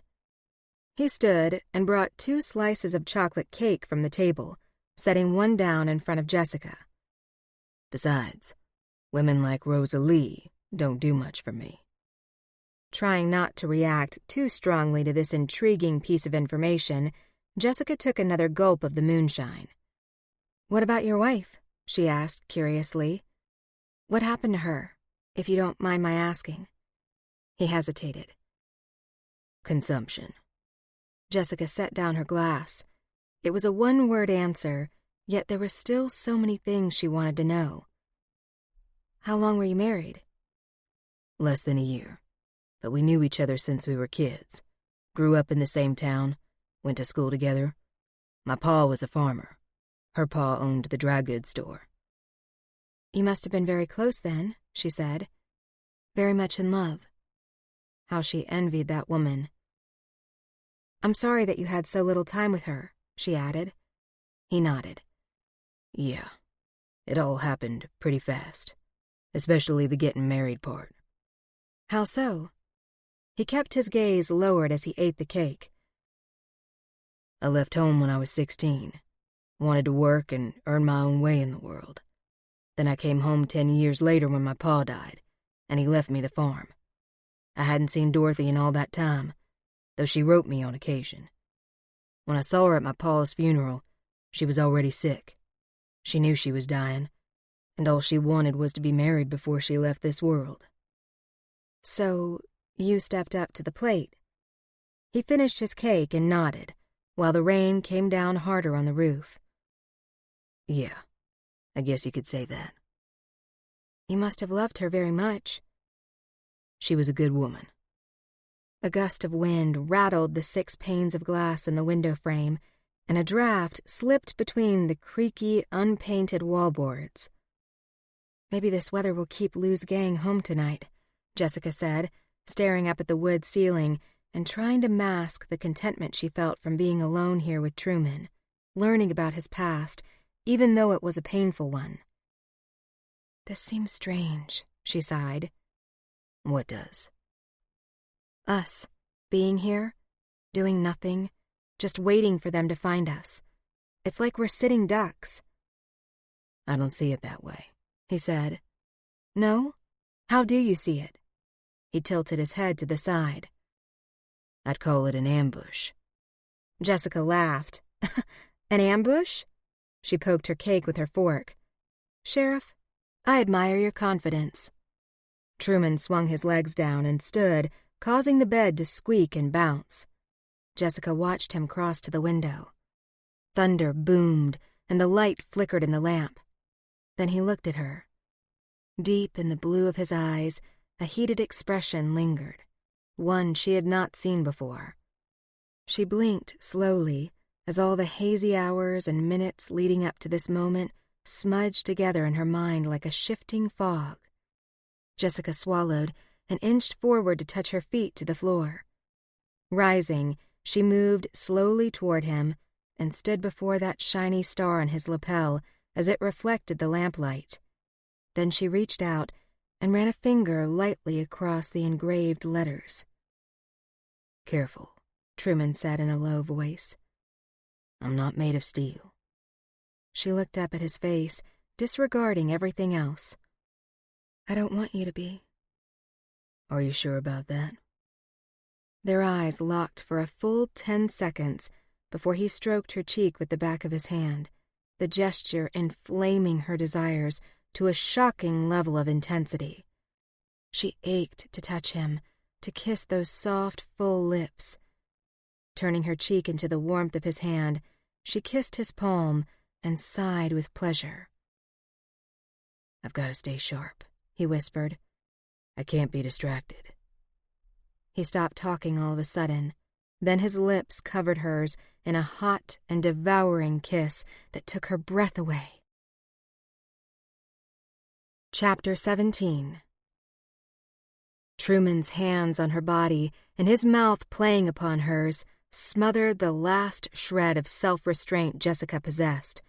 She burned with desire as he swept her into his arms, carried her to the bed, and laid her softly onto the mattress. Their mouths met briefly, then he came down beside her, his hand roving the length of her body. Jessica. His breath was hot and moist against her cheek, and it sent a flurry of delicious sensation through her. I can't protect you this way. No, please don't stop. I'll die if you do.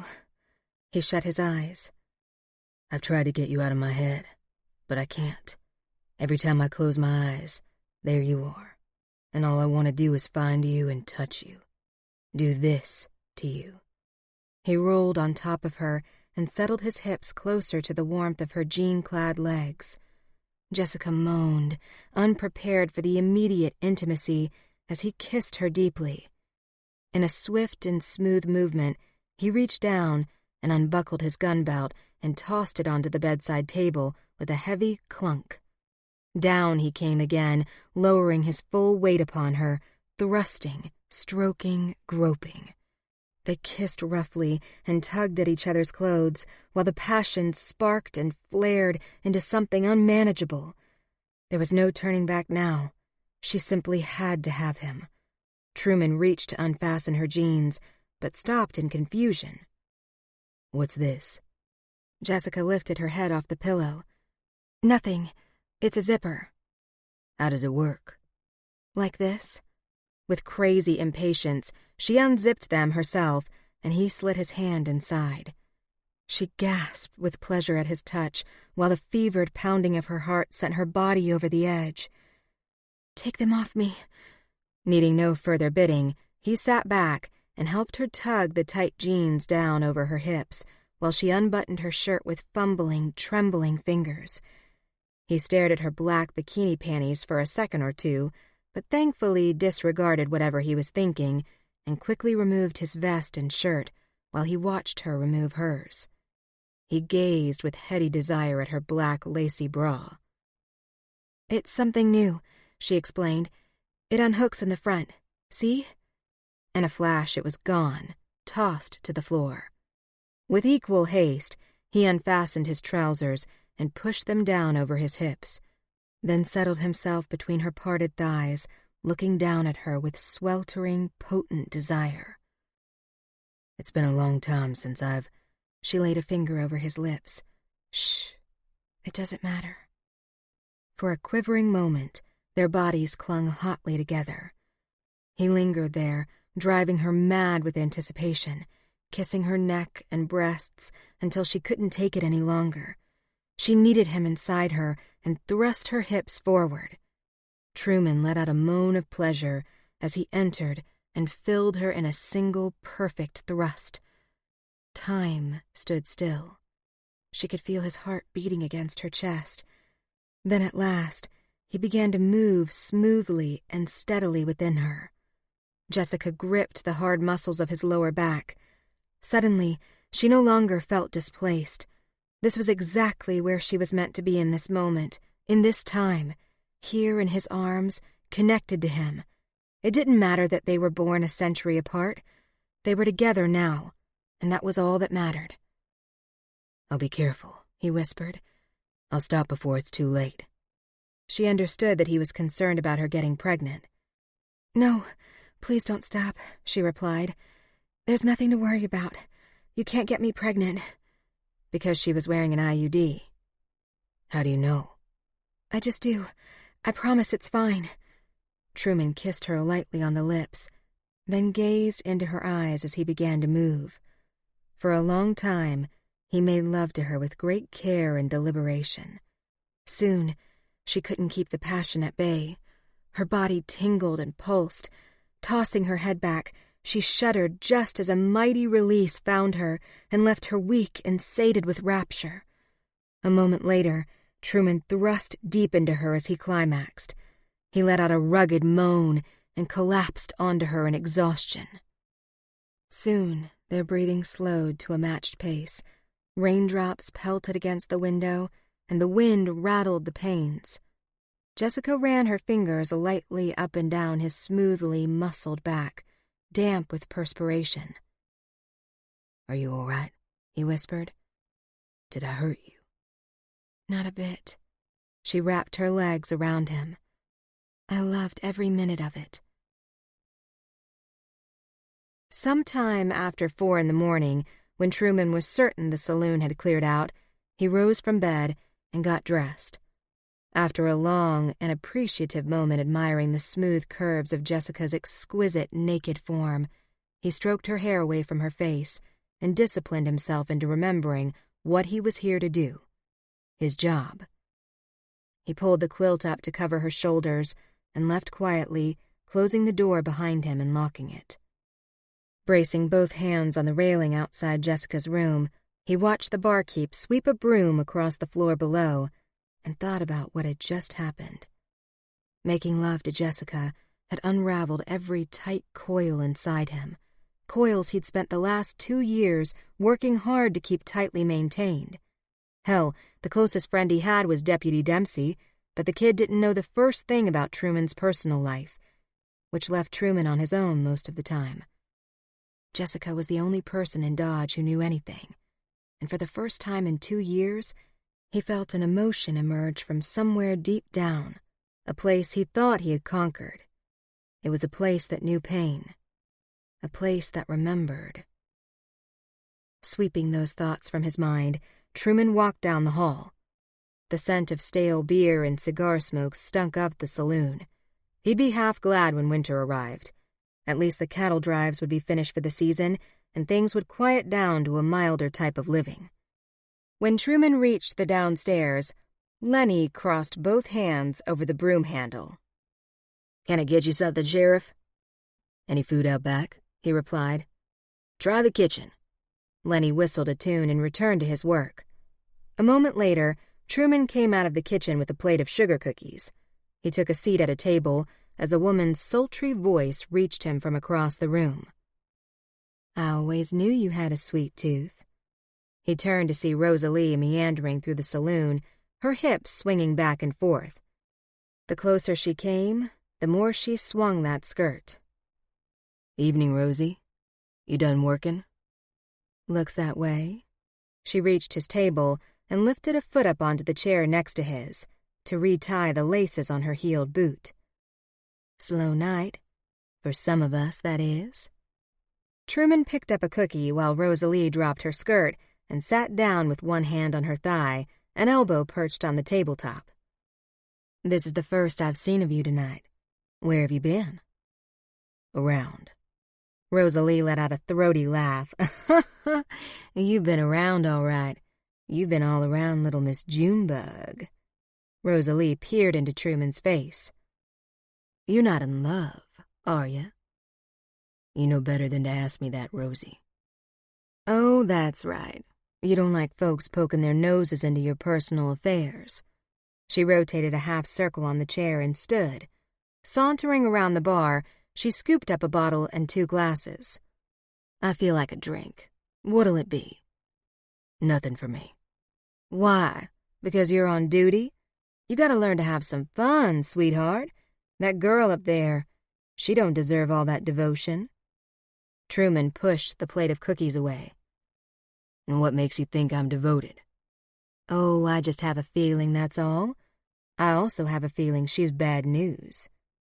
Rosalie poured whiskey into one glass, but Truman placed his hand flat across the top of the other.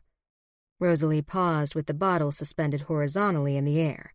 Then she set it down, picked up her own glass, tossed the whiskey back, and swallowed it in one gulp. Turning away, she headed for the stairs. "You're a damn fine thing to look at, Truman. Finest-looking man in Dodge. Anytime you want to come see me, it'll be on the house." She disappeared into the darkness, but called out in a throaty voice. "You remember that offer now? I have a feeling after Junebug leaves town, which she will, no doubt about it, you'll be needing to take the edge off." Jessica woke to a ray of light piercing through the window. Outside, a pack of dogs barked ferociously. She sat up and stretched her arms over her head, then winced in agony. Oh, the headache.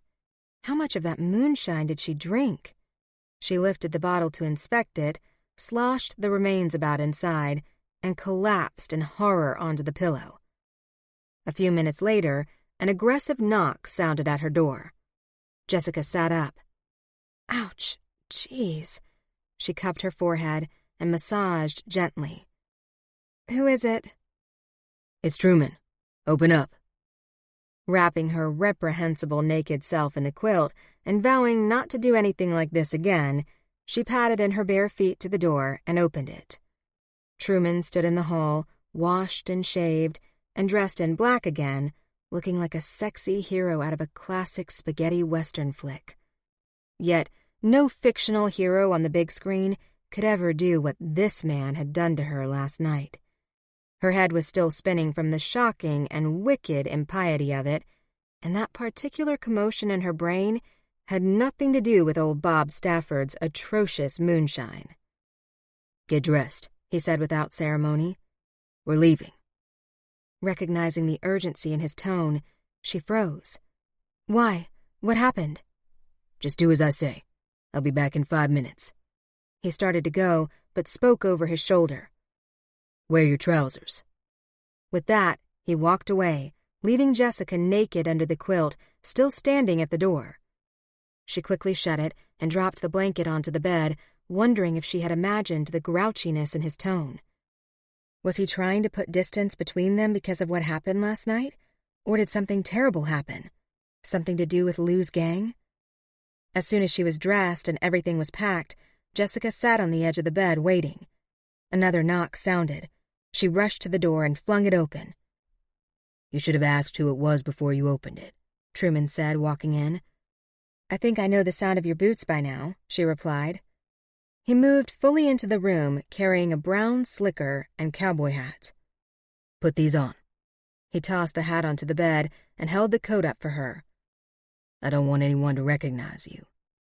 Studying his expression in those spark-like seconds, listening to the impatient tone in his otherwise patient voice, Jessica turned her back on him and shoved her arms into the sleeves of the slicker. He eased the coat under her shoulders and turned her around to face him. He tugged at her lapel to tighten the collar around her neck and rolled up the long sleeves. "I can dress myself, you know," she said. "I'm sure you can." He picked up the hat and rotated it in his hands while looking at her long, tousled hair. "Can you pin that up?" She dug into her leather bag to retrieve the pins from the bottom and swept her hair up in a messy twist on top of her head. Pulling the hat on, she tucked up all the loose strands. "How's that?" she asked, raising her hands. "Fine," he answered. "Fine?" she replied, feeling a bit testy from the after effects of the moonshine. "That's all you have to say to me? Can we at least please mention the elephant in the room?" He faced her and frowned in confusion. "What elephant?" She shook her head in disbelief. "We had sex last night.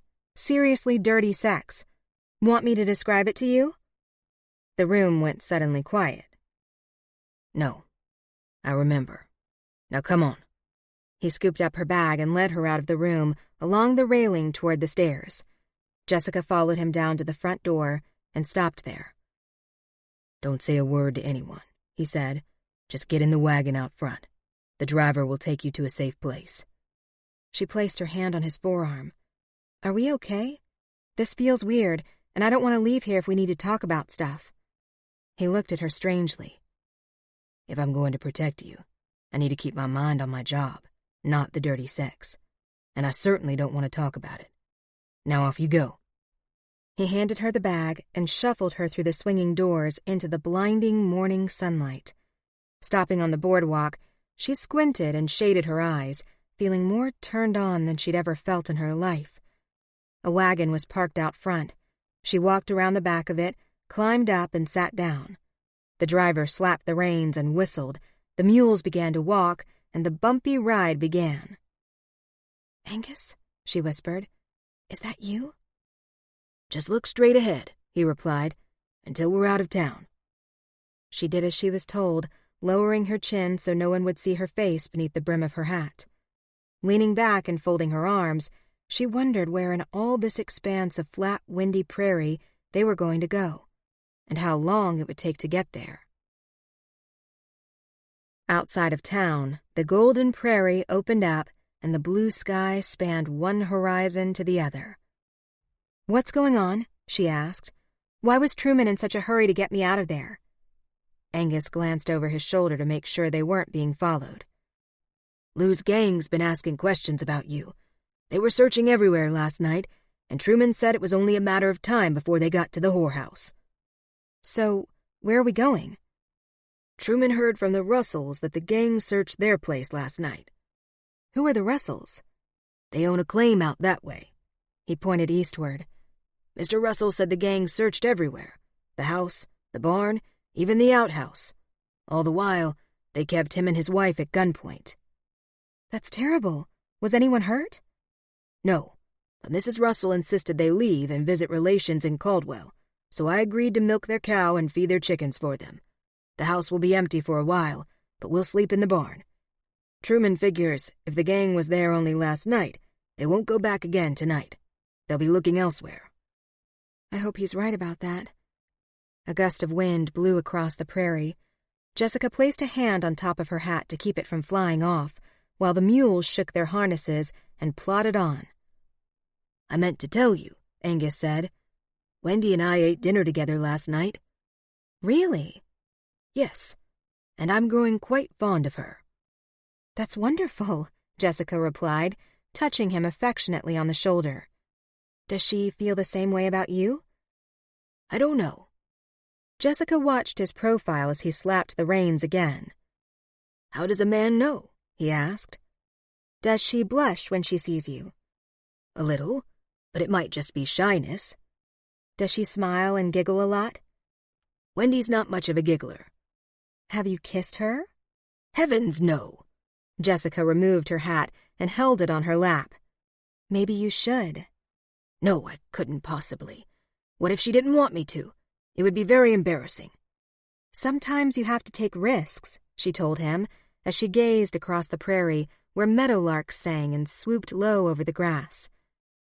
"If you really want to love someone, you need to be able to share everything with them." Last night, Truman had made love to her as if in a dream, and this morning she had felt the raw ache of being torn away from him. Yet, he still knew so little about her. While she stared down the long road that stretched before them, she knew it was probably time to heed some of her own advice. She was going to have to tell Truman about her time traveling eventually. Maybe tonight would be the night. Chapter 18.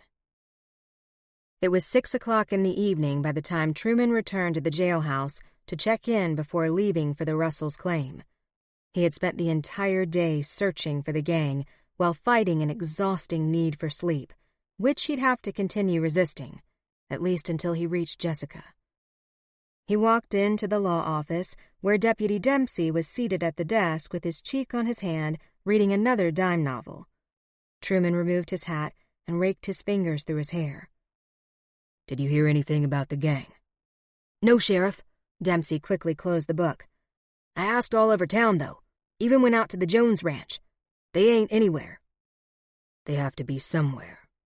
Truman's spurs jingled as he crossed the room and looked over a few new police court dockets on his desk. Seeing nothing unusual, he pressed his palms over his bloodshot eyes and rubbed. Then he blinked a few times. Dempsey looked up at him as if waiting for instructions. You'll need to stay here, Truman said, heading for the door, in case anybody comes forward with information about the gang. All of Dodge knows we're looking for them. I'm sure somebody will see or hear something. You should get some sleep, Sheriff. You look like you were run over by a cattle drive. I'll sleep later. Where are you going now? Dempsey asked. I'm going to get a real quick meal at the Dodge house, then head out to watch over Miss Delaney. I won't tell you where, though. Best to keep that secret. He opened the door and stepped out onto the front porch, feeling more impatient to reach Jessica than he could ever have anticipated.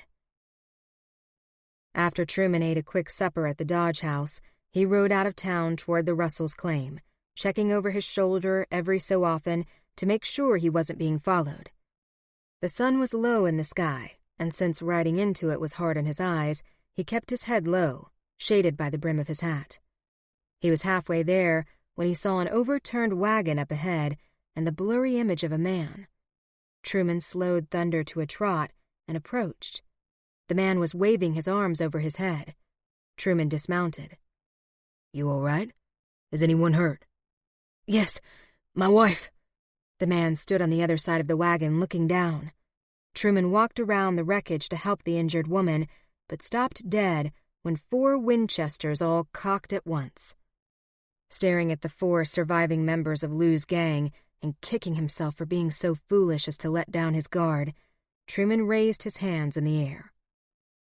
Keep your hands over your head, Wade, Bart said, reaching into Truman's holster and confiscating his gun. The gang slowly surrounded him, and the wind roared over the wagon, spinning its wheels. Now, you're gonna tell us where you been hiding that little lady of yours. She has something that belongs to us. Bart jabbed him in the ribs with the barrel of his rifle, while his forefinger flexed at the trigger. If you want to see the sun come up tomorrow, Corey added, you best tell us where she is. Truman spit off to the side. Where is she? Bart demanded. And if you don't answer me soon, I swear on my mother's grave I'll blow your brains out. Truman glared at Bart, his ugly face not 6 inches away. Sounds like things are going to get messy then, he replied, because I ain't telling you shit. Bart's eyes clouded over with rage.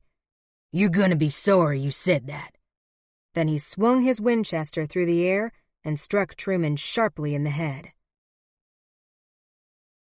As time ticked by in the Russells' hayloft, Jessica found it increasingly difficult to ignore the worries that were niggling at her. It's been dark for at least an hour, she said to Angus. He should be here by now. I'm sure everything's fine. The remainder of the evening dragged by slowly. Jessica passed the time reading under the lantern while Angus napped. Hours later, the flame flickered and the barn creaked in the wind like an old ship. Wondering what time it was and what had become of Truman, she rose to her feet and walked to the other side of the loft. She perked up for a moment when the dog barked. Maybe Truman was coming. Hearing only the incessant howl of the wind, she gave up on the notion. She returned to where Angus slept and tried not to wake him as she lifted the watch out of his pocket to check the time. 11:30. Damn. Truman had said he would be there before dark. Something must have happened. Leaning forward on one knee, she shook Angus. He twitched, and then he awakened with a jolt. Angus, wake up. It's 11:30 and Truman's not here yet. Angus sat up. He rubbed his head and smoothed his thinning hair. Maybe he's at the house watching from there. I need you to go check. Of course. You stay here. He made his way down the ladder. A few minutes later, the barn door squeaked open and Jessica rose to her feet. Did you find him? She asked. Angus shook his head. Jessica pounded a fist against the post. Something's wrong. I can feel it. We have to go look for him. Angus hesitated. We can't do that. I promised to keep you here. And what if he arrives and we're gone? She considered it a moment. Here's what we're going to do. I'll stay here while you head back into town. Find Dempsey and tell him that Truman never arrived. Learn whatever you can. The sheriff's probably locking that gang up right now, Angus replied as he gathered up his coat.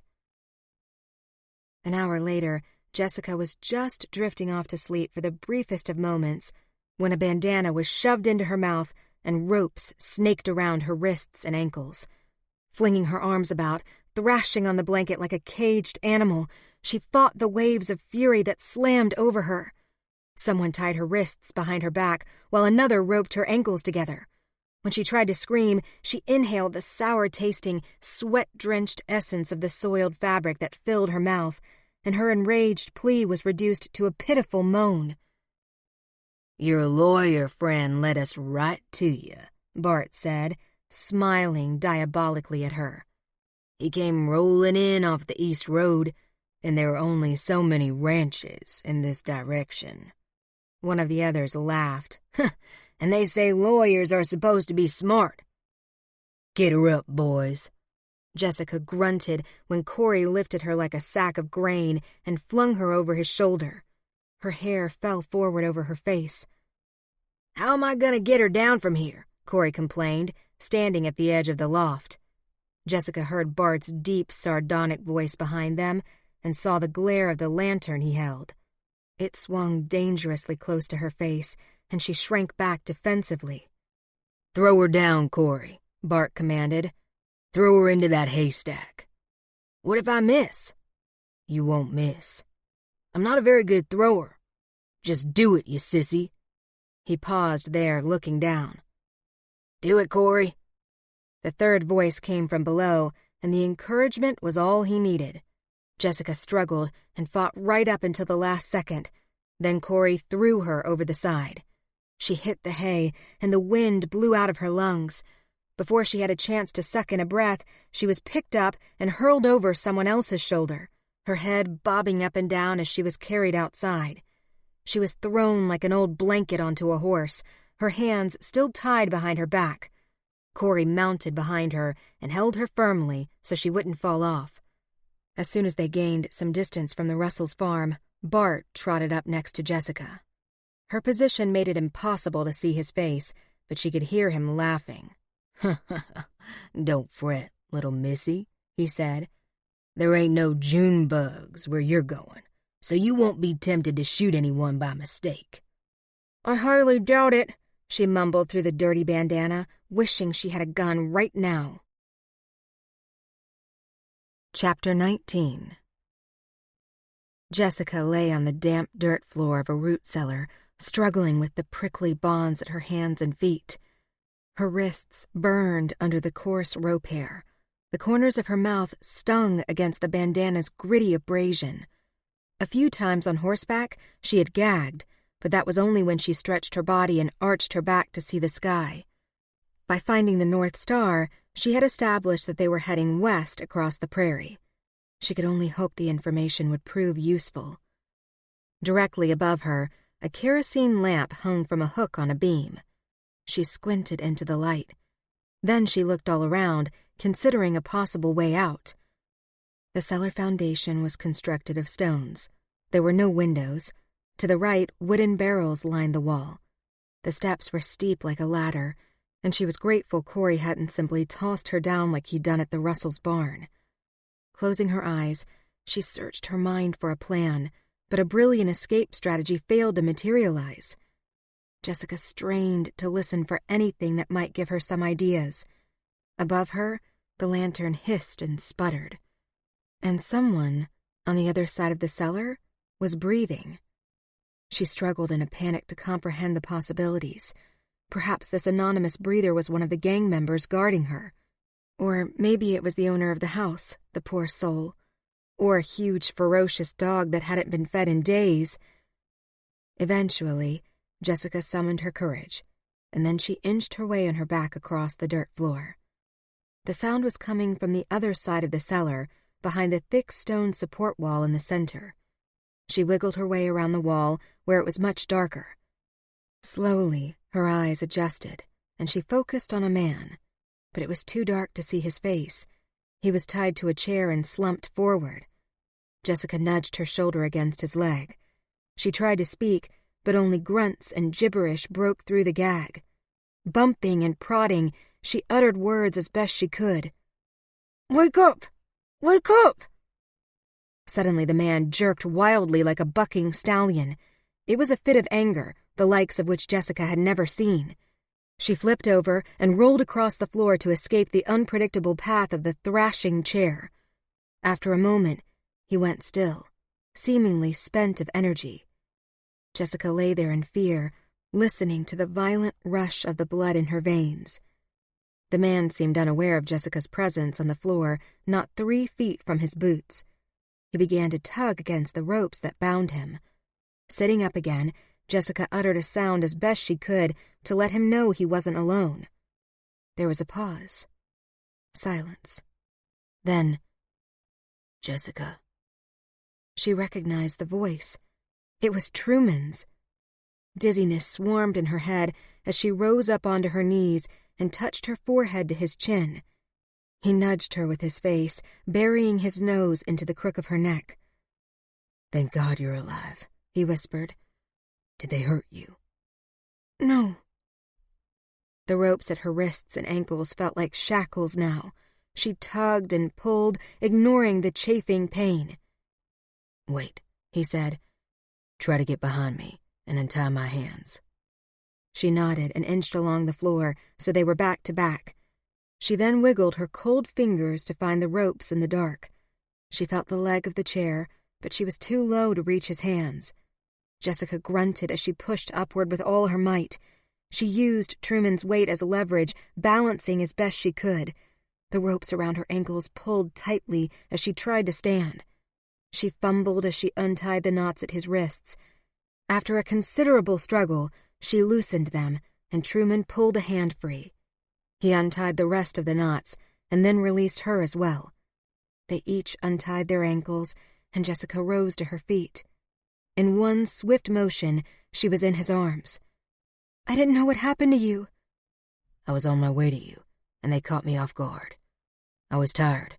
I should have known better." His mouth covered hers. He crushed her body to his and pulled her close. His lips were warm and moist as he kissed and caressed her, and she sighed with a pleasure that seemed impossible under these circumstances, but there it was. They were together. Nothing else mattered. He drew away and whispered faintly, "I was in hell today. It was all I could do to keep from following you after you left Rosie's. Then when they ambushed me, I didn't know if I'd ever see you again." Jessica took his hand. "Come over to the lamp so I can look at you." He followed, but when she caught sight of him, she gasped, a sharp sound in the bleak silence. "Oh, God!" He was black and blue, one eye swollen shut. Blood matted his hair close to his temple. The skin over his cheekbone was cut. Blood stained his black shirt and dripped down his neck. "Oh, Truman!" Jessica reached to touch his face, but he jerked away. "Don't," he said. She wanted to pound the disgusting thugs who brought them here. "How could they do this to you?" "They're cowards. They knocked me out before they took their punches. I don't remember any of it." Jessica wished there was something she could do to clean his wounds, but they didn't even have any water. "I need to get you out of here," he said, looking around. "Do you know where we are?" "About a half-hour ride west of the Russells' place." He frowned. "That's not good. If they let you see where they were taking you, I doubt they plan to let us out here alive." She shut her eyes and tipped her forehead against the solid wall of his chest. "This really sucks." He gathered her into his arms again, and Jessica knew that while he held her, he was thinking and plotting. "We have to find out what it is they want from you," he said.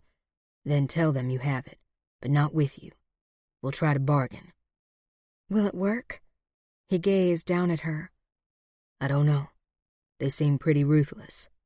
"I can be ruthless too," she assured him. If one of them came down here now, she was quite sure she would beat him insensible with her own hands. "Maybe Dempsey will find us," she said, working hard to restrain those feelings of aggression, at least for now. "Angus told him you were missing. Soon he'll discover I'm gone and—" She watched Truman beneath the orange glow of the lamp, thinking back on everything that had brought them here, and wished in vain that she'd never stopped to fight with that Junebug. Truman looked at the stairs. Have you tried the door? No. He brushed by her and climbed the cellar steps. He listened at the top and jiggled the latch, but the door was bolted shut. When he heard nothing from the other side, he began to slam his shoulder against it. A voice shouted, "Give it up, Wade! It's locked tight with a few extra boards nailed on just to be sure." Truman uttered an oath and stepped back down. The voice called down to them again from behind the locked door. "You two might as well relax. Bart'll be down in the morning to have a little chat with you." His footsteps started away and then stopped. "Oh," he added, as if he'd just thought of something clever. "Enjoy your last night together." Jessica listened to the heartless laughter and felt breathless with rage. Then she began to tremble. If only she would wake up in her own bed with Truman beside her and find the television on. Footsteps pounded across the floor overhead. Bed springs creaked and bounced. Then silence. "I guess we're stuck here until morning," Truman said. "Do you have any idea how late it is?" "It must be after 3, maybe 4. "We should get some sleep." He unhooked the lamp, carried it to the other side of the cellar, and found an old blanket from behind one of the crates. "You can lie down on this." Jessica glanced up at his bruised face. "We'll share it. How about over there?" She pointed toward the far corner where they would be out of sight if anyone came down the stairs. Truman set the lamp down and spread the blanket on the ground.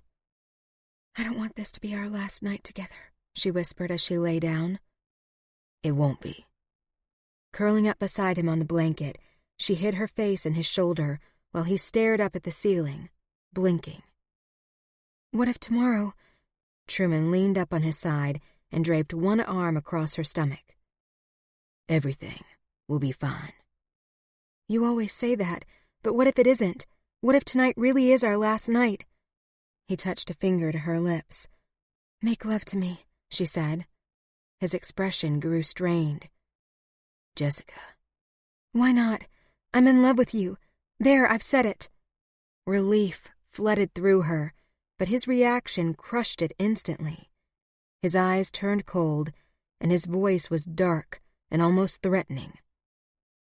"I don't want you to love me." "Why?" Lying back, his hand slipping from her stomach onto his own, he said, "There are things you don't know about me. Things no one knows." She wanted to tell him that it didn't matter, that there were things he didn't know about her either, like the fact that she came from another century and still wanted to return home. She felt torn, yes, because of how she felt about him, but this was not her world, and when the time came, if it came, she would leave him. It would kill her inside, but she would do it. If only she could take him with her, but would he even want that? Would she?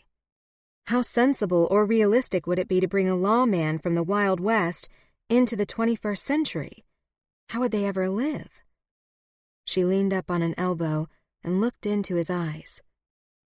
"You can tell me anything," she said, "because I have secrets too, things you wouldn't believe." He touched her cheek. "I've always known that, since the first moment we met." Abruptly, he sat up. Then he stood and rested his forehead on a low timber beam. Jessica rose and approached him. "Tell me everything. I want to know all your secrets. Then I'll tell you mine." A vein pulsed at his temple. "I don't know if I can. The words are like poison on my tongue." He moved into the shadows and sat down on the chair. Jessica picked up the lantern and set it on the dirt floor at his feet. He leaned forward with his elbows on his knees, his hands locked together in front of him. "Why don't you want me to love you?" she boldly asked. He lifted his eyes, and the malice was there again, reflecting in the lamplight. "Dorothy loved me," he said, "and I wish every day that she hadn't." "Are you afraid I'll get sick and die like she did?" He pinched the bridge of his nose. "No, it's not that." "What is it then?" There was a long pause. "It was my fault that she died." Jessica knelt down and took his hands in hers. "She was sick, Truman. You can't blame yourself. It was no one's fault." He glared at her with dark and brooding hostility. "You're wrong about that." "How?" The flame in the lantern sputtered and hissed. "Because I shot her." Chapter 20. A cold wave of shock moved through Jessica as she digested Truman's words. What happened? He sat forward again, rested his elbows on his knees, and looked her in the eye as he spoke. "She was sick. That much is true. And we couldn't run the farm. We needed money, so I set out to collect what I thought would be an easy reward. There was an outlaw they called Big Dog. He knew I was looking for him, and by that time, folks knew my aim was good, and I didn't miss my mark often. I reckon he wanted to get to me before I could get to him, so he came to the house." Jessica swallowed over the sickening lump of dread that rose up in her throat. "When Big Dog walked in my front door," he continued, "I drew my weapon. Big Dog shot me in the shoulder, and I shot him at the same time. He dropped his gun, but stayed on his feet, while I fell back onto the floor. He was wobbling, and I figured he'd go down any time. So I lay there with my 6-shooter aimed at his head, not even knowing if I had any bullets left."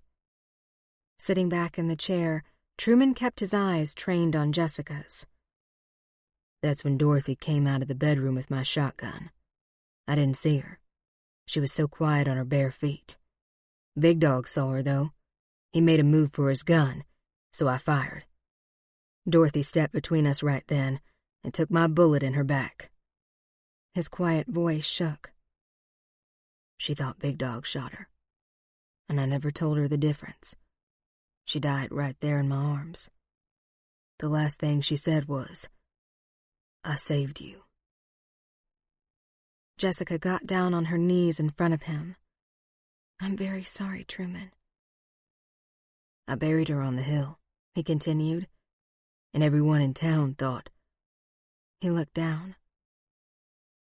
"I told them Big Dog shot her. Then I took the reward money, sold the ranch, and left town for good." "It was an accident." "But I should have told people. I should have told her folks. They were good people and I lied to them." "You'd been through hell, dealing with the worst kind of guilt. You were in no state to think clearly." She ran her fingers down his arm, searching for the right words. "I killed my wife," he said, shaking his head. "I'll never forgive myself for it. And I don't want to lose you like I lost her." "You will forgive yourself," she said. "I'll make sure of it, and you won't lose me." A chill shivered up her spine. Could she really promise him that? Suddenly, in a rush of movement, he stood up, pulled her to her feet, and smothered her next words with a deep, open-mouthed kiss that left her burning with love and desire. She knew she had to tell him the truth about where she came from, but he needed her now. He needed this, so she would confess her secrets later. Besides, morning would be here soon, and they'd done enough talking. His lips seared a path down her neck, and she threw her head back, opening herself to him completely. "I need to make love to you," he growled in her ear, and just the sound of his voice fired a tremor of relentless passion into her blood. Jessica slid her hand down his firm thigh and wondered how he had endured the past 2 years without intimacy, hiding his secret from the world. Yes. In a reckless flurry of movement, she unfastened his trousers and slid her hand inside. He responded with a groan of pleasure while she touched her lips to the fine curve of his collarbone, tasting the delicious, salty flavor of his skin. Nipping gently, her lips followed her trembling fingers as she undid the buttons of his shirt and kissed his chest. He pulled his shirt off over his head, and her lips found the firm, smooth, corded surface of muscle at his stomach. Next, with clumsy fingers, she unbuckled his empty gun belt and dropped it onto the ground beside him. "Come to the blanket," he said, taking her hand and leading her into the shadows. "We'll be more comfortable there." She followed him away from the lamplight into the darkness where he had laid their bed. Barely able to see him, she reached out to touch him instead, her impassioned senses shifting away from sight and becoming alert to smells, sounds, and textures. Locked together, they sank onto the blanket. Truman uttered a husky murmur and lowered himself on top of her. She wrapped her legs around him, unable to get close enough, wanting, craving everything she knew he was going to do with her. His lips blindly sought the sensitive flesh at her neck. Warm kisses journeyed to her shoulder as he slid a hand inside her shirt. He released each button and slid the shirt off her, covering her with his hot, sensuous weight. "You feel good," he whispered, reaching down to unfasten her jeans. She wiggled out of them. He removed his, and as soon as he was naked beside her, she rolled onto him. "Lie back." She pressed her palm to his chest and guided him down. "Relax." "That's not possible." His tone was low and laden with desire. His fingers found her breasts and inflamed her swirling senses as she eased herself down onto him, melting around him. Slowly, she moved with controlled effort. The hard swell of him filled her with soaring pleasure. "God," he moaned, his hands trailing down her flat stomach and around her hips to guide her in the directions that pleased him. Jessica tipped her head back, swaying to his rhythm. She went where he moved her, learning what he liked and what worked for her. Then she needed more, so she thrust faster, impatiently, until she was drained of strength, her body depleted of its power to thrust any harder. Truman sat up and rolled them over onto the woolen blanket. "I wish we could do this forever," she heard herself say in a cloud of pleasure, aware that she was denying the dangerous reality that faced them. "We will," he replied. Within moments, his hips were grinding against hers, deeper each time, as she arched her back. His name spilled from her lips, begging, pleading for more. More of his blinding, plunging desire. Then, just as she began to believe there was no ecstasy more perfect than this, her body gave way, and she bit her lip to suppress the urge to cry out his name. All the sensual pleasures of life came to her at once, until she was spent, collapsing upon him, her arms falling open to the ground. The bed above them had creaked and squeaked during the night, giving Truman something to pay attention to outside of his own thoughts and regrets.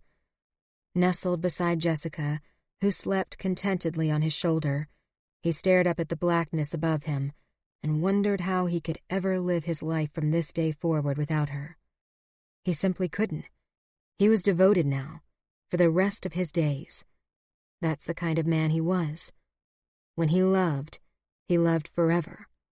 It was not something he took lightly. He loved from the deepest reaches of his soul. Not even death would keep him from her now. Brushing the tip of his thumb over the soft, creamy skin at her neck, he recalled the sounds she had made when she'd shuddered beneath him. The bliss of that moment had consumed him so completely, he had imagined their predicament was all a bad dream. Lying here now, he knew that to be a sad hallucination. Truman shifted. His arm was falling asleep, but he didn't want to wake Jessica. Her breathing had grown steady quite some time ago, and she had not stirred except for a slight twitching of her cheek where it was snuggled against his shoulder. Her heavy hair lay across his chest, tickling him each time it fluttered against the light breezes of her sweet breaths. He touched her lightly, but noticed the back of her arm seemed cold. He covered it with his hand. A few moments passed. In the quiet, he felt her awakening, by the change in her breathing and the subtle movement of her head as she swallowed. Then a sweet whisper floated into his consciousness. "Do you think we'll be all right tomorrow?" Truman hugged her. "Yes." They had discussed their escape strategy in great detail after they'd made love. If only he had his gun. The sorry events of the day before made him want to lash out and smack that overhead beam. He'd been foolish to ride up to that wagon without thinking. He should have slept at some point. He shouldn't have believed he could stay alert. Pins and needles tingled up his arm, so he tried to move. Jessica, so incredibly attuned to his needs, lifted her cheek, sat up, and watched him roll his shoulder to get the feeling back. "Maybe we should get dressed," she said. "Yeah, it must be almost dawn." He reached across her and picked up her clothes, holding them out to her. "Do you remember what to do?" "I think so," she answered, wiggling into her jeans.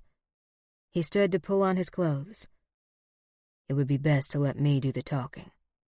He buckled his empty gun belt and shook his head at the foolish comfort he took from the ritual.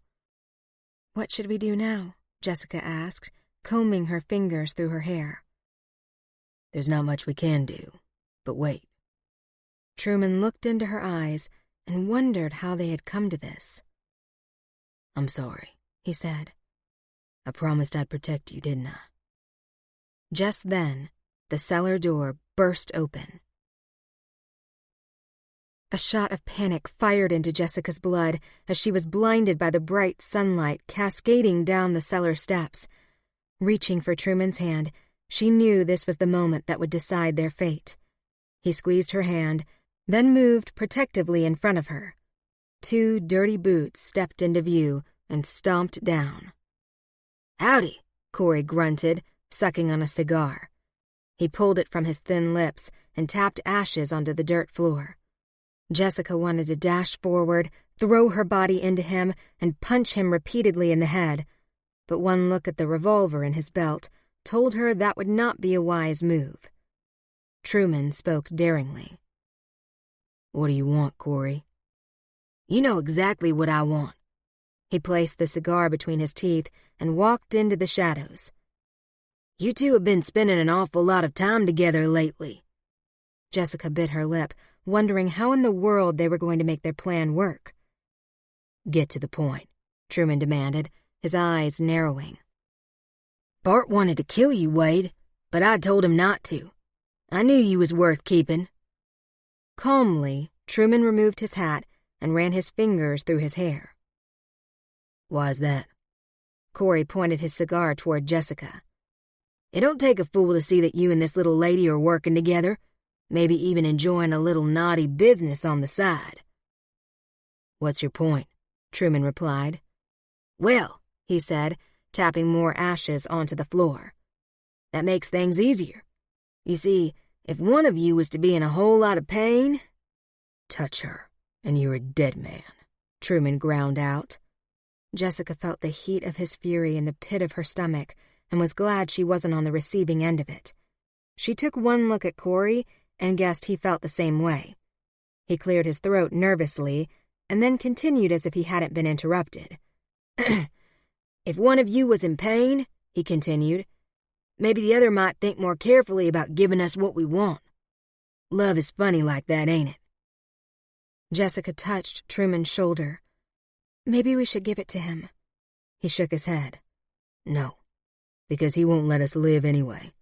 If we're going to die, we'll die together, right here." Jessica's hand dropped, certain that her contribution to the discussion had moved things along. It was a good thing, too, because she sure as hell was tired of wasting time, and she wanted to beat this ass to a pulp. Truman looped one thumb through his gun belt. "Even if we did agree to give it to you, do you think we'd be fool enough to keep it on us?" Corey smiled, his mouth curving in a manner that made Jessica wonder if he knew anything of human kindness. "No," he said sardonically. "I've never taken you for a fool, Wade. You either, Junebug. That's why I came down here. I figured it's time I cashed in on some of those smarts of yours." Chapter 21. Corey paced back and forth, pondering what to do. "I figure," he said, "if two people have a common enemy, that just about makes them partners, don't you think?" Truman leaned at his ease against a post. Tell me more. Smoke spiraled upward as Corey took a deep drag off his cigar. Bart's been vexing me lately. He's been getting too big for his britches, acting like he should be the new leader of this outfit. Jessica noticed Truman's patience wearing thin. He was tapping his thumb on his empty leather holster.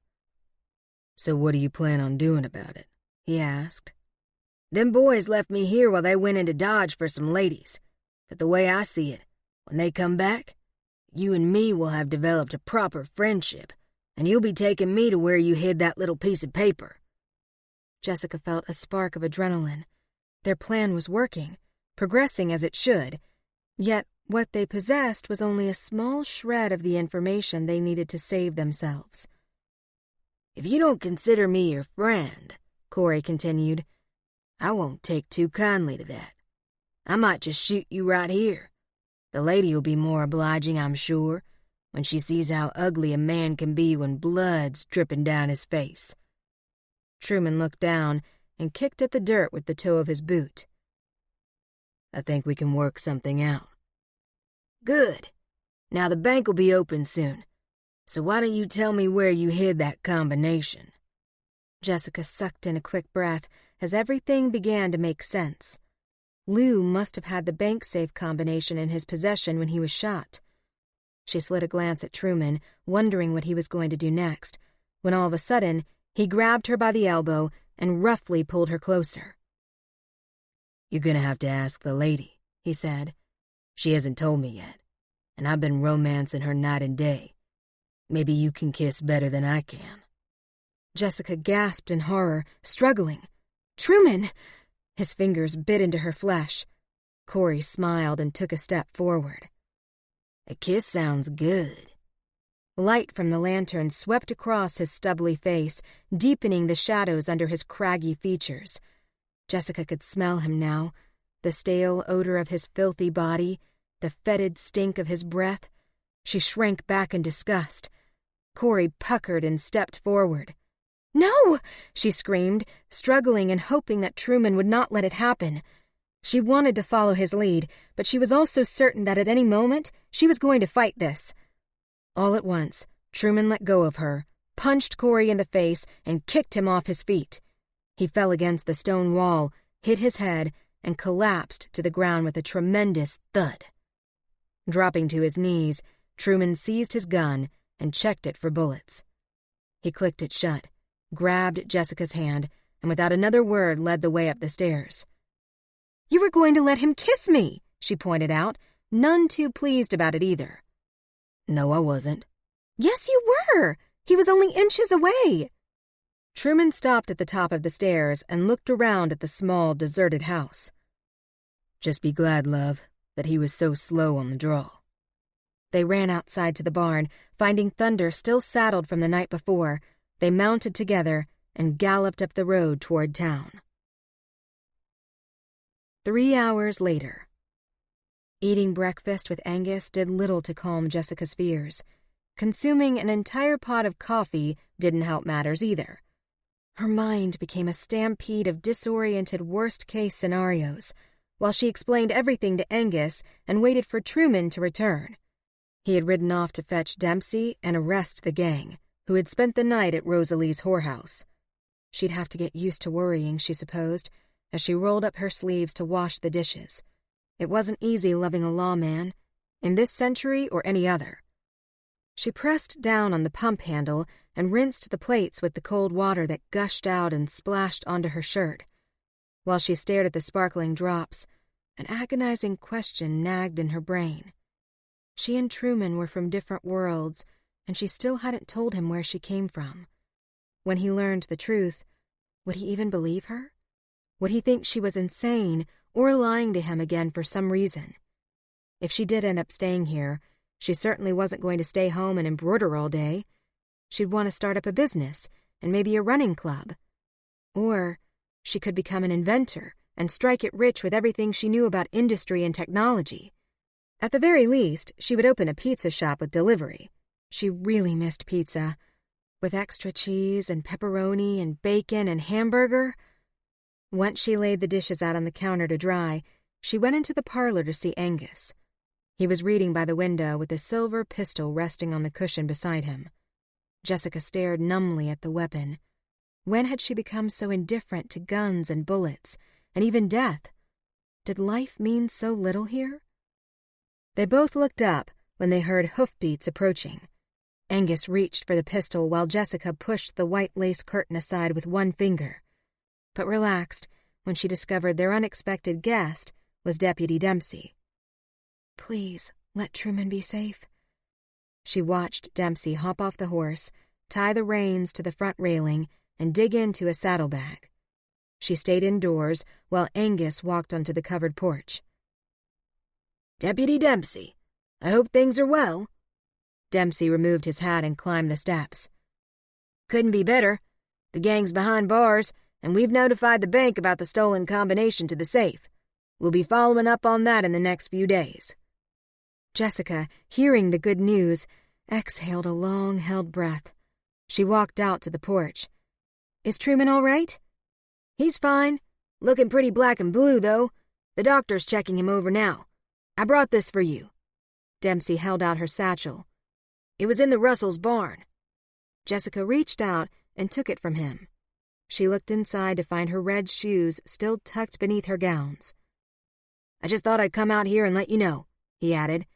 Sheriff Wade said he was going to do everything in his power to make sure the people of Dodge learn to forget those rumors about Junebug Jess. He said he knows there ain't no such person, and he wants you to feel that you can stay in town if you want to. He tipped his hat. Well, I better be getting on my way. Turning, he stomped down the steps, mounted his horse, and galloped away. Jessica stared after him. Angus laid a hand on her shoulder. Looks like somebody wants you to stay in this century. Strangely, however, despite everything Jessica had gone through with Truman, and no matter how desperately she longed to be with him, something deep inside her told her that this was not where she belonged.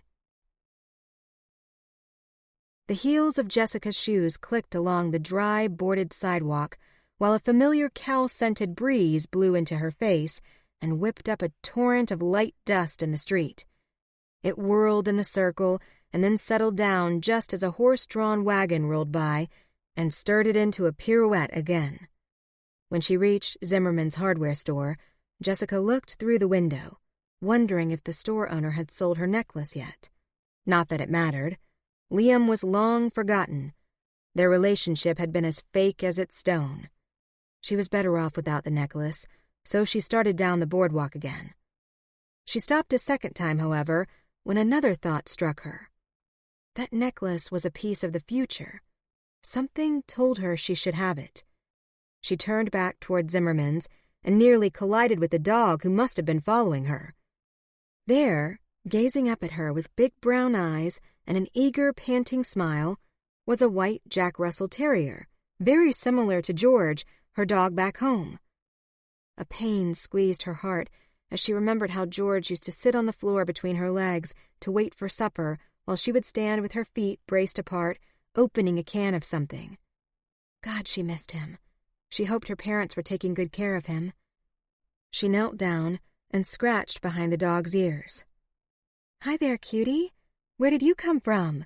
You look just like my dog back home. Hello? Those familiar black boots stepped into her range of vision. Jessica immediately stood. She hadn't seen Truman since they parted after escaping the gang's hideout, and for some reason, there was a strange awkwardness between them now. Hi. Just then, the dog nudged his nose under her skirts and sat down between her feet. This a friend of yours? Truman asked, looking down. Jessica laughed. No, I've never seen him before, but this is exactly what my dog does. She lifted her skirts to let him out from under her petticoat and knelt down again to pat his head. Does he belong to anyone? Yeah, the Petersons. His name is Leo. Jessica continued to ruffle Leo's ears while he licked her chin. Too bad, because I would have loved to take him home with me. A young boy called out from across the street. Leo, come on, we gotta go. Leo looked at Jessica and hesitated. Go on, she said, waving a hand as she rose to her feet. He's calling you. Only then did the dog dash off toward the Peterson boy. For a long moment, she watched them run together down the boardwalk and felt a deep ache of longing in her chest. Care for some company? Truman asked. I'd like to walk you home. That would be nice, she replied, but I need to go into Zimmerman's. Will you come in? I'll just be a minute. Sure. He opened the door for her, and the bells jingled. Jessica walked in and approached the clerk at the counter while Truman waited at the window, watching the street. Can I help you? The clerk asked. Yes, do you still have that necklace I sold you? The diamond? Yes, just a minute. He went out back and returned after a few seconds. Here it is. She admired the large, sparkling stone, which dangled from his fingers like a pendulum. I was thinking of making it into a ring, the clerk mentioned. Jessica cleared her throat. How much are you asking for it right now as a necklace? $40. But it's not a real diamond. Looks real to me. She dug into her purse, counting what she had. Would you take $38? It's $40.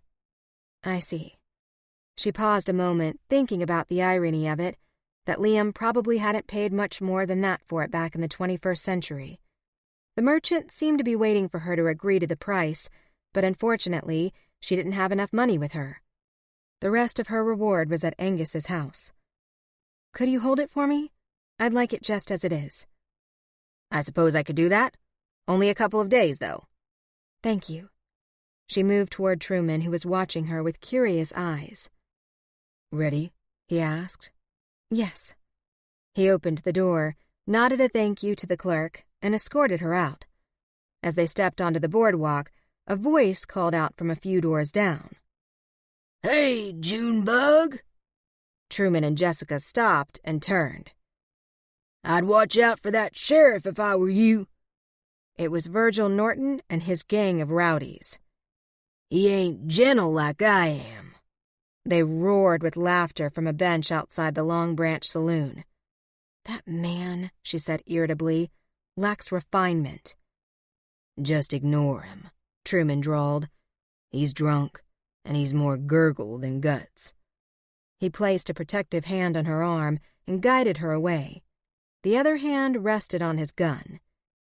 She and Truman walked past the storefronts and saloons until they came to the end of the boardwalk and stepped into the dusty street. Careful, Truman cautioned as he guided her around fresh evidence that this was a cow town. Thank you.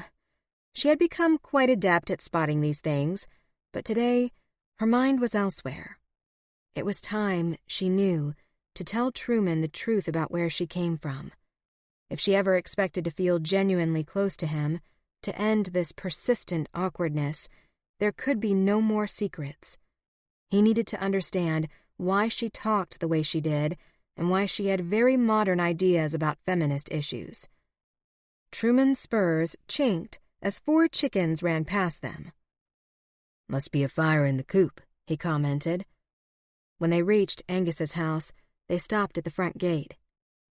Would you take a walk with me out onto the prairie tomorrow? She asked, feeling nervous about the whole thing.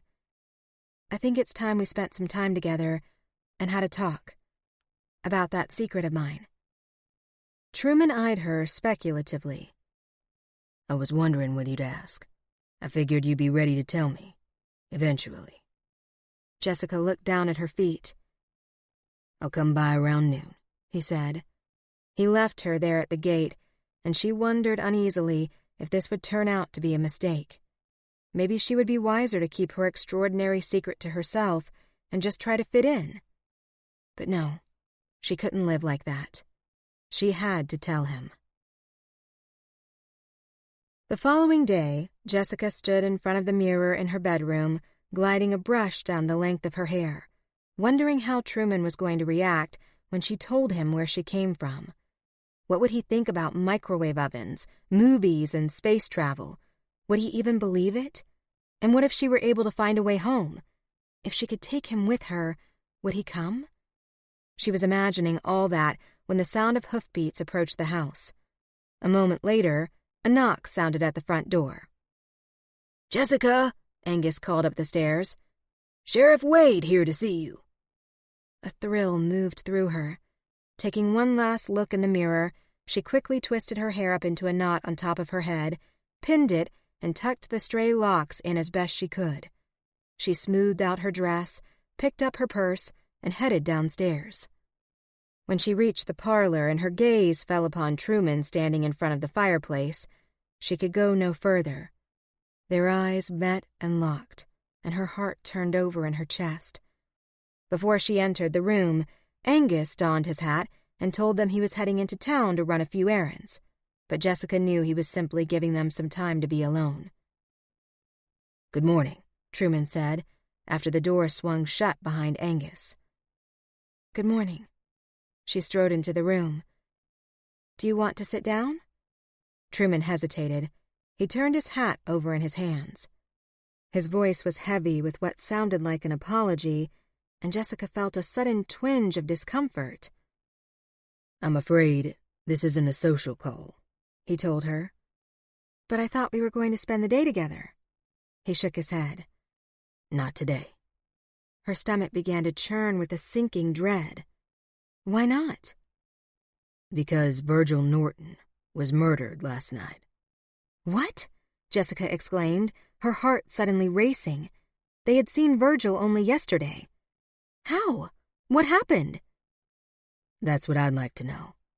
I came to ask you where you were last night, sometime after 11. Her mind refused to register what he was implying. "You can't possibly think—" "I don't think anything," he replied. "Just answer me." She sat down. "I was here sleeping. You don't seriously think I did it?" "Did you?" he asked. "Of course not." He looked down at his boots as if he didn't know what to believe. "I had to ask," he said coolly. "I'm the sheriff, and it's my job." Jessica could feel her mood veering sharply to anger. "I thought you knew me better than that by now." He gave no reply, and she noticed the muscle at his jaw was twitching. "I'm sorry, Jessica," he said, "but you're going to have to come with me." She scoffed in disbelief. "What are you saying?" "Just until we get everything straightened out. It's for your own protection." "My protection? Why?" He hesitated, his eyebrows pulling together in frustration. "Because if I don't bring you in, I might have a riot on my hands. There was another article in the paper this morning, and it said there was a witness who saw you do it. The folks of Dodge won't stand for any more of this. I just can't guarantee your safety." She massaged her temples with 2 fingertips. "But I didn't do it. You can't lock me up because of a sensational story in a newspaper just to keep people happy. It's not right. And who is the witness?" "We don't know yet. That information wasn't printed in the paper, but we're working on it. That's why I need to take you in. Until I find out who killed Virgil, you're the only suspect. And I can't even prove you're who you say you are." Jessica was tempted to spill everything out there and then, but she resisted the urge because he'd never believe it. Not under these circumstances. He'd think she was crazy, and it would only make her appear guiltier. "I was going to explain everything to you today," she said, "but I doubt you'd even believe it now." "It doesn't matter what I believe," he replied. "It only matters that you come with me now. Because if you don't, you might have to face a lynch mob. And that's the last thing I want. You should know that better than anyone." He didn't say the words, but when she looked into his tormented eyes, she understood his meaning. He had already lost a wife. He didn't want to lose her, too. Rising to her feet, she wrapped her arms around his neck and whispered, "Then I'll go peacefully." He held her for a long moment, and she was astonished by the euphoria she felt, knowing that he cared for her so deeply. It wasn't until much later, when he locked her up in the jail cell to be guarded by Dempsey, that she experienced an almost crushing urge to escape from this place and return to her own time. Chapter 22. The jail cell was humid and hot. It smelled of heavy sweat and alcohol left over from the burping, hungover cowboy that Dempsey had recently let go. Sitting on the cot and feeling itchy beneath her ridiculous corset, a truly perverse instrument of torture, Jessica wondered what was going to happen next. A number of times she asked to see Angus, but was told no one could find him, and as the day progressed, she grew increasingly worried. It was dark when Truman finally returned to the law office. "You can go now," he said to Dempsey, "but keep an eye on things in the streets. Make sure your gun is loaded." They both glanced at Jessica. Truman's eyes were frigid, icy blue. The young deputy stood and headed for the door. "You can rest easy, Sheriff. I won't put up with any shenanigans. See you in the morning." Truman walked to his desk, never meeting Jessica's gaze. His cool indifference made her wonder if he had somehow grown to detest her in this one short, traumatic day. He paused in front of his desk, with his hands on his hips, as if thinking. For a tense moment, he stared down at all the papers and writing utensils on the desktop. Then he leaned forward in a sudden fit of rage and swept everything onto the floor. The jar of pens and the inkwell went flying. They crashed into the wall and flew everywhere. Heart suddenly racing, Jessica rushed forward to the cell door. His dangerous eyes focused in on her. Then he approached her and gripped the bars. "God, Jessica," he whispered, closing his eyes. The agony in his voice caught her by surprise, and a wave of apprehension coursed through her. "Tell me what happened." When he looked up, the dark rage was gone, but deep lines of regret were creasing his forehead. "Folks in town want to hang you." Jessica backed away. "You're not serious." "I won't let them do it." "How can you stop it? If a judge says—" "It won't come to that. I'll take you away before it does." "You'd help me escape?" she asked, not sure she'd heard him correctly. "And you'd come with me?" He didn't nod or say yes, but his eyes answered the question. "But I'm innocent," she insisted. "Angus will help me prove it in court. Have you found him yet?" He reached a hand through the bars and touched her cheek. "No, he's been missing all afternoon. But it doesn't matter. I'm going to get you out of this, no matter what it takes." The words came to her in a light whisper, and she closed her eyes, almost drowning in relief. He did trust her. Even without knowing her secret, he knew she would never kill a man. He drew her into his arms and pressed his mouth to hers. Jessica leaned into the cell door, savoring the velvet warmth of his kiss, barely able to believe she could feel so happy when her whole world was falling to pieces around her. Truman pulled away and went to lock the front door, then returned with the jingling keys. He let her out of the jail cell, swept her into his arms, and carried her to the stairs.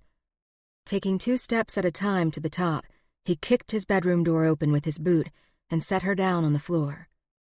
Jessica, her mind swimming, backed all the way inside and hit the bed. "Thank God, Truman. I couldn't bear to be away from you another minute." He unbuckled his gun belt and tossed it to the floor, then took off his shirt to reveal the most magnificent naked chest she'd ever seen in her life, and strode toward her. He cupped her face in his hands and kissed her deeply. Jessica ran her palms over his deliciously smooth, contoured chest and down to the rippled muscles of his stomach. He flinched, but a faint murmur of encouragement prompted her to continue. He kissed her again, his hands roaming urgently over her dress. All she knew in that moment was a need to feel his skin next to hers, a need to feel his lips and hot breath caressing her. He unfastened her bodice and slid it off her shoulders. His lips were demanding, and his tongue probed her mouth in a slow, intoxicating rhythm. Truman unbuttoned the top of her skirt and petticoats and let them fall gracefully to the floor at their feet. His fingers touched her corset, and he stepped back, leaving Jessica wobbling with impatient desire. Focusing closely on the task, he unhooked each hook. Soon, the tightness gave way, and she could breathe again. At last. The corset dropped to the floor, landing quietly on top of the skirts. His arms came around to massage her back in a tight embrace, his breath moist against her neck and shoulder. Flames of impatience licked within her. Truman guided her gently onto the bed. She sank into the soft feather mattress, then inched back toward the pillows. Truman came upon her, moving.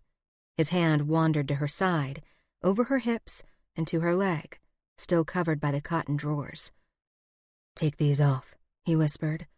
She eagerly untied the ribbon at her waist, delighting in the cool air dancing across her skin, as Truman slid the drawers down her legs, then slowly rolled each stocking from her uplifted knees, dropping open-mouthed kisses down her thighs and calves. A deep, sensual ache enthralled her, a need to feel him inside her, to feel the sudden, shocking pleasure of his entry. "Please," she murmured. Truman rolled away from her, kicked off his boots, and removed his trousers. Soon, as if in a dream, he was upon her. "I can't wait anymore," he said. She groaned as he filled her. All sense of time and place left her, and she could barely remember anything of her life before this exquisite moment.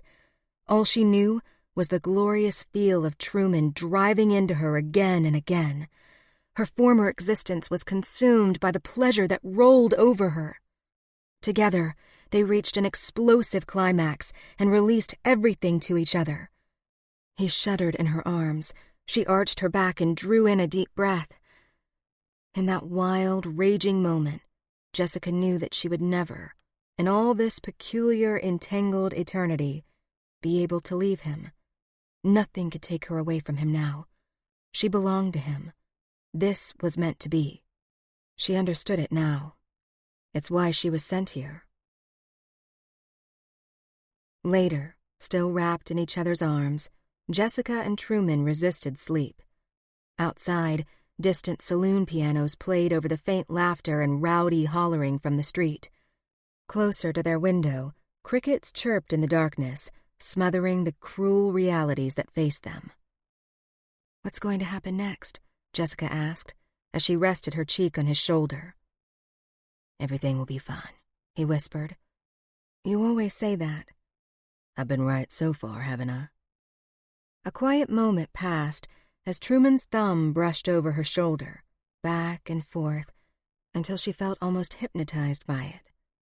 Yet still, that relentless ache in her chest persisted, the ache that came from wanting two different things at the same time.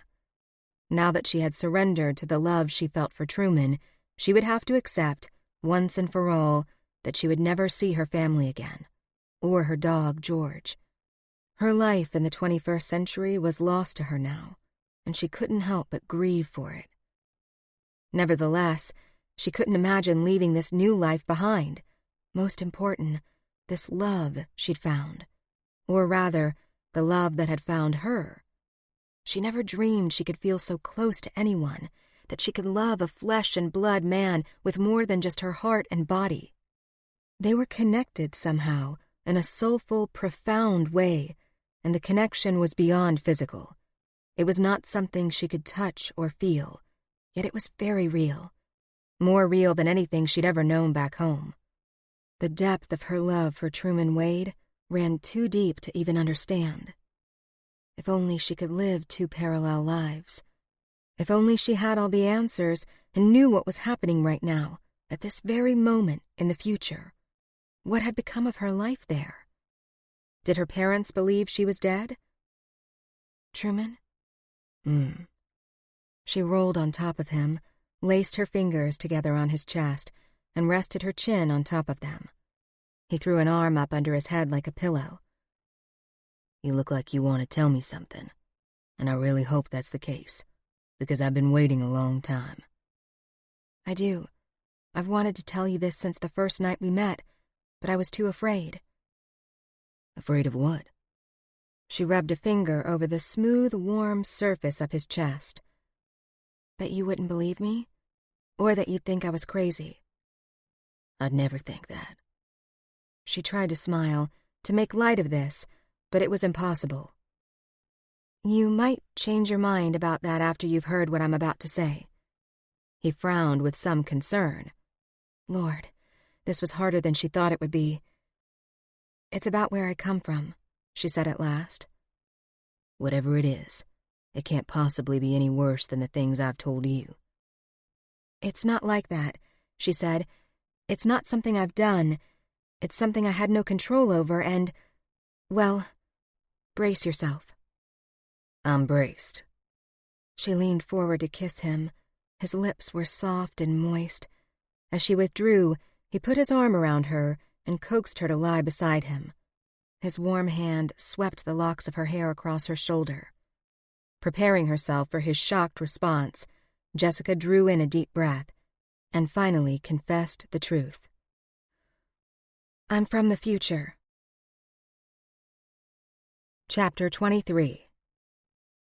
From where Jessica lay with her cheek on Truman's chest, he did not seem shocked. But of course, he was a cool-headed gunslinger. Alert to any reaction, she waited nervously, but observed only that he continued to breathe at the same pace he'd been breathing before she dropped the bomb. His heart, which beat inside him directly below her ear, did not quicken. He simply lay there, twirling his index finger around a lock of her hair, staring at the ceiling. I traveled through time to get here, she continued, when she felt ready to reveal more. Still, he failed to react as she imagined he would.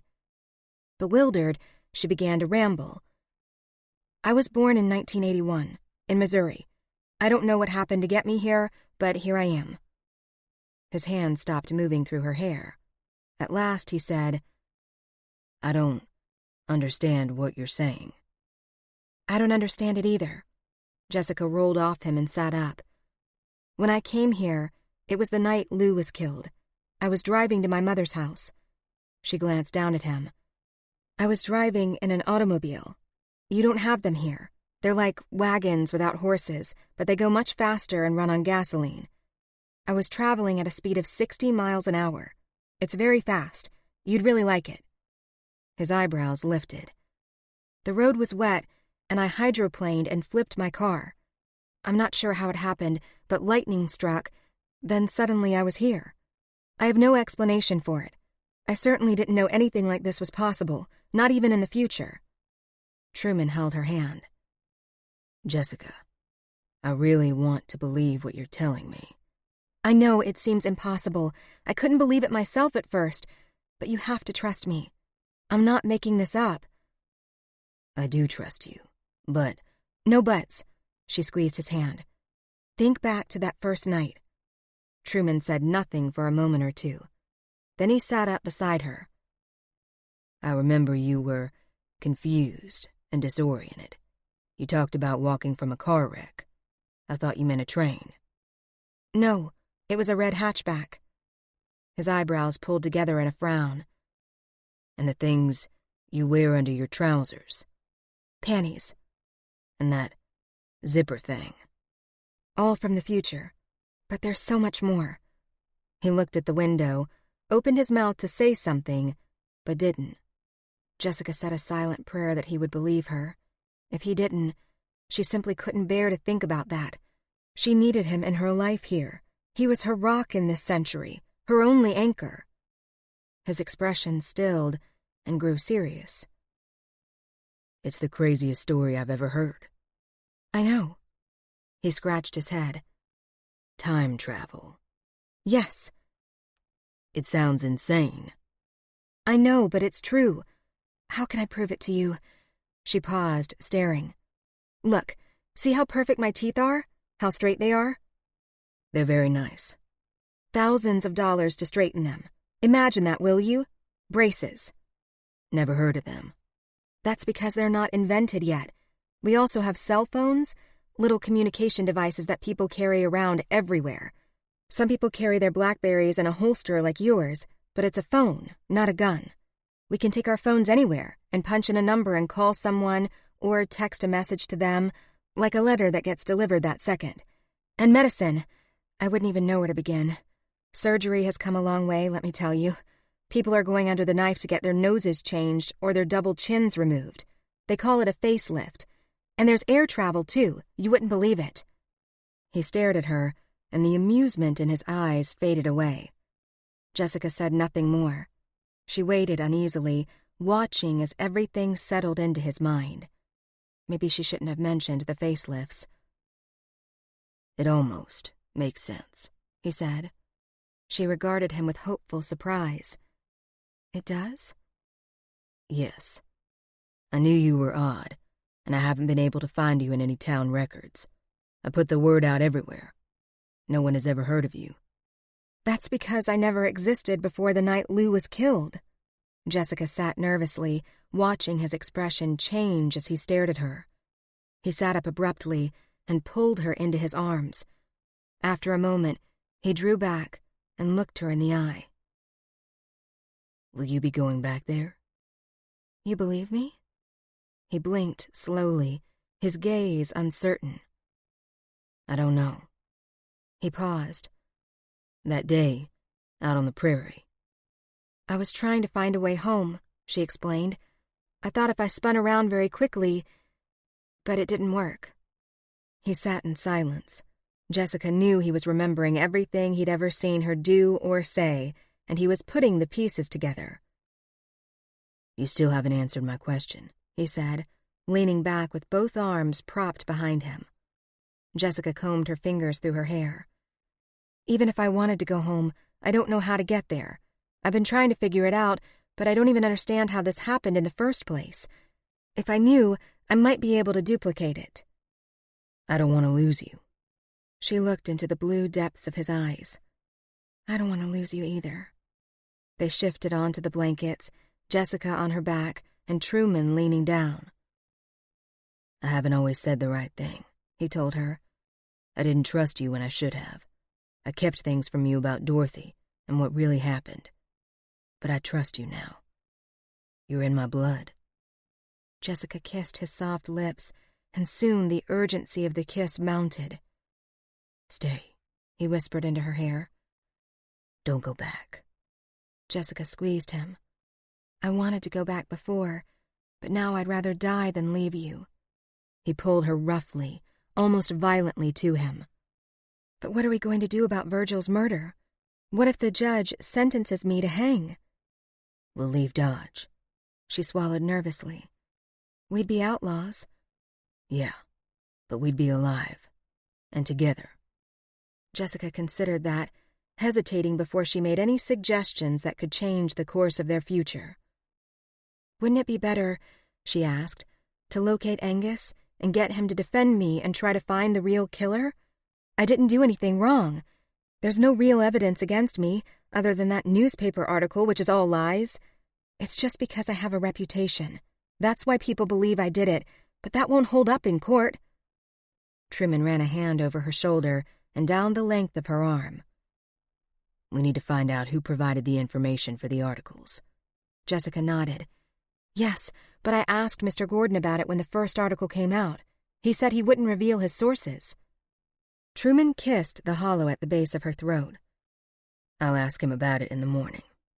She squirmed with pleasure and moaned softly with ecstasy as he rolled on top of her and began to lay scintillating kisses down the side of her neck. And what makes you think he'll tell you? What makes me think that? Truman's head drew back with surprise, then he smiled a wicked grin. How about the overwhelming size and thrust of my six-shooter? It was enough to bring a swift end to the discussion. The morning sun poured through the jailhouse window, landing a decorative square of light on Truman's paper-strewn desk. Outside, a small herd of cows was driving by, their clamoring hooves and constant moos a distraction for Jessica, who was walking into the jail cell again. Truman guided her in, then swung the cell door shut on its squeaky hinges until it came to a final clanging close. If anyone comes in here today, he said, tell them I guarded you all night. Act like you know nothing about the hanging. He turned to the key, and it clicked. I'm sorry I have to do this. It's necessary. I'll be fine. I'll bring you some breakfast. Then I'll try to find Angus. I'll also head over to the newspaper office to talk to Gordon. If I can't learn anything or get a retraction, we'll leave here tonight. She reached through the bars to take hold of his hands. I trust you. I'll be back soon. He kissed her one more time and left. When the door closed behind him, Jessica sank onto the crackly straw mattress on the cot, tipped her head back against the wall, and stared at the cobwebs near the ceiling. A short while later, the front door opened and Jessica leapt to her feet. Angus, appearing out of breath, walked straight in. Jessica? She hurried to the bars. Oh, thank God! Angus, where were you? I'm so glad you're back. You wouldn't believe what's happened. I know all about it, he said. Where's Sheriff Wade? He's gone for breakfast. What have you been doing? You look like you know something. He crossed the room and stopped in front of the bars. His brown eyes sparkled with excitement. I have wonderful news. I figured out how to get home. Jessica took an abrupt step back. What do you mean? Angus reached into his pocket, searching for something. It's this. It's as good as any plane or train ticket. Jessica stood staring, her heart racing like a runaway wagon. With trembling fingers, she reached out to touch the shiny object in his hand. You found my watch, she said. Yes. Isn't it amazing? To see this golden object that had once been a part of her old life sent a prickle up her spine. But what does this have to do with anything? I'll tell you. He reached into his pocket and dug around some more. I finally found my belongings from the 21st century, and I remembered my watch was missing too, just like yours had been. So I went to the place on the prairie where I traveled through time and searched for a while. And there it was, in the grass. He held out his own watch. I searched further, and I found yours too, only a few feet away. Mine is still ticking, she said, holding it up to her ear. Yes, but look at the date. July 19th, 2011. That's a month after the day of my accident. Yes, it's incredible, isn't it? It's a piece of the future, the only thing we have that connects us to it. According to this, time in the future is still rolling along, parallel to our existence here. But how will this get me back? She asked. This may sound far-fetched to you. Believe me, nothing at this point will sound far-fetched. He nodded knowingly. After I found our watches, I walked around on the prairie for a while until I stepped on a piece of ground that looked like it was wet, but it wasn't wet at all. There was a glimmer on the grass, almost like dew, and when I stood on it, I felt a tingling sensation all over. Jessica felt her eyes widen. What happened? Did you pass through a tunnel or something? Is that where you were? Did you go home and come back for me? No, nothing quite so dramatic as that. It was nothing more than the tingling, so I marked the spot and went home to think about everything. I tried to remember what happened when I passed through the tunnel the first time 10 years ago. And? I was driving, just like you, and lightning struck the car as I drove over that spot on the highway. Time seemed to stand still for that instant while the car was sizzling with light. Then I began to spin through the tunnel. At the far end, I could see brown prairie grass, and I felt like I was going to crash into it. But before I came out of the tunnel, my watch came off. It didn't rip off either. It just came unclasped, almost gracefully. I watched it float along beside me, and then I thought, I can't lose my watch. I have an appointment. But then I fell out of the tunnel and landed on the prairie. In 1878. Jessica shook her head skeptically. I still don't understand how this can get us home. I'm not finished explaining. As I said, I went home to think about everything and wondered what would happen if I stood in that spot again, dressed as I was 10 years ago, with everything I had in my possession when I traveled through time. I put on my suit, and believe me, it wasn't easy to get into. I've put on a few pounds. Jessica waved her hand. Continue. Yes. So I put everything on and went and stood in that spot. But again, nothing happened, except for the tingling sensation, until I looked at my watch and realized it had stopped ticking years ago.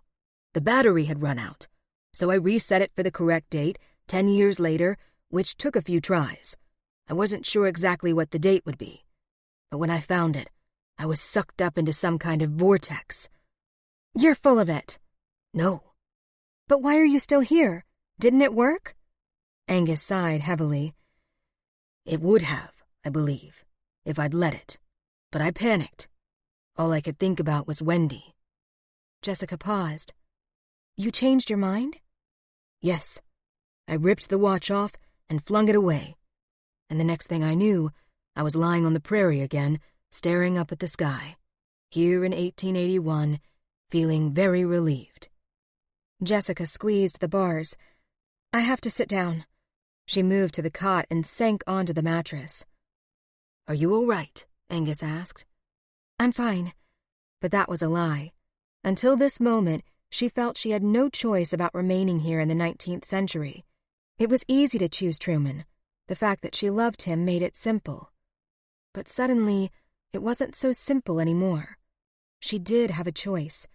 Did she want her old life back? To see her parents again? Her friends? Her dog?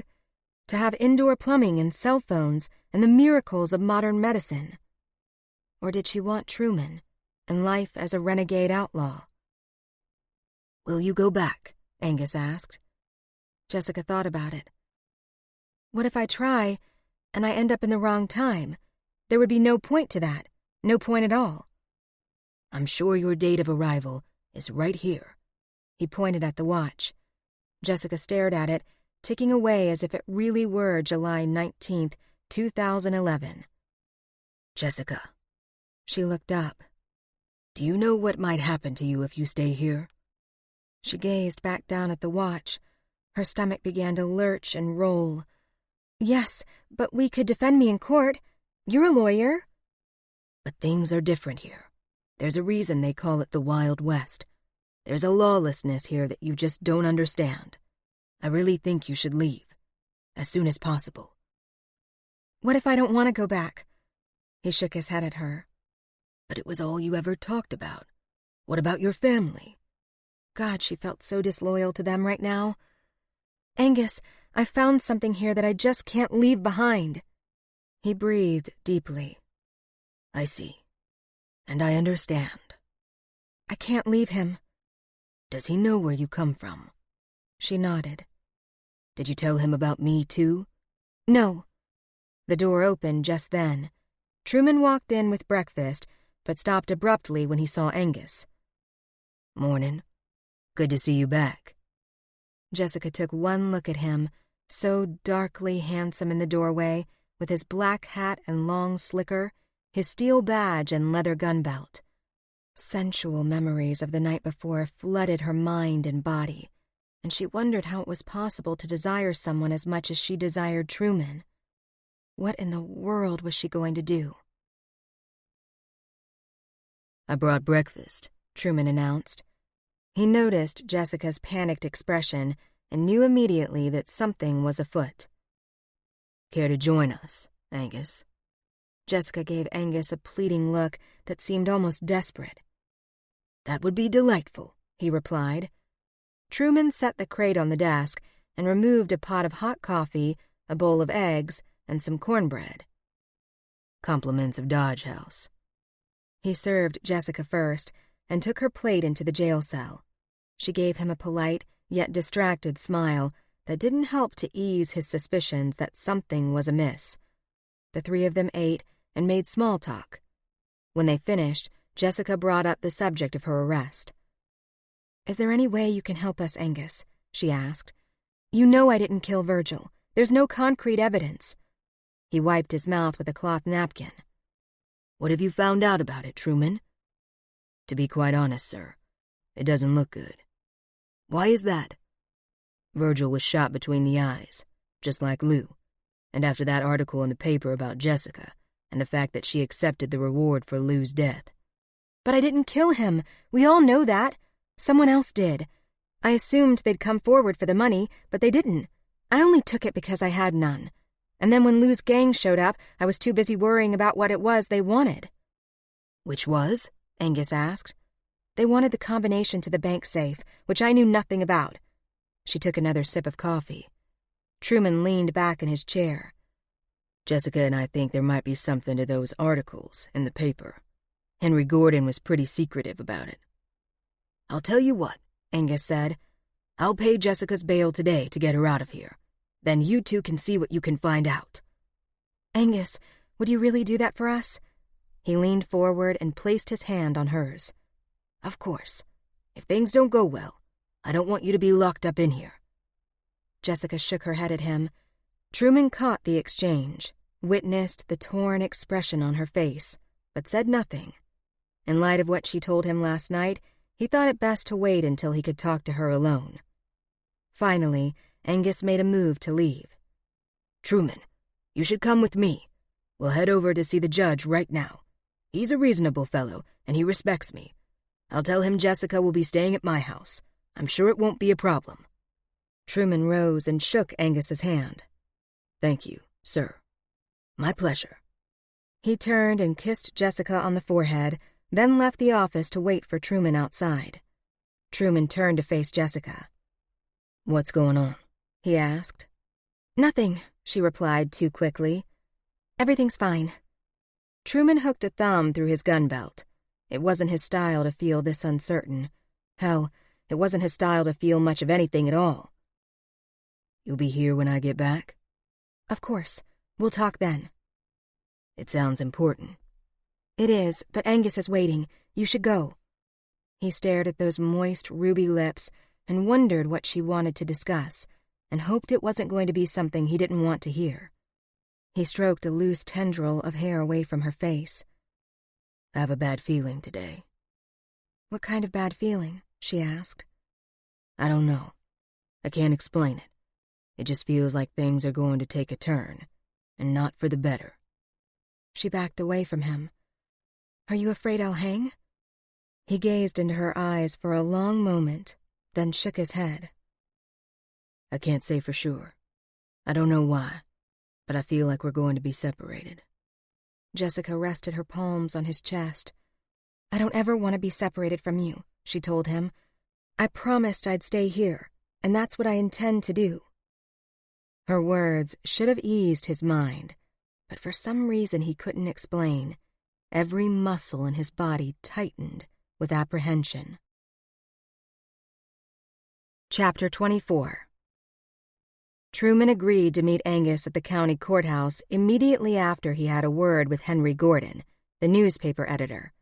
But when he reached the Chronicle office, the front door was locked. Wrestling with his growing impatience, he faced the street, thumbed his hat back off his head, leaned a shoulder against a post, and waited. He thought about Jessica and what she'd told him last night. Perhaps the strangest thing about it was that he believed her, even though it was the most outrageous tale he'd ever heard. But when he remembered how she was dressed the first time he saw her, with her hair long and loose about her shoulders, wearing red shoes and breeches that looked like they were designed to fit a woman's shapely hips, and that bizarre zipper contraption, it all made a strange sort of sense. Truman shifted his weight to the other foot and glanced up and down the street. 5 minutes passed, and still no one showed up to open the newspaper office. Unusual for a Tuesday, he thought, as he pushed away from the post. He might as well go and meet Angus, then he'd try Henry Gordon at home. His spurs chinked as he headed down the boardwalk toward the courthouse. Truman! He turned to see Angus waving from across the street. Truman waited for a wagon to pass, then headed in that direction. I paid the bail, Angus said when they met. You can let Jessica out, but Judge Whittier wants her to stay in Dodge. What if she doesn't stay? It was half question, half warning. You'll lose your money. Angus shrugged. I won't miss it. Truman nodded and gave Angus a light slap on the shoulder. Thank you. My pleasure. Here you go. He handed over the bail certificate and leaned in to speak quietly. I presume you'll take her away? Glancing around to make sure no one was listening, Truman nodded. Where will you go? Angus asked. Don't rightly know. Somewhere they won't find us. Maybe north. Maybe even as far as Canada. Angus considered this, then relaxed his shoulders. With any luck, You won't have to leave town at all. Did you talk to Henry Gordon? Not yet. The newspaper office was locked up tight. Did you try his house? That's where I'm heading now. Angus and Truman walked down First Avenue to the corner, then stepped onto the boardwalk in front of Kelly's Opera House. A pack of hounds tore by, barking all the way, stirring up a cloud of dust. How well do you know Jessica? Truman asked, wondering how much Angus knew about what was really going on. Quite well, he replied. Why do you ask? Truman paused. Do you know where she comes from? Angus stopped on the boardwalk. Yes. As a matter of fact, I do. He lowered his voice. I understand she told you. Two ladies carrying parasols walked by, and Truman tipped his hat at them. Nice morning, he said casually. As soon as they passed, he continued. She told me everything. Kind of hard to believe, don't you think? Yes, it most certainly is. Do you believe her? Angus hesitated. Do you? Truman hesitated for a moment as he thought about it. I love her, Angus. So I guess that means I'll believe just about anything she tells me. Angus smiled and laid a hand on his shoulder. Good, because it's true. Every last word. They started walking again. Has she talked to you about her family? Truman asked. Yes. At first it was all she talked about, getting home to them.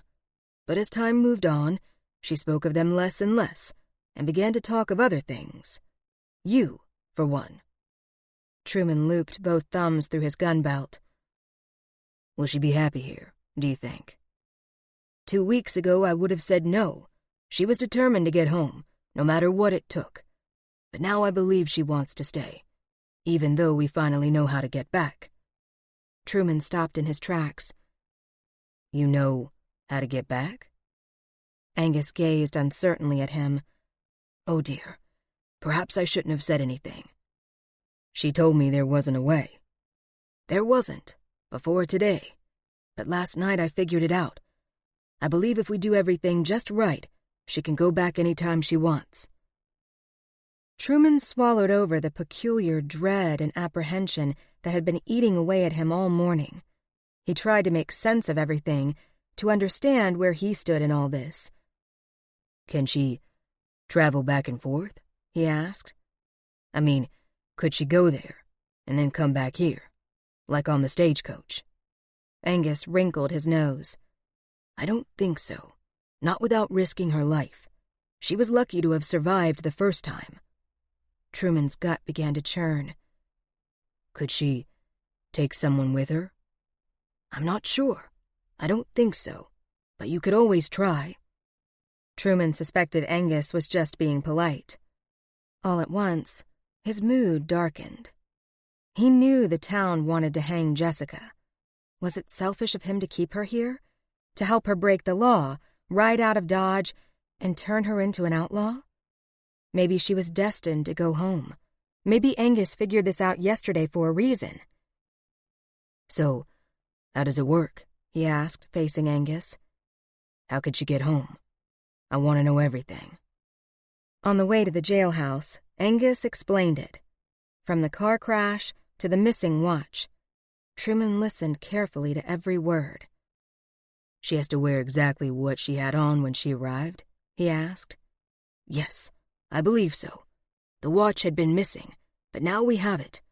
I don't think there's anything stopping her. Truman turned away, leaving Angus in front of the jailhouse. Tell Jessica I'll be back soon. There's something I gotta do. Jessica paced back and forth in the cell, while frantic thoughts bounced around in her head. She surprised herself sometimes. All along, she had dreaded making the decision of whether to stay or return home. But now the answer was clear.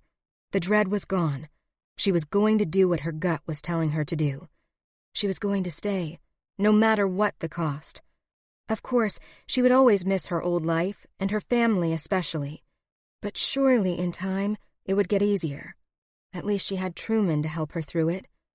Moving to the cell door, She rested her chin on one of the bars and thought about how handsome he was the night before, when the moonlight had shone through the window and illuminated his face.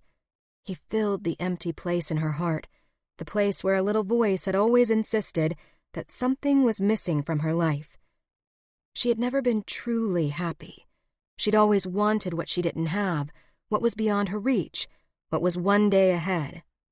She spent days, week after week, seeking something better, working harder at her job, dreaming of something that would change her life, and finally satisfy and allow her some peace from the little voice. Even when she thought she was in love with Liam, she wasn't happy.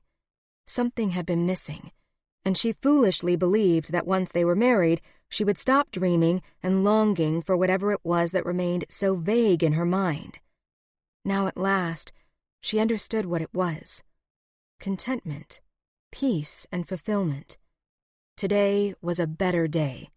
Even with all the danger and uncertainties, she was happier now than she had ever been, and she truly believed that everything would work out for the best. She was innocent of the crimes. The truth would come out. And Truman loved her.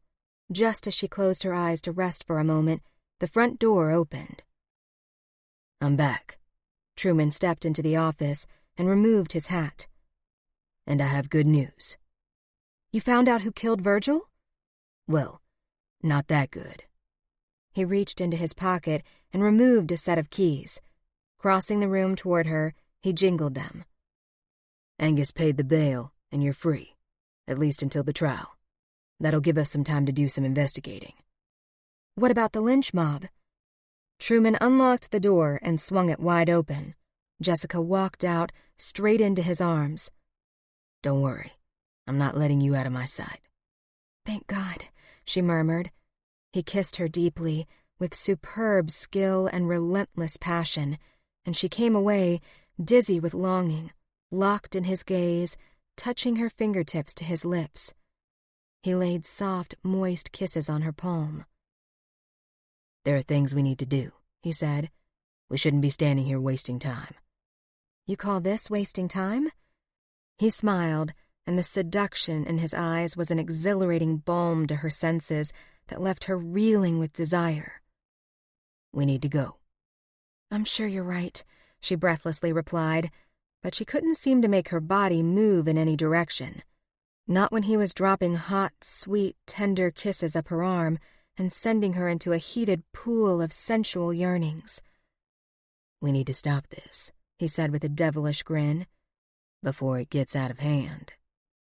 A moment later, after no shortage of wicked fits and starts, he led her out the front door of the jailhouse and locked it behind them. "We'll start by riding out to Henry Gordon's place," he said, "to ask a few questions." He freed Thunder from the hitching rail. They mounted, and Truman sat behind her. "I get to sit in the saddle this time?" she asked. "I reckon that's the best thing. That way, I don't lose sight of you." "You're giving me goosebumps," she said huskily, as his breath tickled her ear. He turned Thunder toward the edge of town. Soon they were out on the prairie, talking about their plans for escape should it come to that. Later, the bright sun in Jessica's eyes and the swaying motion of the horse, plodding slowly along, weighed heavily upon her eyelids. She had slept only a few hours the night before, waking every hour or so to make love. She tipped her head back upon Truman's shoulder and closed her eyes. It was not long before she encountered the sweet sensation of drifting off into another dreamy existence, where she stood outside a hospital emergency room, peering through a round window, watching a doctor's back as he leaned over an unconscious man. In her dream, she was home again, in a modern and familiar world. Electronic devices beeped and fluorescent lights hummed. She heard footsteps hurrying behind her and turned to see two nurses approaching. Jessica moved aside to let them pass.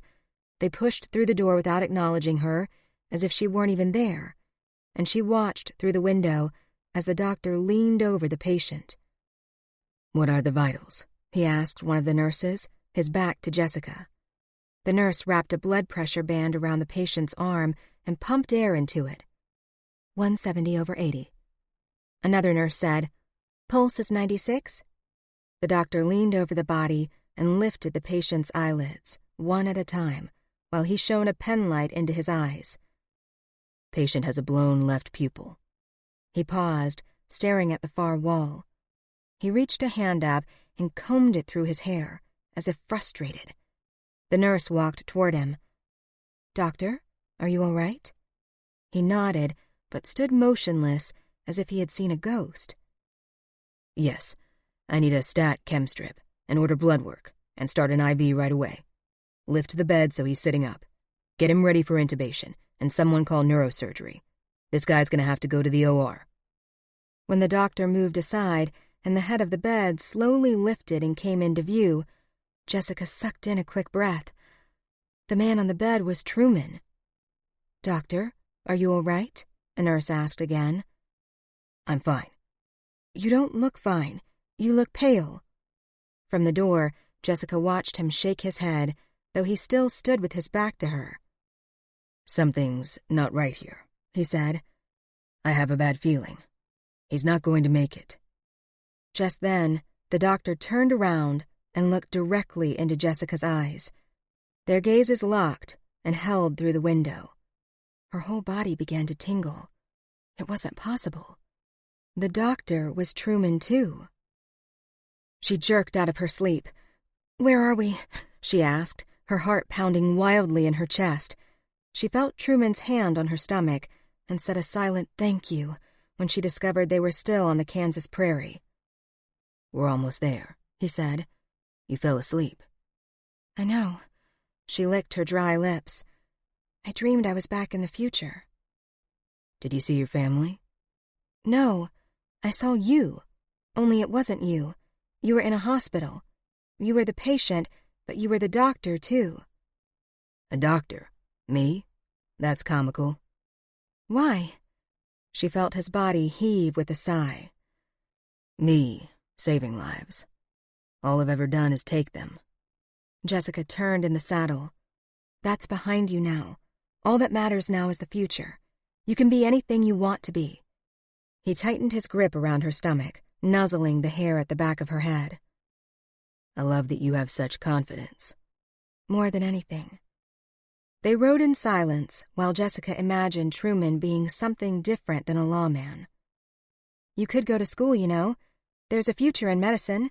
So much to learn. She turned her cheek to nuzzle his. I could help you. Then she realized what she was doing. Listen to yourself, Jessica. Do you really want to change him? Is that what real love is about? He smiled. Let's take one day at a time. First, we need to prove your innocence. Jessica inhaled deeply. Then she remembered the dream. Truman, unconscious on the operating table, just like her brother, Gregory. Thank God it was just a dream, she thought, looking down at the strong hands resting on her stomach. Touching the rough, sun-bronzed skin, she imagined those hands pulling a trigger to kill a man. 6 men. A shiver ran through her. Will you ever do it again? She asked. Do what? Kill someone.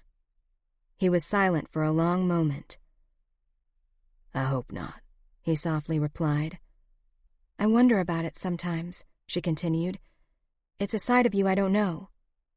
She sensed his unease as he gazed across the prairie. It's a side of me I hope you don't ever have to see, he said. I can't erase my past, Jessica. It happened.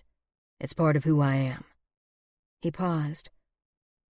Sometimes A hawk soared above them, a dark, ill-omened figure against the bright blue sky.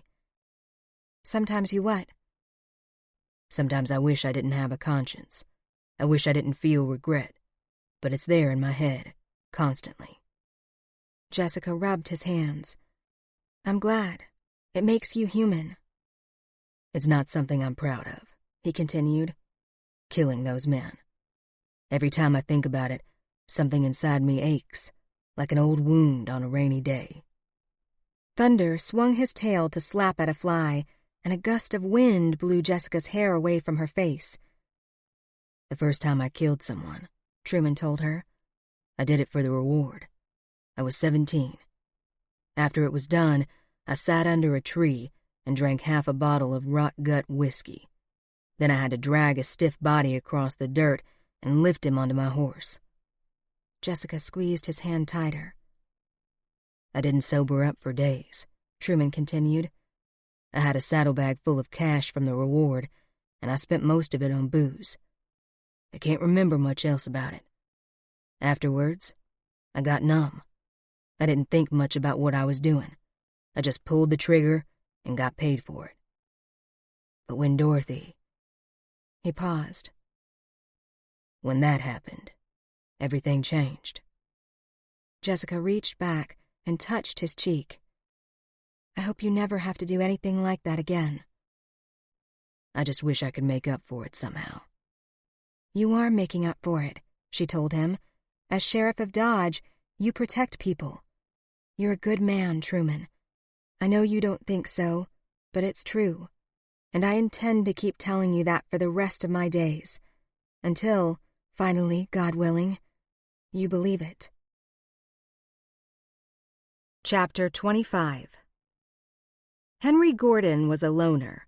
He lived in a small rented house on the side of a hill overlooking a narrow, winding creek. When Truman and Jessica trotted into the yard, the curtains were drawn. The door was shut. There was a goat tied to a post out front, complaining with the noisy bawl. Truman dismounted and helped Jessica down. Maybe we missed him. He's probably at the office by now. They climbed the steps to the small covered porch and walked to the front window. Try knocking, Jessica. She raised a fist and pounded on the door. Mr. Gordon, are you home? Only insistent complaints from the unhappy goat filled the silence. He must have left for work, Jessica remarked. Looks like it. And we wasted all this time coming out here. Just then, the front door ripped open. Mr. Gordon reached out, grabbed Jessica by the wrist, and hauled her inside. Truman drew his gun and was aiming by the time she whirled around in the open doorway to face him. But Gordon was shielded behind her, holding a gun to her head. "Drop your gun, Wade, or I'll shoot her," he shouted. "I swear on my life, I'm scared enough to do it."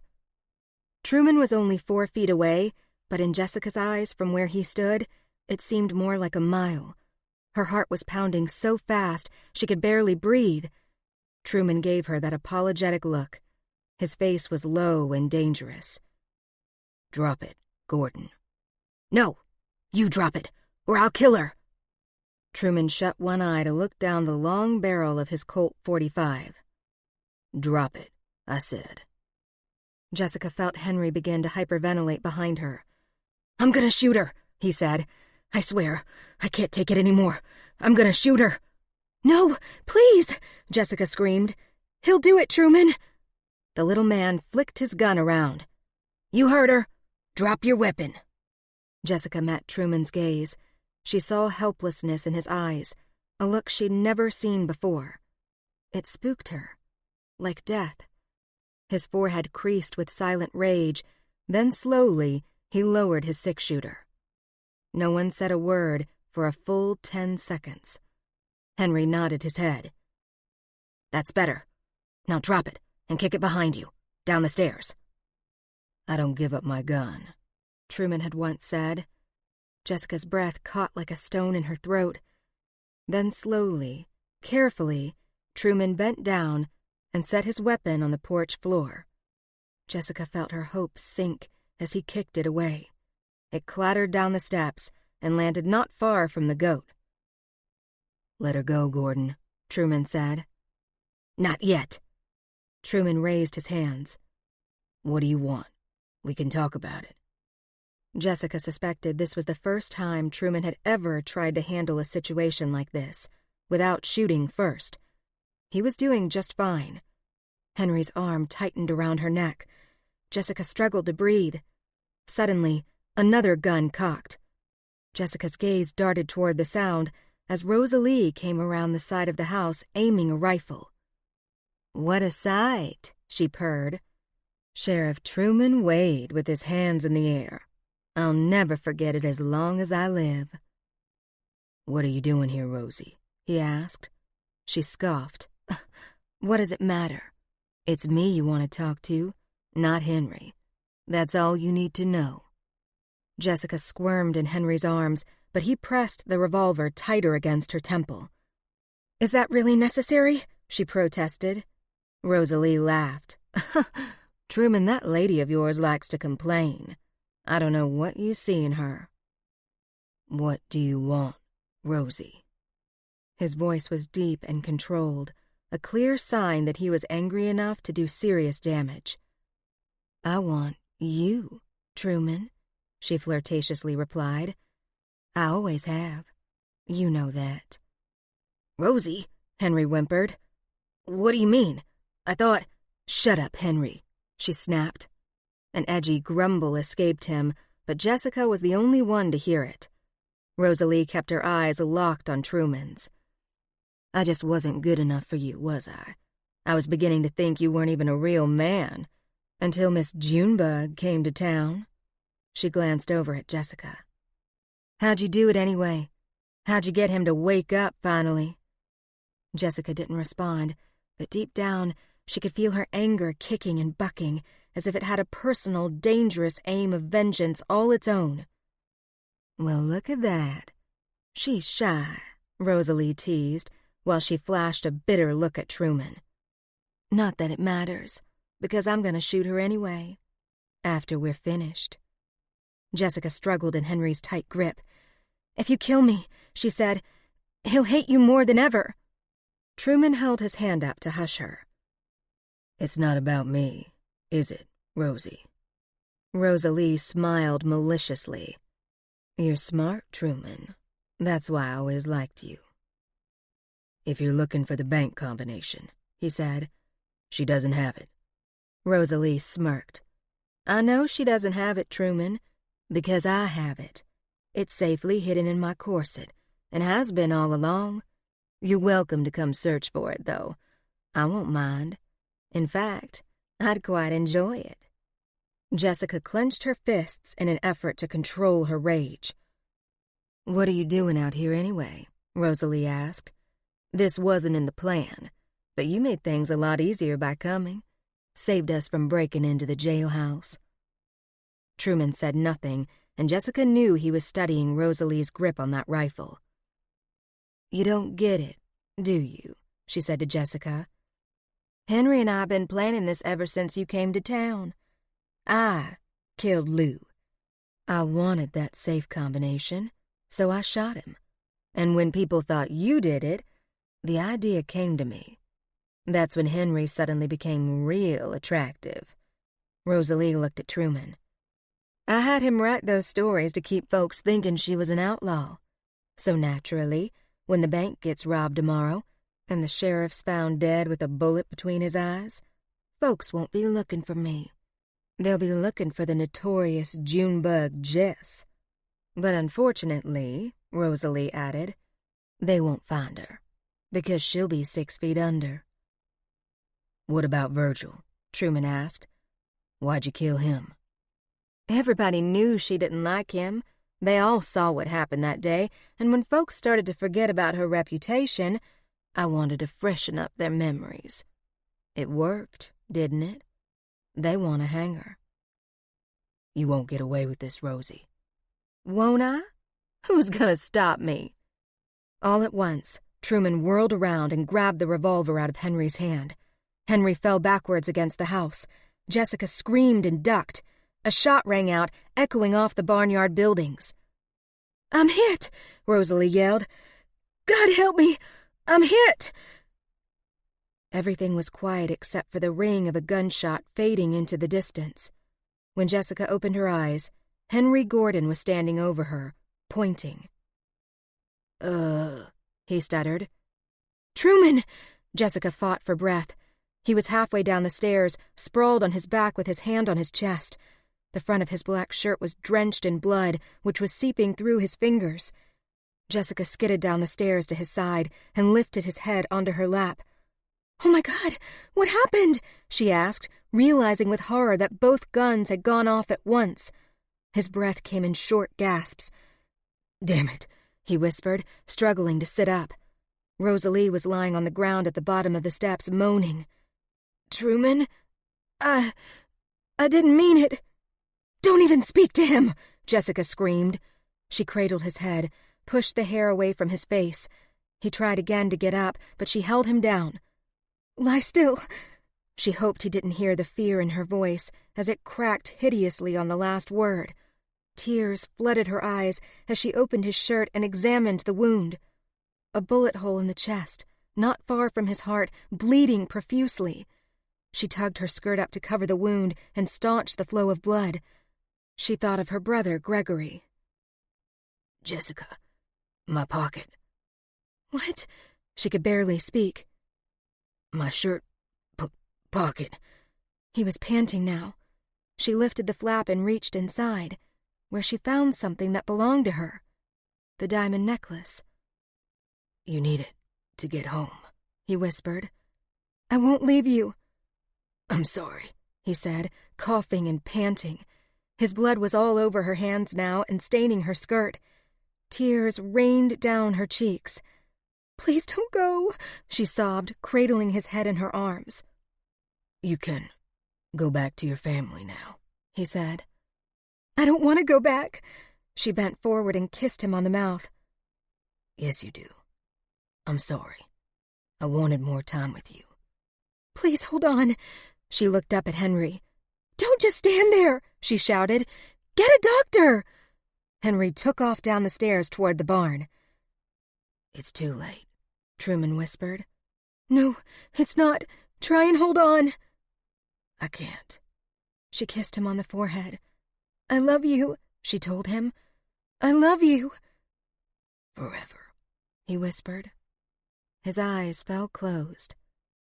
Jessica's whole body shook uncontrollably with grief and rage. "Oh, no. Please wake up, Truman. Don't leave me." Rosalie rolled over, clutching her leg. "Someone help me. I'm hurt." Jessica ignored her. "It can't be true. You aren't dead. You said everything would be all right." She laid her hand on his chest, where his shirt was soaked with blood. "Please, let there be a heartbeat." There was nothing. Jessica bowed her head and wept. Shivering, she buried her face in Truman's shoulder. His hand fell limply off his stomach onto the step, but Jessica reached for it and drew it to her cheek. Holding it there against her skin, she let one knee slip down a step so she could lie beside him. "I love you, Truman." Forever.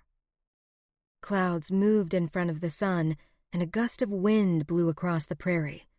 From that moment, time stopped completely for Jessica. There was no difference between past and future. She didn't care whether she went home or stayed in the past. Nothing mattered outside of her grief. And yet, her heart continued to beat, and blood still moved through her veins. Chapter 26. 2 weeks later. "Baby, can you hear me?" Yes, she could hear things. The steady beeping of a heart monitor, voices in the corridor, water running from a tap. But her body simply wouldn't respond. All she could do was lay there, paralyzed, listening to that familiar voice. "Jessica, you're safe now. You're in the hospital. Please wake up." At last, she managed to open her eyes. "Mom?" "Yes, I'm here. William, come quick. She's awake." Jessica squeezed her mother's hand as her father stepped into view. "Oh, thank God," he said. A terrible grief ripped through her heart, but she didn't really understand it. She couldn't seem to remember much of anything. What was she doing here? Her mother leaned forward and hugged her. "We were so worried about you, but we never gave up." Jessica looked around groggily, while intense but ambiguous emotions clouded her thinking. Everything was foggy. "What happened to me?" "You had a car accident." "A car accident," she repeated in confusion. "Am I okay?" You're fine, but you had us very worried. Whispers of memories flashed in her mind, images of wide-open prairies, horses and wagons. It was all so vague. She shut her eyes and fought to remember. She felt dizzy and nauseous as she grasped for a clear image of something, anything, but her stomach churned violently, and the faint smell of food from a wheeled cart in the hall made her want to retch. Jessica touched her throat. My necklace. Where's my necklace? Don't panic. The nurses had to remove it. I have it in my purse. And my watch? She didn't know why these items mattered so much to her, but the need to ensure their existence seemed imperative. I have that too. Jessica needed to lie back. Her mother fluffed the pillow while her father went to the corner table to turn on a little transistor radio. As he adjusted the tuning, static blared on and off until he found music. Oh, Susanna, don't you cry for me. Jessica bolted upright. That song! What about it? Her mother frowned with concern. I remember it was playing in my car when I crashed. Fleeting images of rain and mud and June bugs flashed before her eyes, and she rubbed hard at them while the music seemed to overlap into some other world, some other existence that tore at her heart and filled her with grief and despair. What was going on? Sweetheart, do you remember what happened? Her mother asked. We need to know. Her father moved closer. Martha, give her time to recover. We can ask her later. Ask me what? Her parents regarded each other warily. They hesitated for a long moment before her mother finally spoke. Jessica, where were you? Her heart began to beat faster, and her father glanced with concern at the monitor. What do you mean? She replied. You said I had a car accident. Yes, and we found you at the crash site. But before that, you were missing. Missing? Your accident happened more than a month ago. We found the car, totally flattened. There was no way you could have survived in it. But you were gone, as if you'd vanished into thin air. A tense silence weighed heavily in the room. Jessica tried to think, but her brain was in a stress-induced haze. How did I end up here? The last thing she remembered was hydroplaning on the road and spinning around and around in the car. But there was more, so much more. She'd been to a funeral. Memories began to clog her brain. She'd been sick, so sick, throwing up from the grief. A funeral. She'd lost him. A driver spotted you this morning in the same place we found your car, her mother said. You were lying unconscious on the side of the road. How can that be? Martha, stop, her father said. Are you all right, Jess? You look pale. Jessica stared blankly at him. Could I have a glass of water? Of course. Her father went to the tiny bathroom and turned on the tap. Do you remember anything at all? Her mother asked. Her father returned with a white paper cup and a straw. He helped her to sit up and take a drink. When she lay back down on the pillow, a man's image appeared in her mind as clearly as if he were standing at the foot of the bed. He wore a black hat and white shirt with a dark vest, and he was strikingly handsome, with mesmerizing blue eyes. Jessica? Yes? Do you remember anything? She began to tremble. Maybe she shouldn't have swallowed the water so fast. No, I feel sick. I think I need to. Her mother grabbed a silver pan, held it under Jessica's chin, and she retched into it. When she finished, she sat back on the bed and tried to take deep breaths.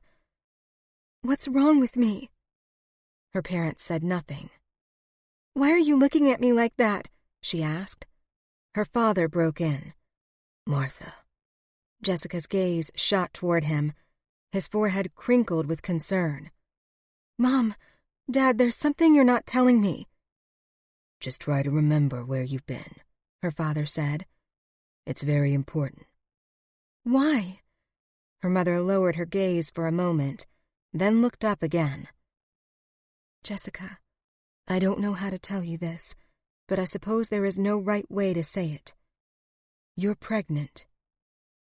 Good God.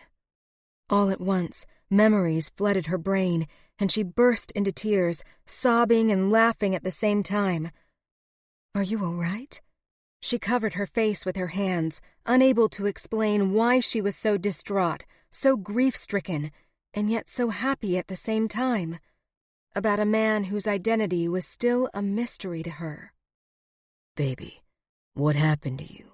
Her father asked. She shook her head. I can't talk about it now. I need time to remember everything and to understand it. It seems like a dream. Her parents looked at each other with alarm. I just need to be alone for a while, Jessica said. I'm tired. I'll tell you more later, I promise. They nodded reluctantly. We'll come back after dinner.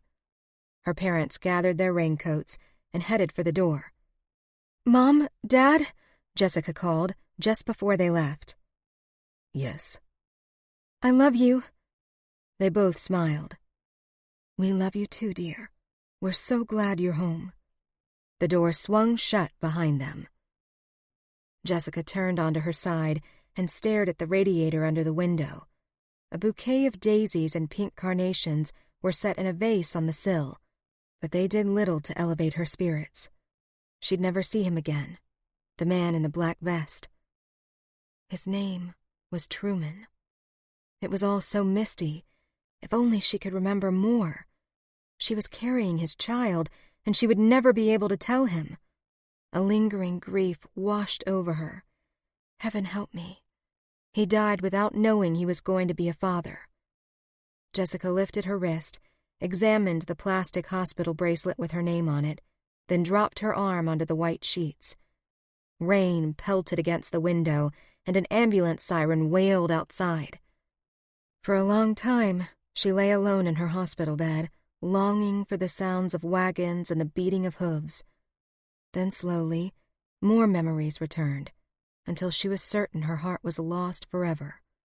Lost somewhere else in time.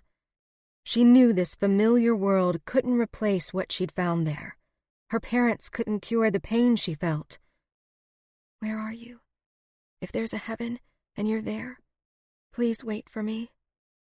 With that prayer, she drifted off.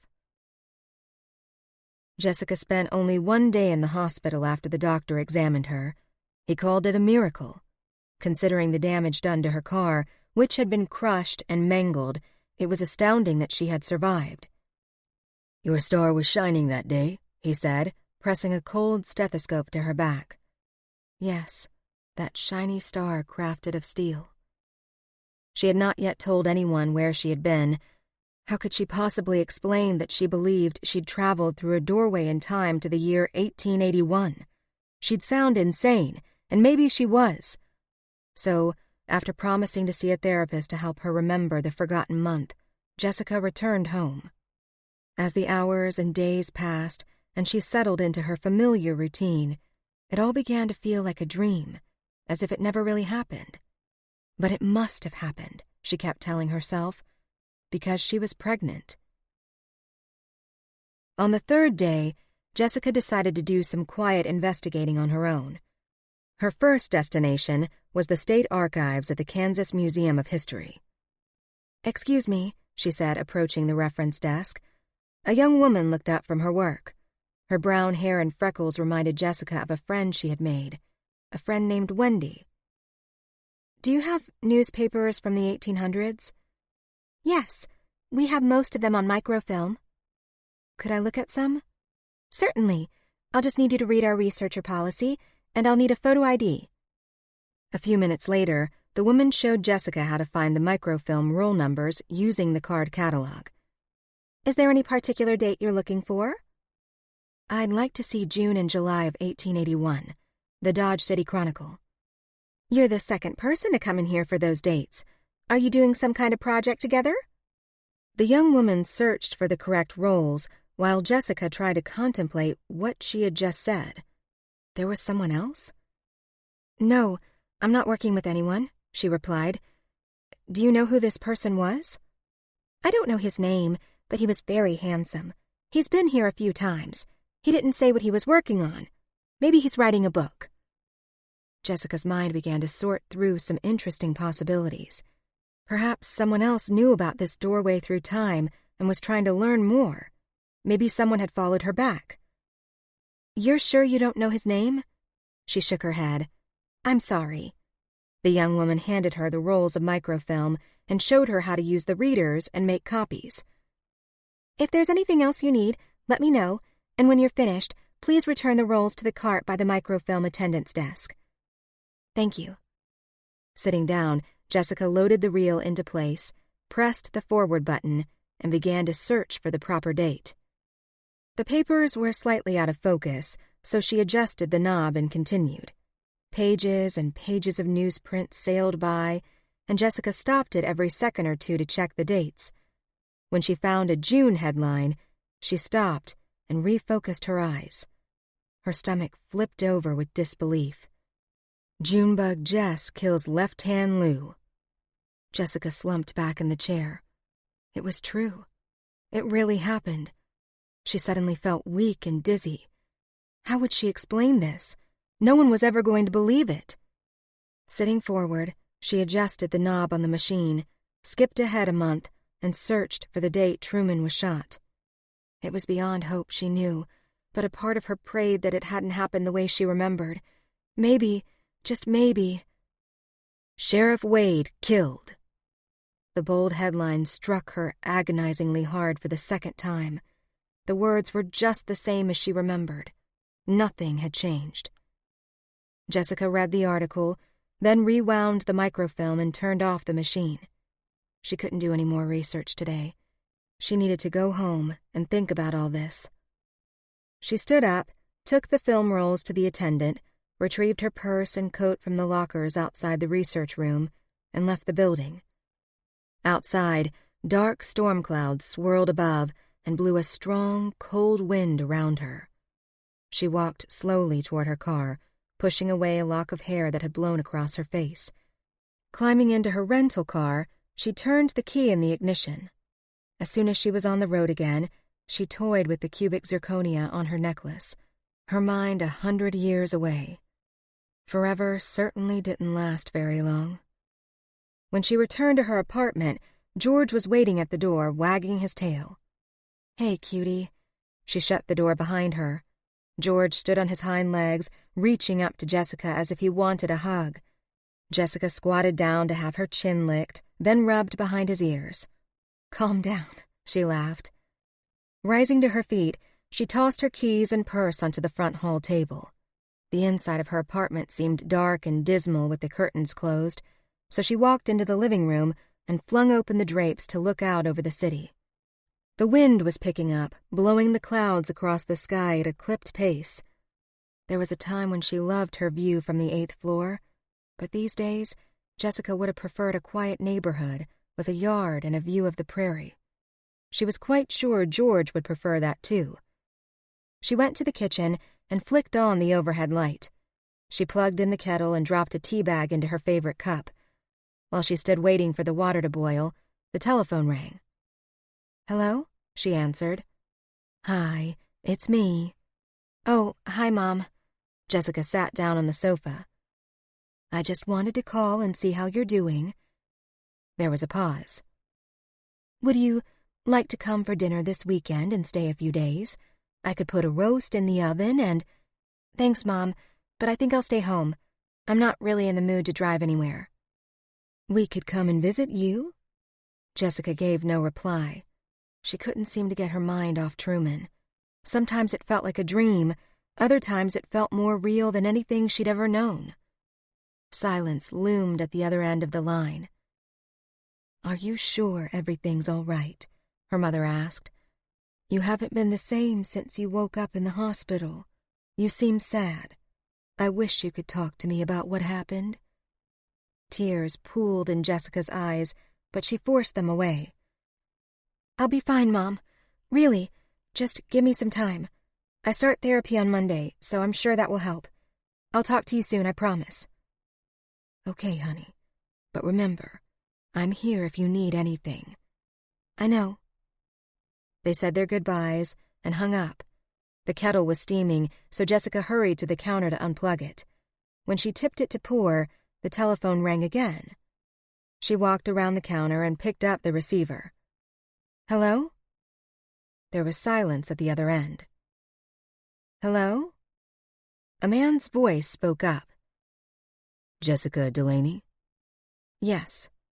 There was a click, as if she'd just been taken off speakerphone. "Hi," he said. "I'm sorry. This may seem strange. We don't actually know each other, but we have something in common, and I'm wondering if we could meet to talk. I understand you just got out of the hospital." Her heart began to race. "Who's speaking, please?" "My name is Jake Spencer." Jessica sat down on the sofa. George hopped up beside her. Stroking the soft hair under his chin, she tried to speak in a calm and steady voice. "How do you know I was in the hospital?" "I work there." She paused. "Have we met before? Your name sounds familiar." "Yes," he said slowly. There was another long, drawn-out silence. "I'm the surgeon who operated on your brother last year." Nervously, Jessica bit her lip.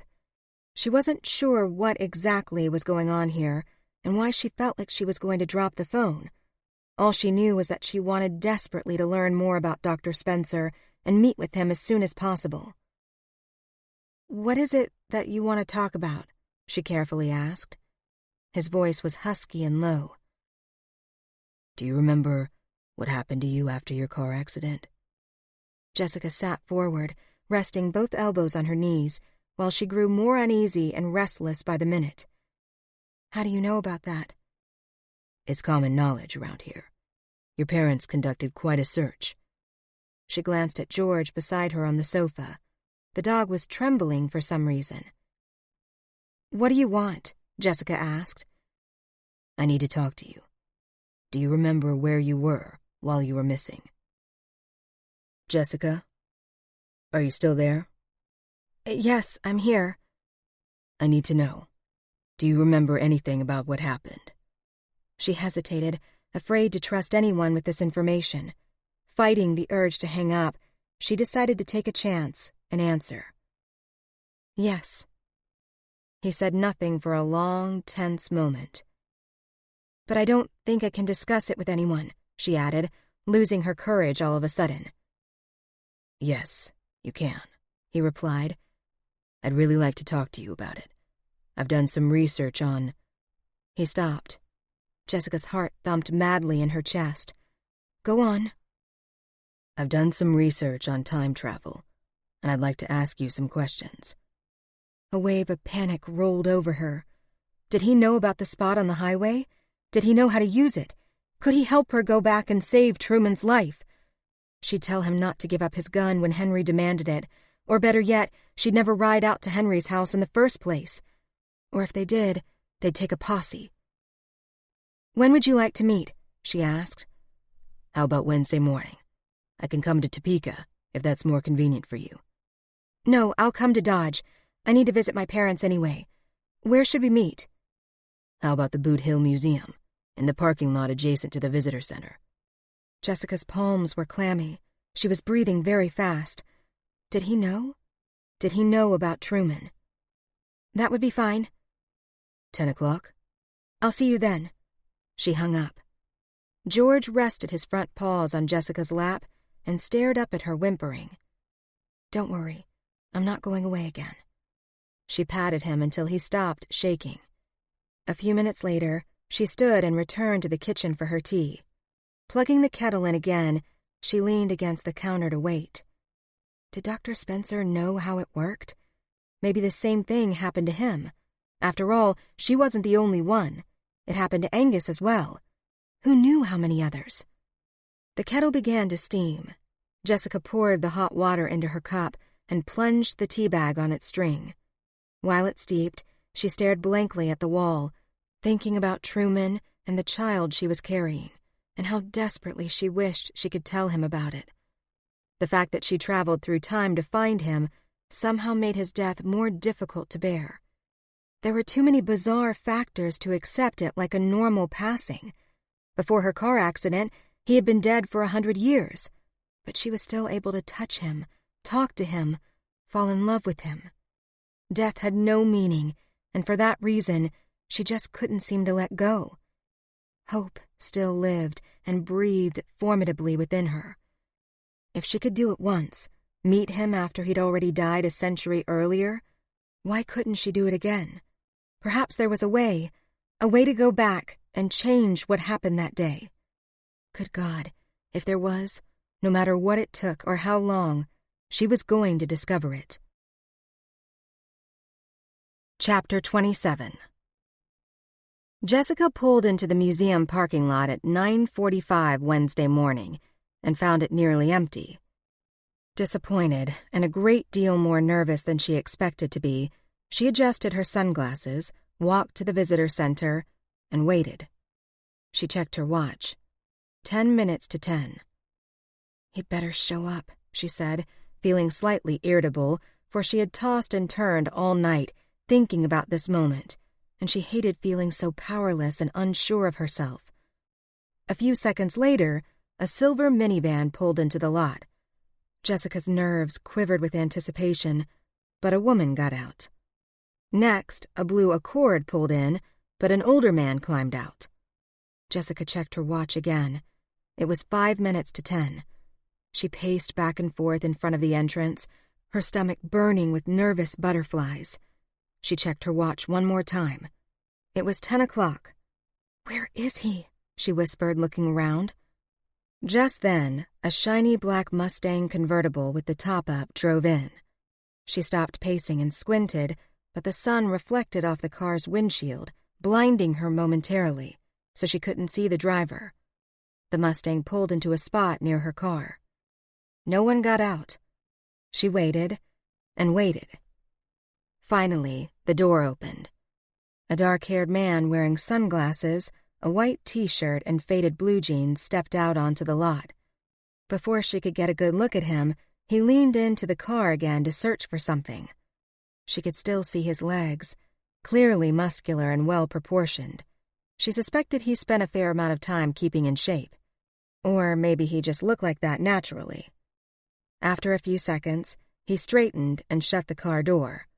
When he turned and walked toward her, he twirled and jingled his keys around on one finger, then dropped them into his pocket. Jessica felt her insides zoom like a roller coaster. That walk, that twirl of the keys, it was just like... No, you're imagining it. She lifted a hand to shade her eyes and watched him approach. Her heart was pounding like a big drum, faster and faster, until she was sure it was pummeling her ribs. The man walked straight toward her. Obviously, there was no doubt in his mind who she was. Then he removed his sunglasses, and Jessica sucked in a quick breath. He looked so much like Truman, it was uncanny. But he isn't Truman. He can't be. Don't even think it. He smiled at her with that apologetic look Truman had given her so many times, but when he came closer, she saw subtle differences. This man's eyes were green, not blue, and the laugh lines around them were different, more pronounced. He was not quite as tall as Truman, and his hair was dark brown, not black. He stopped when he reached her and stared. His gaze traveled down the length of her body to her black skirt and the same pair of red pumps she had been wearing when she first met Truman. She stared right back at him. "Dr. Spencer?" His eyes lifted. "Yes. It's nice to see you again. Under better circumstances this time." "Indeed." They shook hands. "Welcome home," he said. His words penetrated her memory, curling around her emotions until she began to feel overwhelmed by them. What did he mean, welcome home? "Why did you call me?" she asked tentatively. A woman passed by them, and he waited for her to enter the visitor center before he continued. "Let's take a walk." "Sure." He pressed his hand into the small of her back to guide her along. The simple gesture was so familiar, she felt hopes come at her from all directions. Perhaps it was cowardice, but she beat back those hopes as fast as she could focus her willpower. "I know this may seem strange to you," he said as they walked across the parking lot, "but I've known you for a long time, even before that day in the hospital with Gregory." Goosebumps shimmied down her body. "I don't remember meeting you before." "No, we hadn't actually met. Well, not really." Jessica squared her shoulders, gathering what strength she had left. "What are you saying, Dr. Spencer?" "Please, call me Jake." He paused for a moment, staring intensely into her eyes. "I know what happened to you. I know you traveled back in time, and I know that you missed someone." None of this made sense. Her head began to throb as she fought to control the feelings she knew were illogical. "And I know about Truman," he added. All her attempts to stay calm, all her resolve to grieve silently for the man she loved, evaporated before her like water on a hot stove. Jake brushed a tear off her cheek. "Please, don't cry," he said. But she couldn't keep her voice from breaking. How could you know about him?" "Because I am him." Shock exploded within her. Before she knew what she was doing, she had turned and was walking away from him. "No, it's not possible." She couldn't believe it. She couldn't risk another loss like that if he were lying. His footsteps followed, tapping rapidly over the pavement. A familiar rhythm. Soon his hand closed around her elbow, and he turned her around to face him. "Jessica, it's me. You know it is." "No, you can't be." Tears ran down her cheeks, and her heart felt raw. She couldn't take any more pain. "Yes, it's me." "But you're not the same," she said. "You look different." He nodded. "I know, but you have to believe me. I was there. I was Truman, and I told you I'd love you forever. It was the last thing I said to you. Please remember." Jessica stepped back away from him. It was impossible for anyone but Truman to know that. "How is this possible?" was all she could say. They started walking again and paused in front of his car. "Truman died in 1881, he replied. "But somehow I, followed you here." Jessica reached up and touched his face. "How?" "I know I look different. I am different. Truman was born again in me, and he lived an extra 30 years since the day you last saw him." "I don't understand." "I didn't either, not until I was older. I always knew I was different. As a kid, I had an obsession with the Old West, but I thought the memories were just dreams or fantasies. Then it all started to seem very real to me. I began to research Truman Wade, and sure enough, I found him. I found photographs of him and newspaper articles describing things I'd already known about. And I found things about you." Jessica felt unsteady on her feet. She was still having trouble believing all this, or maybe she was afraid to believe it. "Do you remember all of Truman's life?" she asked uncertainly. He shook his head. "Not all of it. Only certain things later on. I remember Dorothy, and I recall things about bounty hunting, but most of all, I remember you." Her heart warmed at the words. "You're a doctor now." "Yes, I did things differently this time, and now my life makes more sense to me. You have to believe me, Jessica. I've been waiting such a long time for you to come back." Suddenly, she was filled with a hopefulness she never imagined she would feel again. "But if you've known about me for so long, why didn't you find me sooner? I've been right here in Kansas for years. I almost married someone else." "I was afraid of altering fate," he replied. She shook her head with disbelief. "How long have you known who I was?" "About 5 years. I came to Dodge City when I finished my residency, to wait for you. But I didn't remember anything about you having a brother. I was shocked to see you that day, and I tried so hard to save him. If I could have foreseen what would happen to him, maybe I could have done something to prevent it. But you were all I saw." Jessica touched his cheek and felt a lump form in her throat. "No more regrets," she said. "We can't change the past. I don't think we're meant to. All we can do is build the future. Jake nodded and kissed the palm of her hand. When I first met Truman, she said, I knew he looked familiar, but I couldn't place him. Now I remember. He reminded me of you. I remember that day in the hospital, the day Gregory died. You knew my name. Of course I did. But, she said, pulling away so she could look at him, what have you been doing all this time? We have a lot to catch up on, he told her with a smile. Now I save lives instead of take them. Truman said that to me once, she replied. I dreamed he was a doctor, but he laughed at the idea. I told him he could be anything he wanted to be. Jake smiled. I remember that, too. It was the last day we were together. We were riding on my horse. Maybe you planted the idea in me. A horn honked somewhere, such a modern sound. It is you, isn't it? She finally said, in a quiet, shaky voice. Yes. Without hesitation, she wrapped her arms around his neck, laughing and crying at the same time. Could she believe him? Could she really trust him? Dear Lord, she had to. Nothing would ever mean anything to her again if she couldn't have this. Again. Jessica's feet came clear off the ground as he lifted her and swung her in a circle. I love you, she whispered in his ear, astonished by how quickly she could utter those words to a man she thought she barely knew, but now it felt so right and so comfortable. I love you too. When he set her down, he gazed into her eyes for a second, then pressed his lips to hers. In that instant, Jessica knew it was true. His lips were the same. The kiss was the same. He was Truman. Her Truman. He brushed her hair away from her face. Jessica touched her necklace, the one Truman had returned to her just before he died. The pain of that day still ached inside her, but as she looked at this man before her, she realized it was fading fast. Truman had indeed come back to her. He had promised her forever, and he had kept that promise. She reached up and touched Jake's cheek.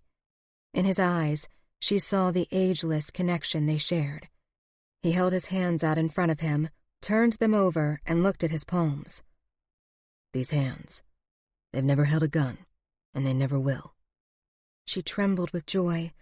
Everything that had happened made sense now. It's not going to be just us, you know, she said, grinning mischievously, resting her hand on her belly.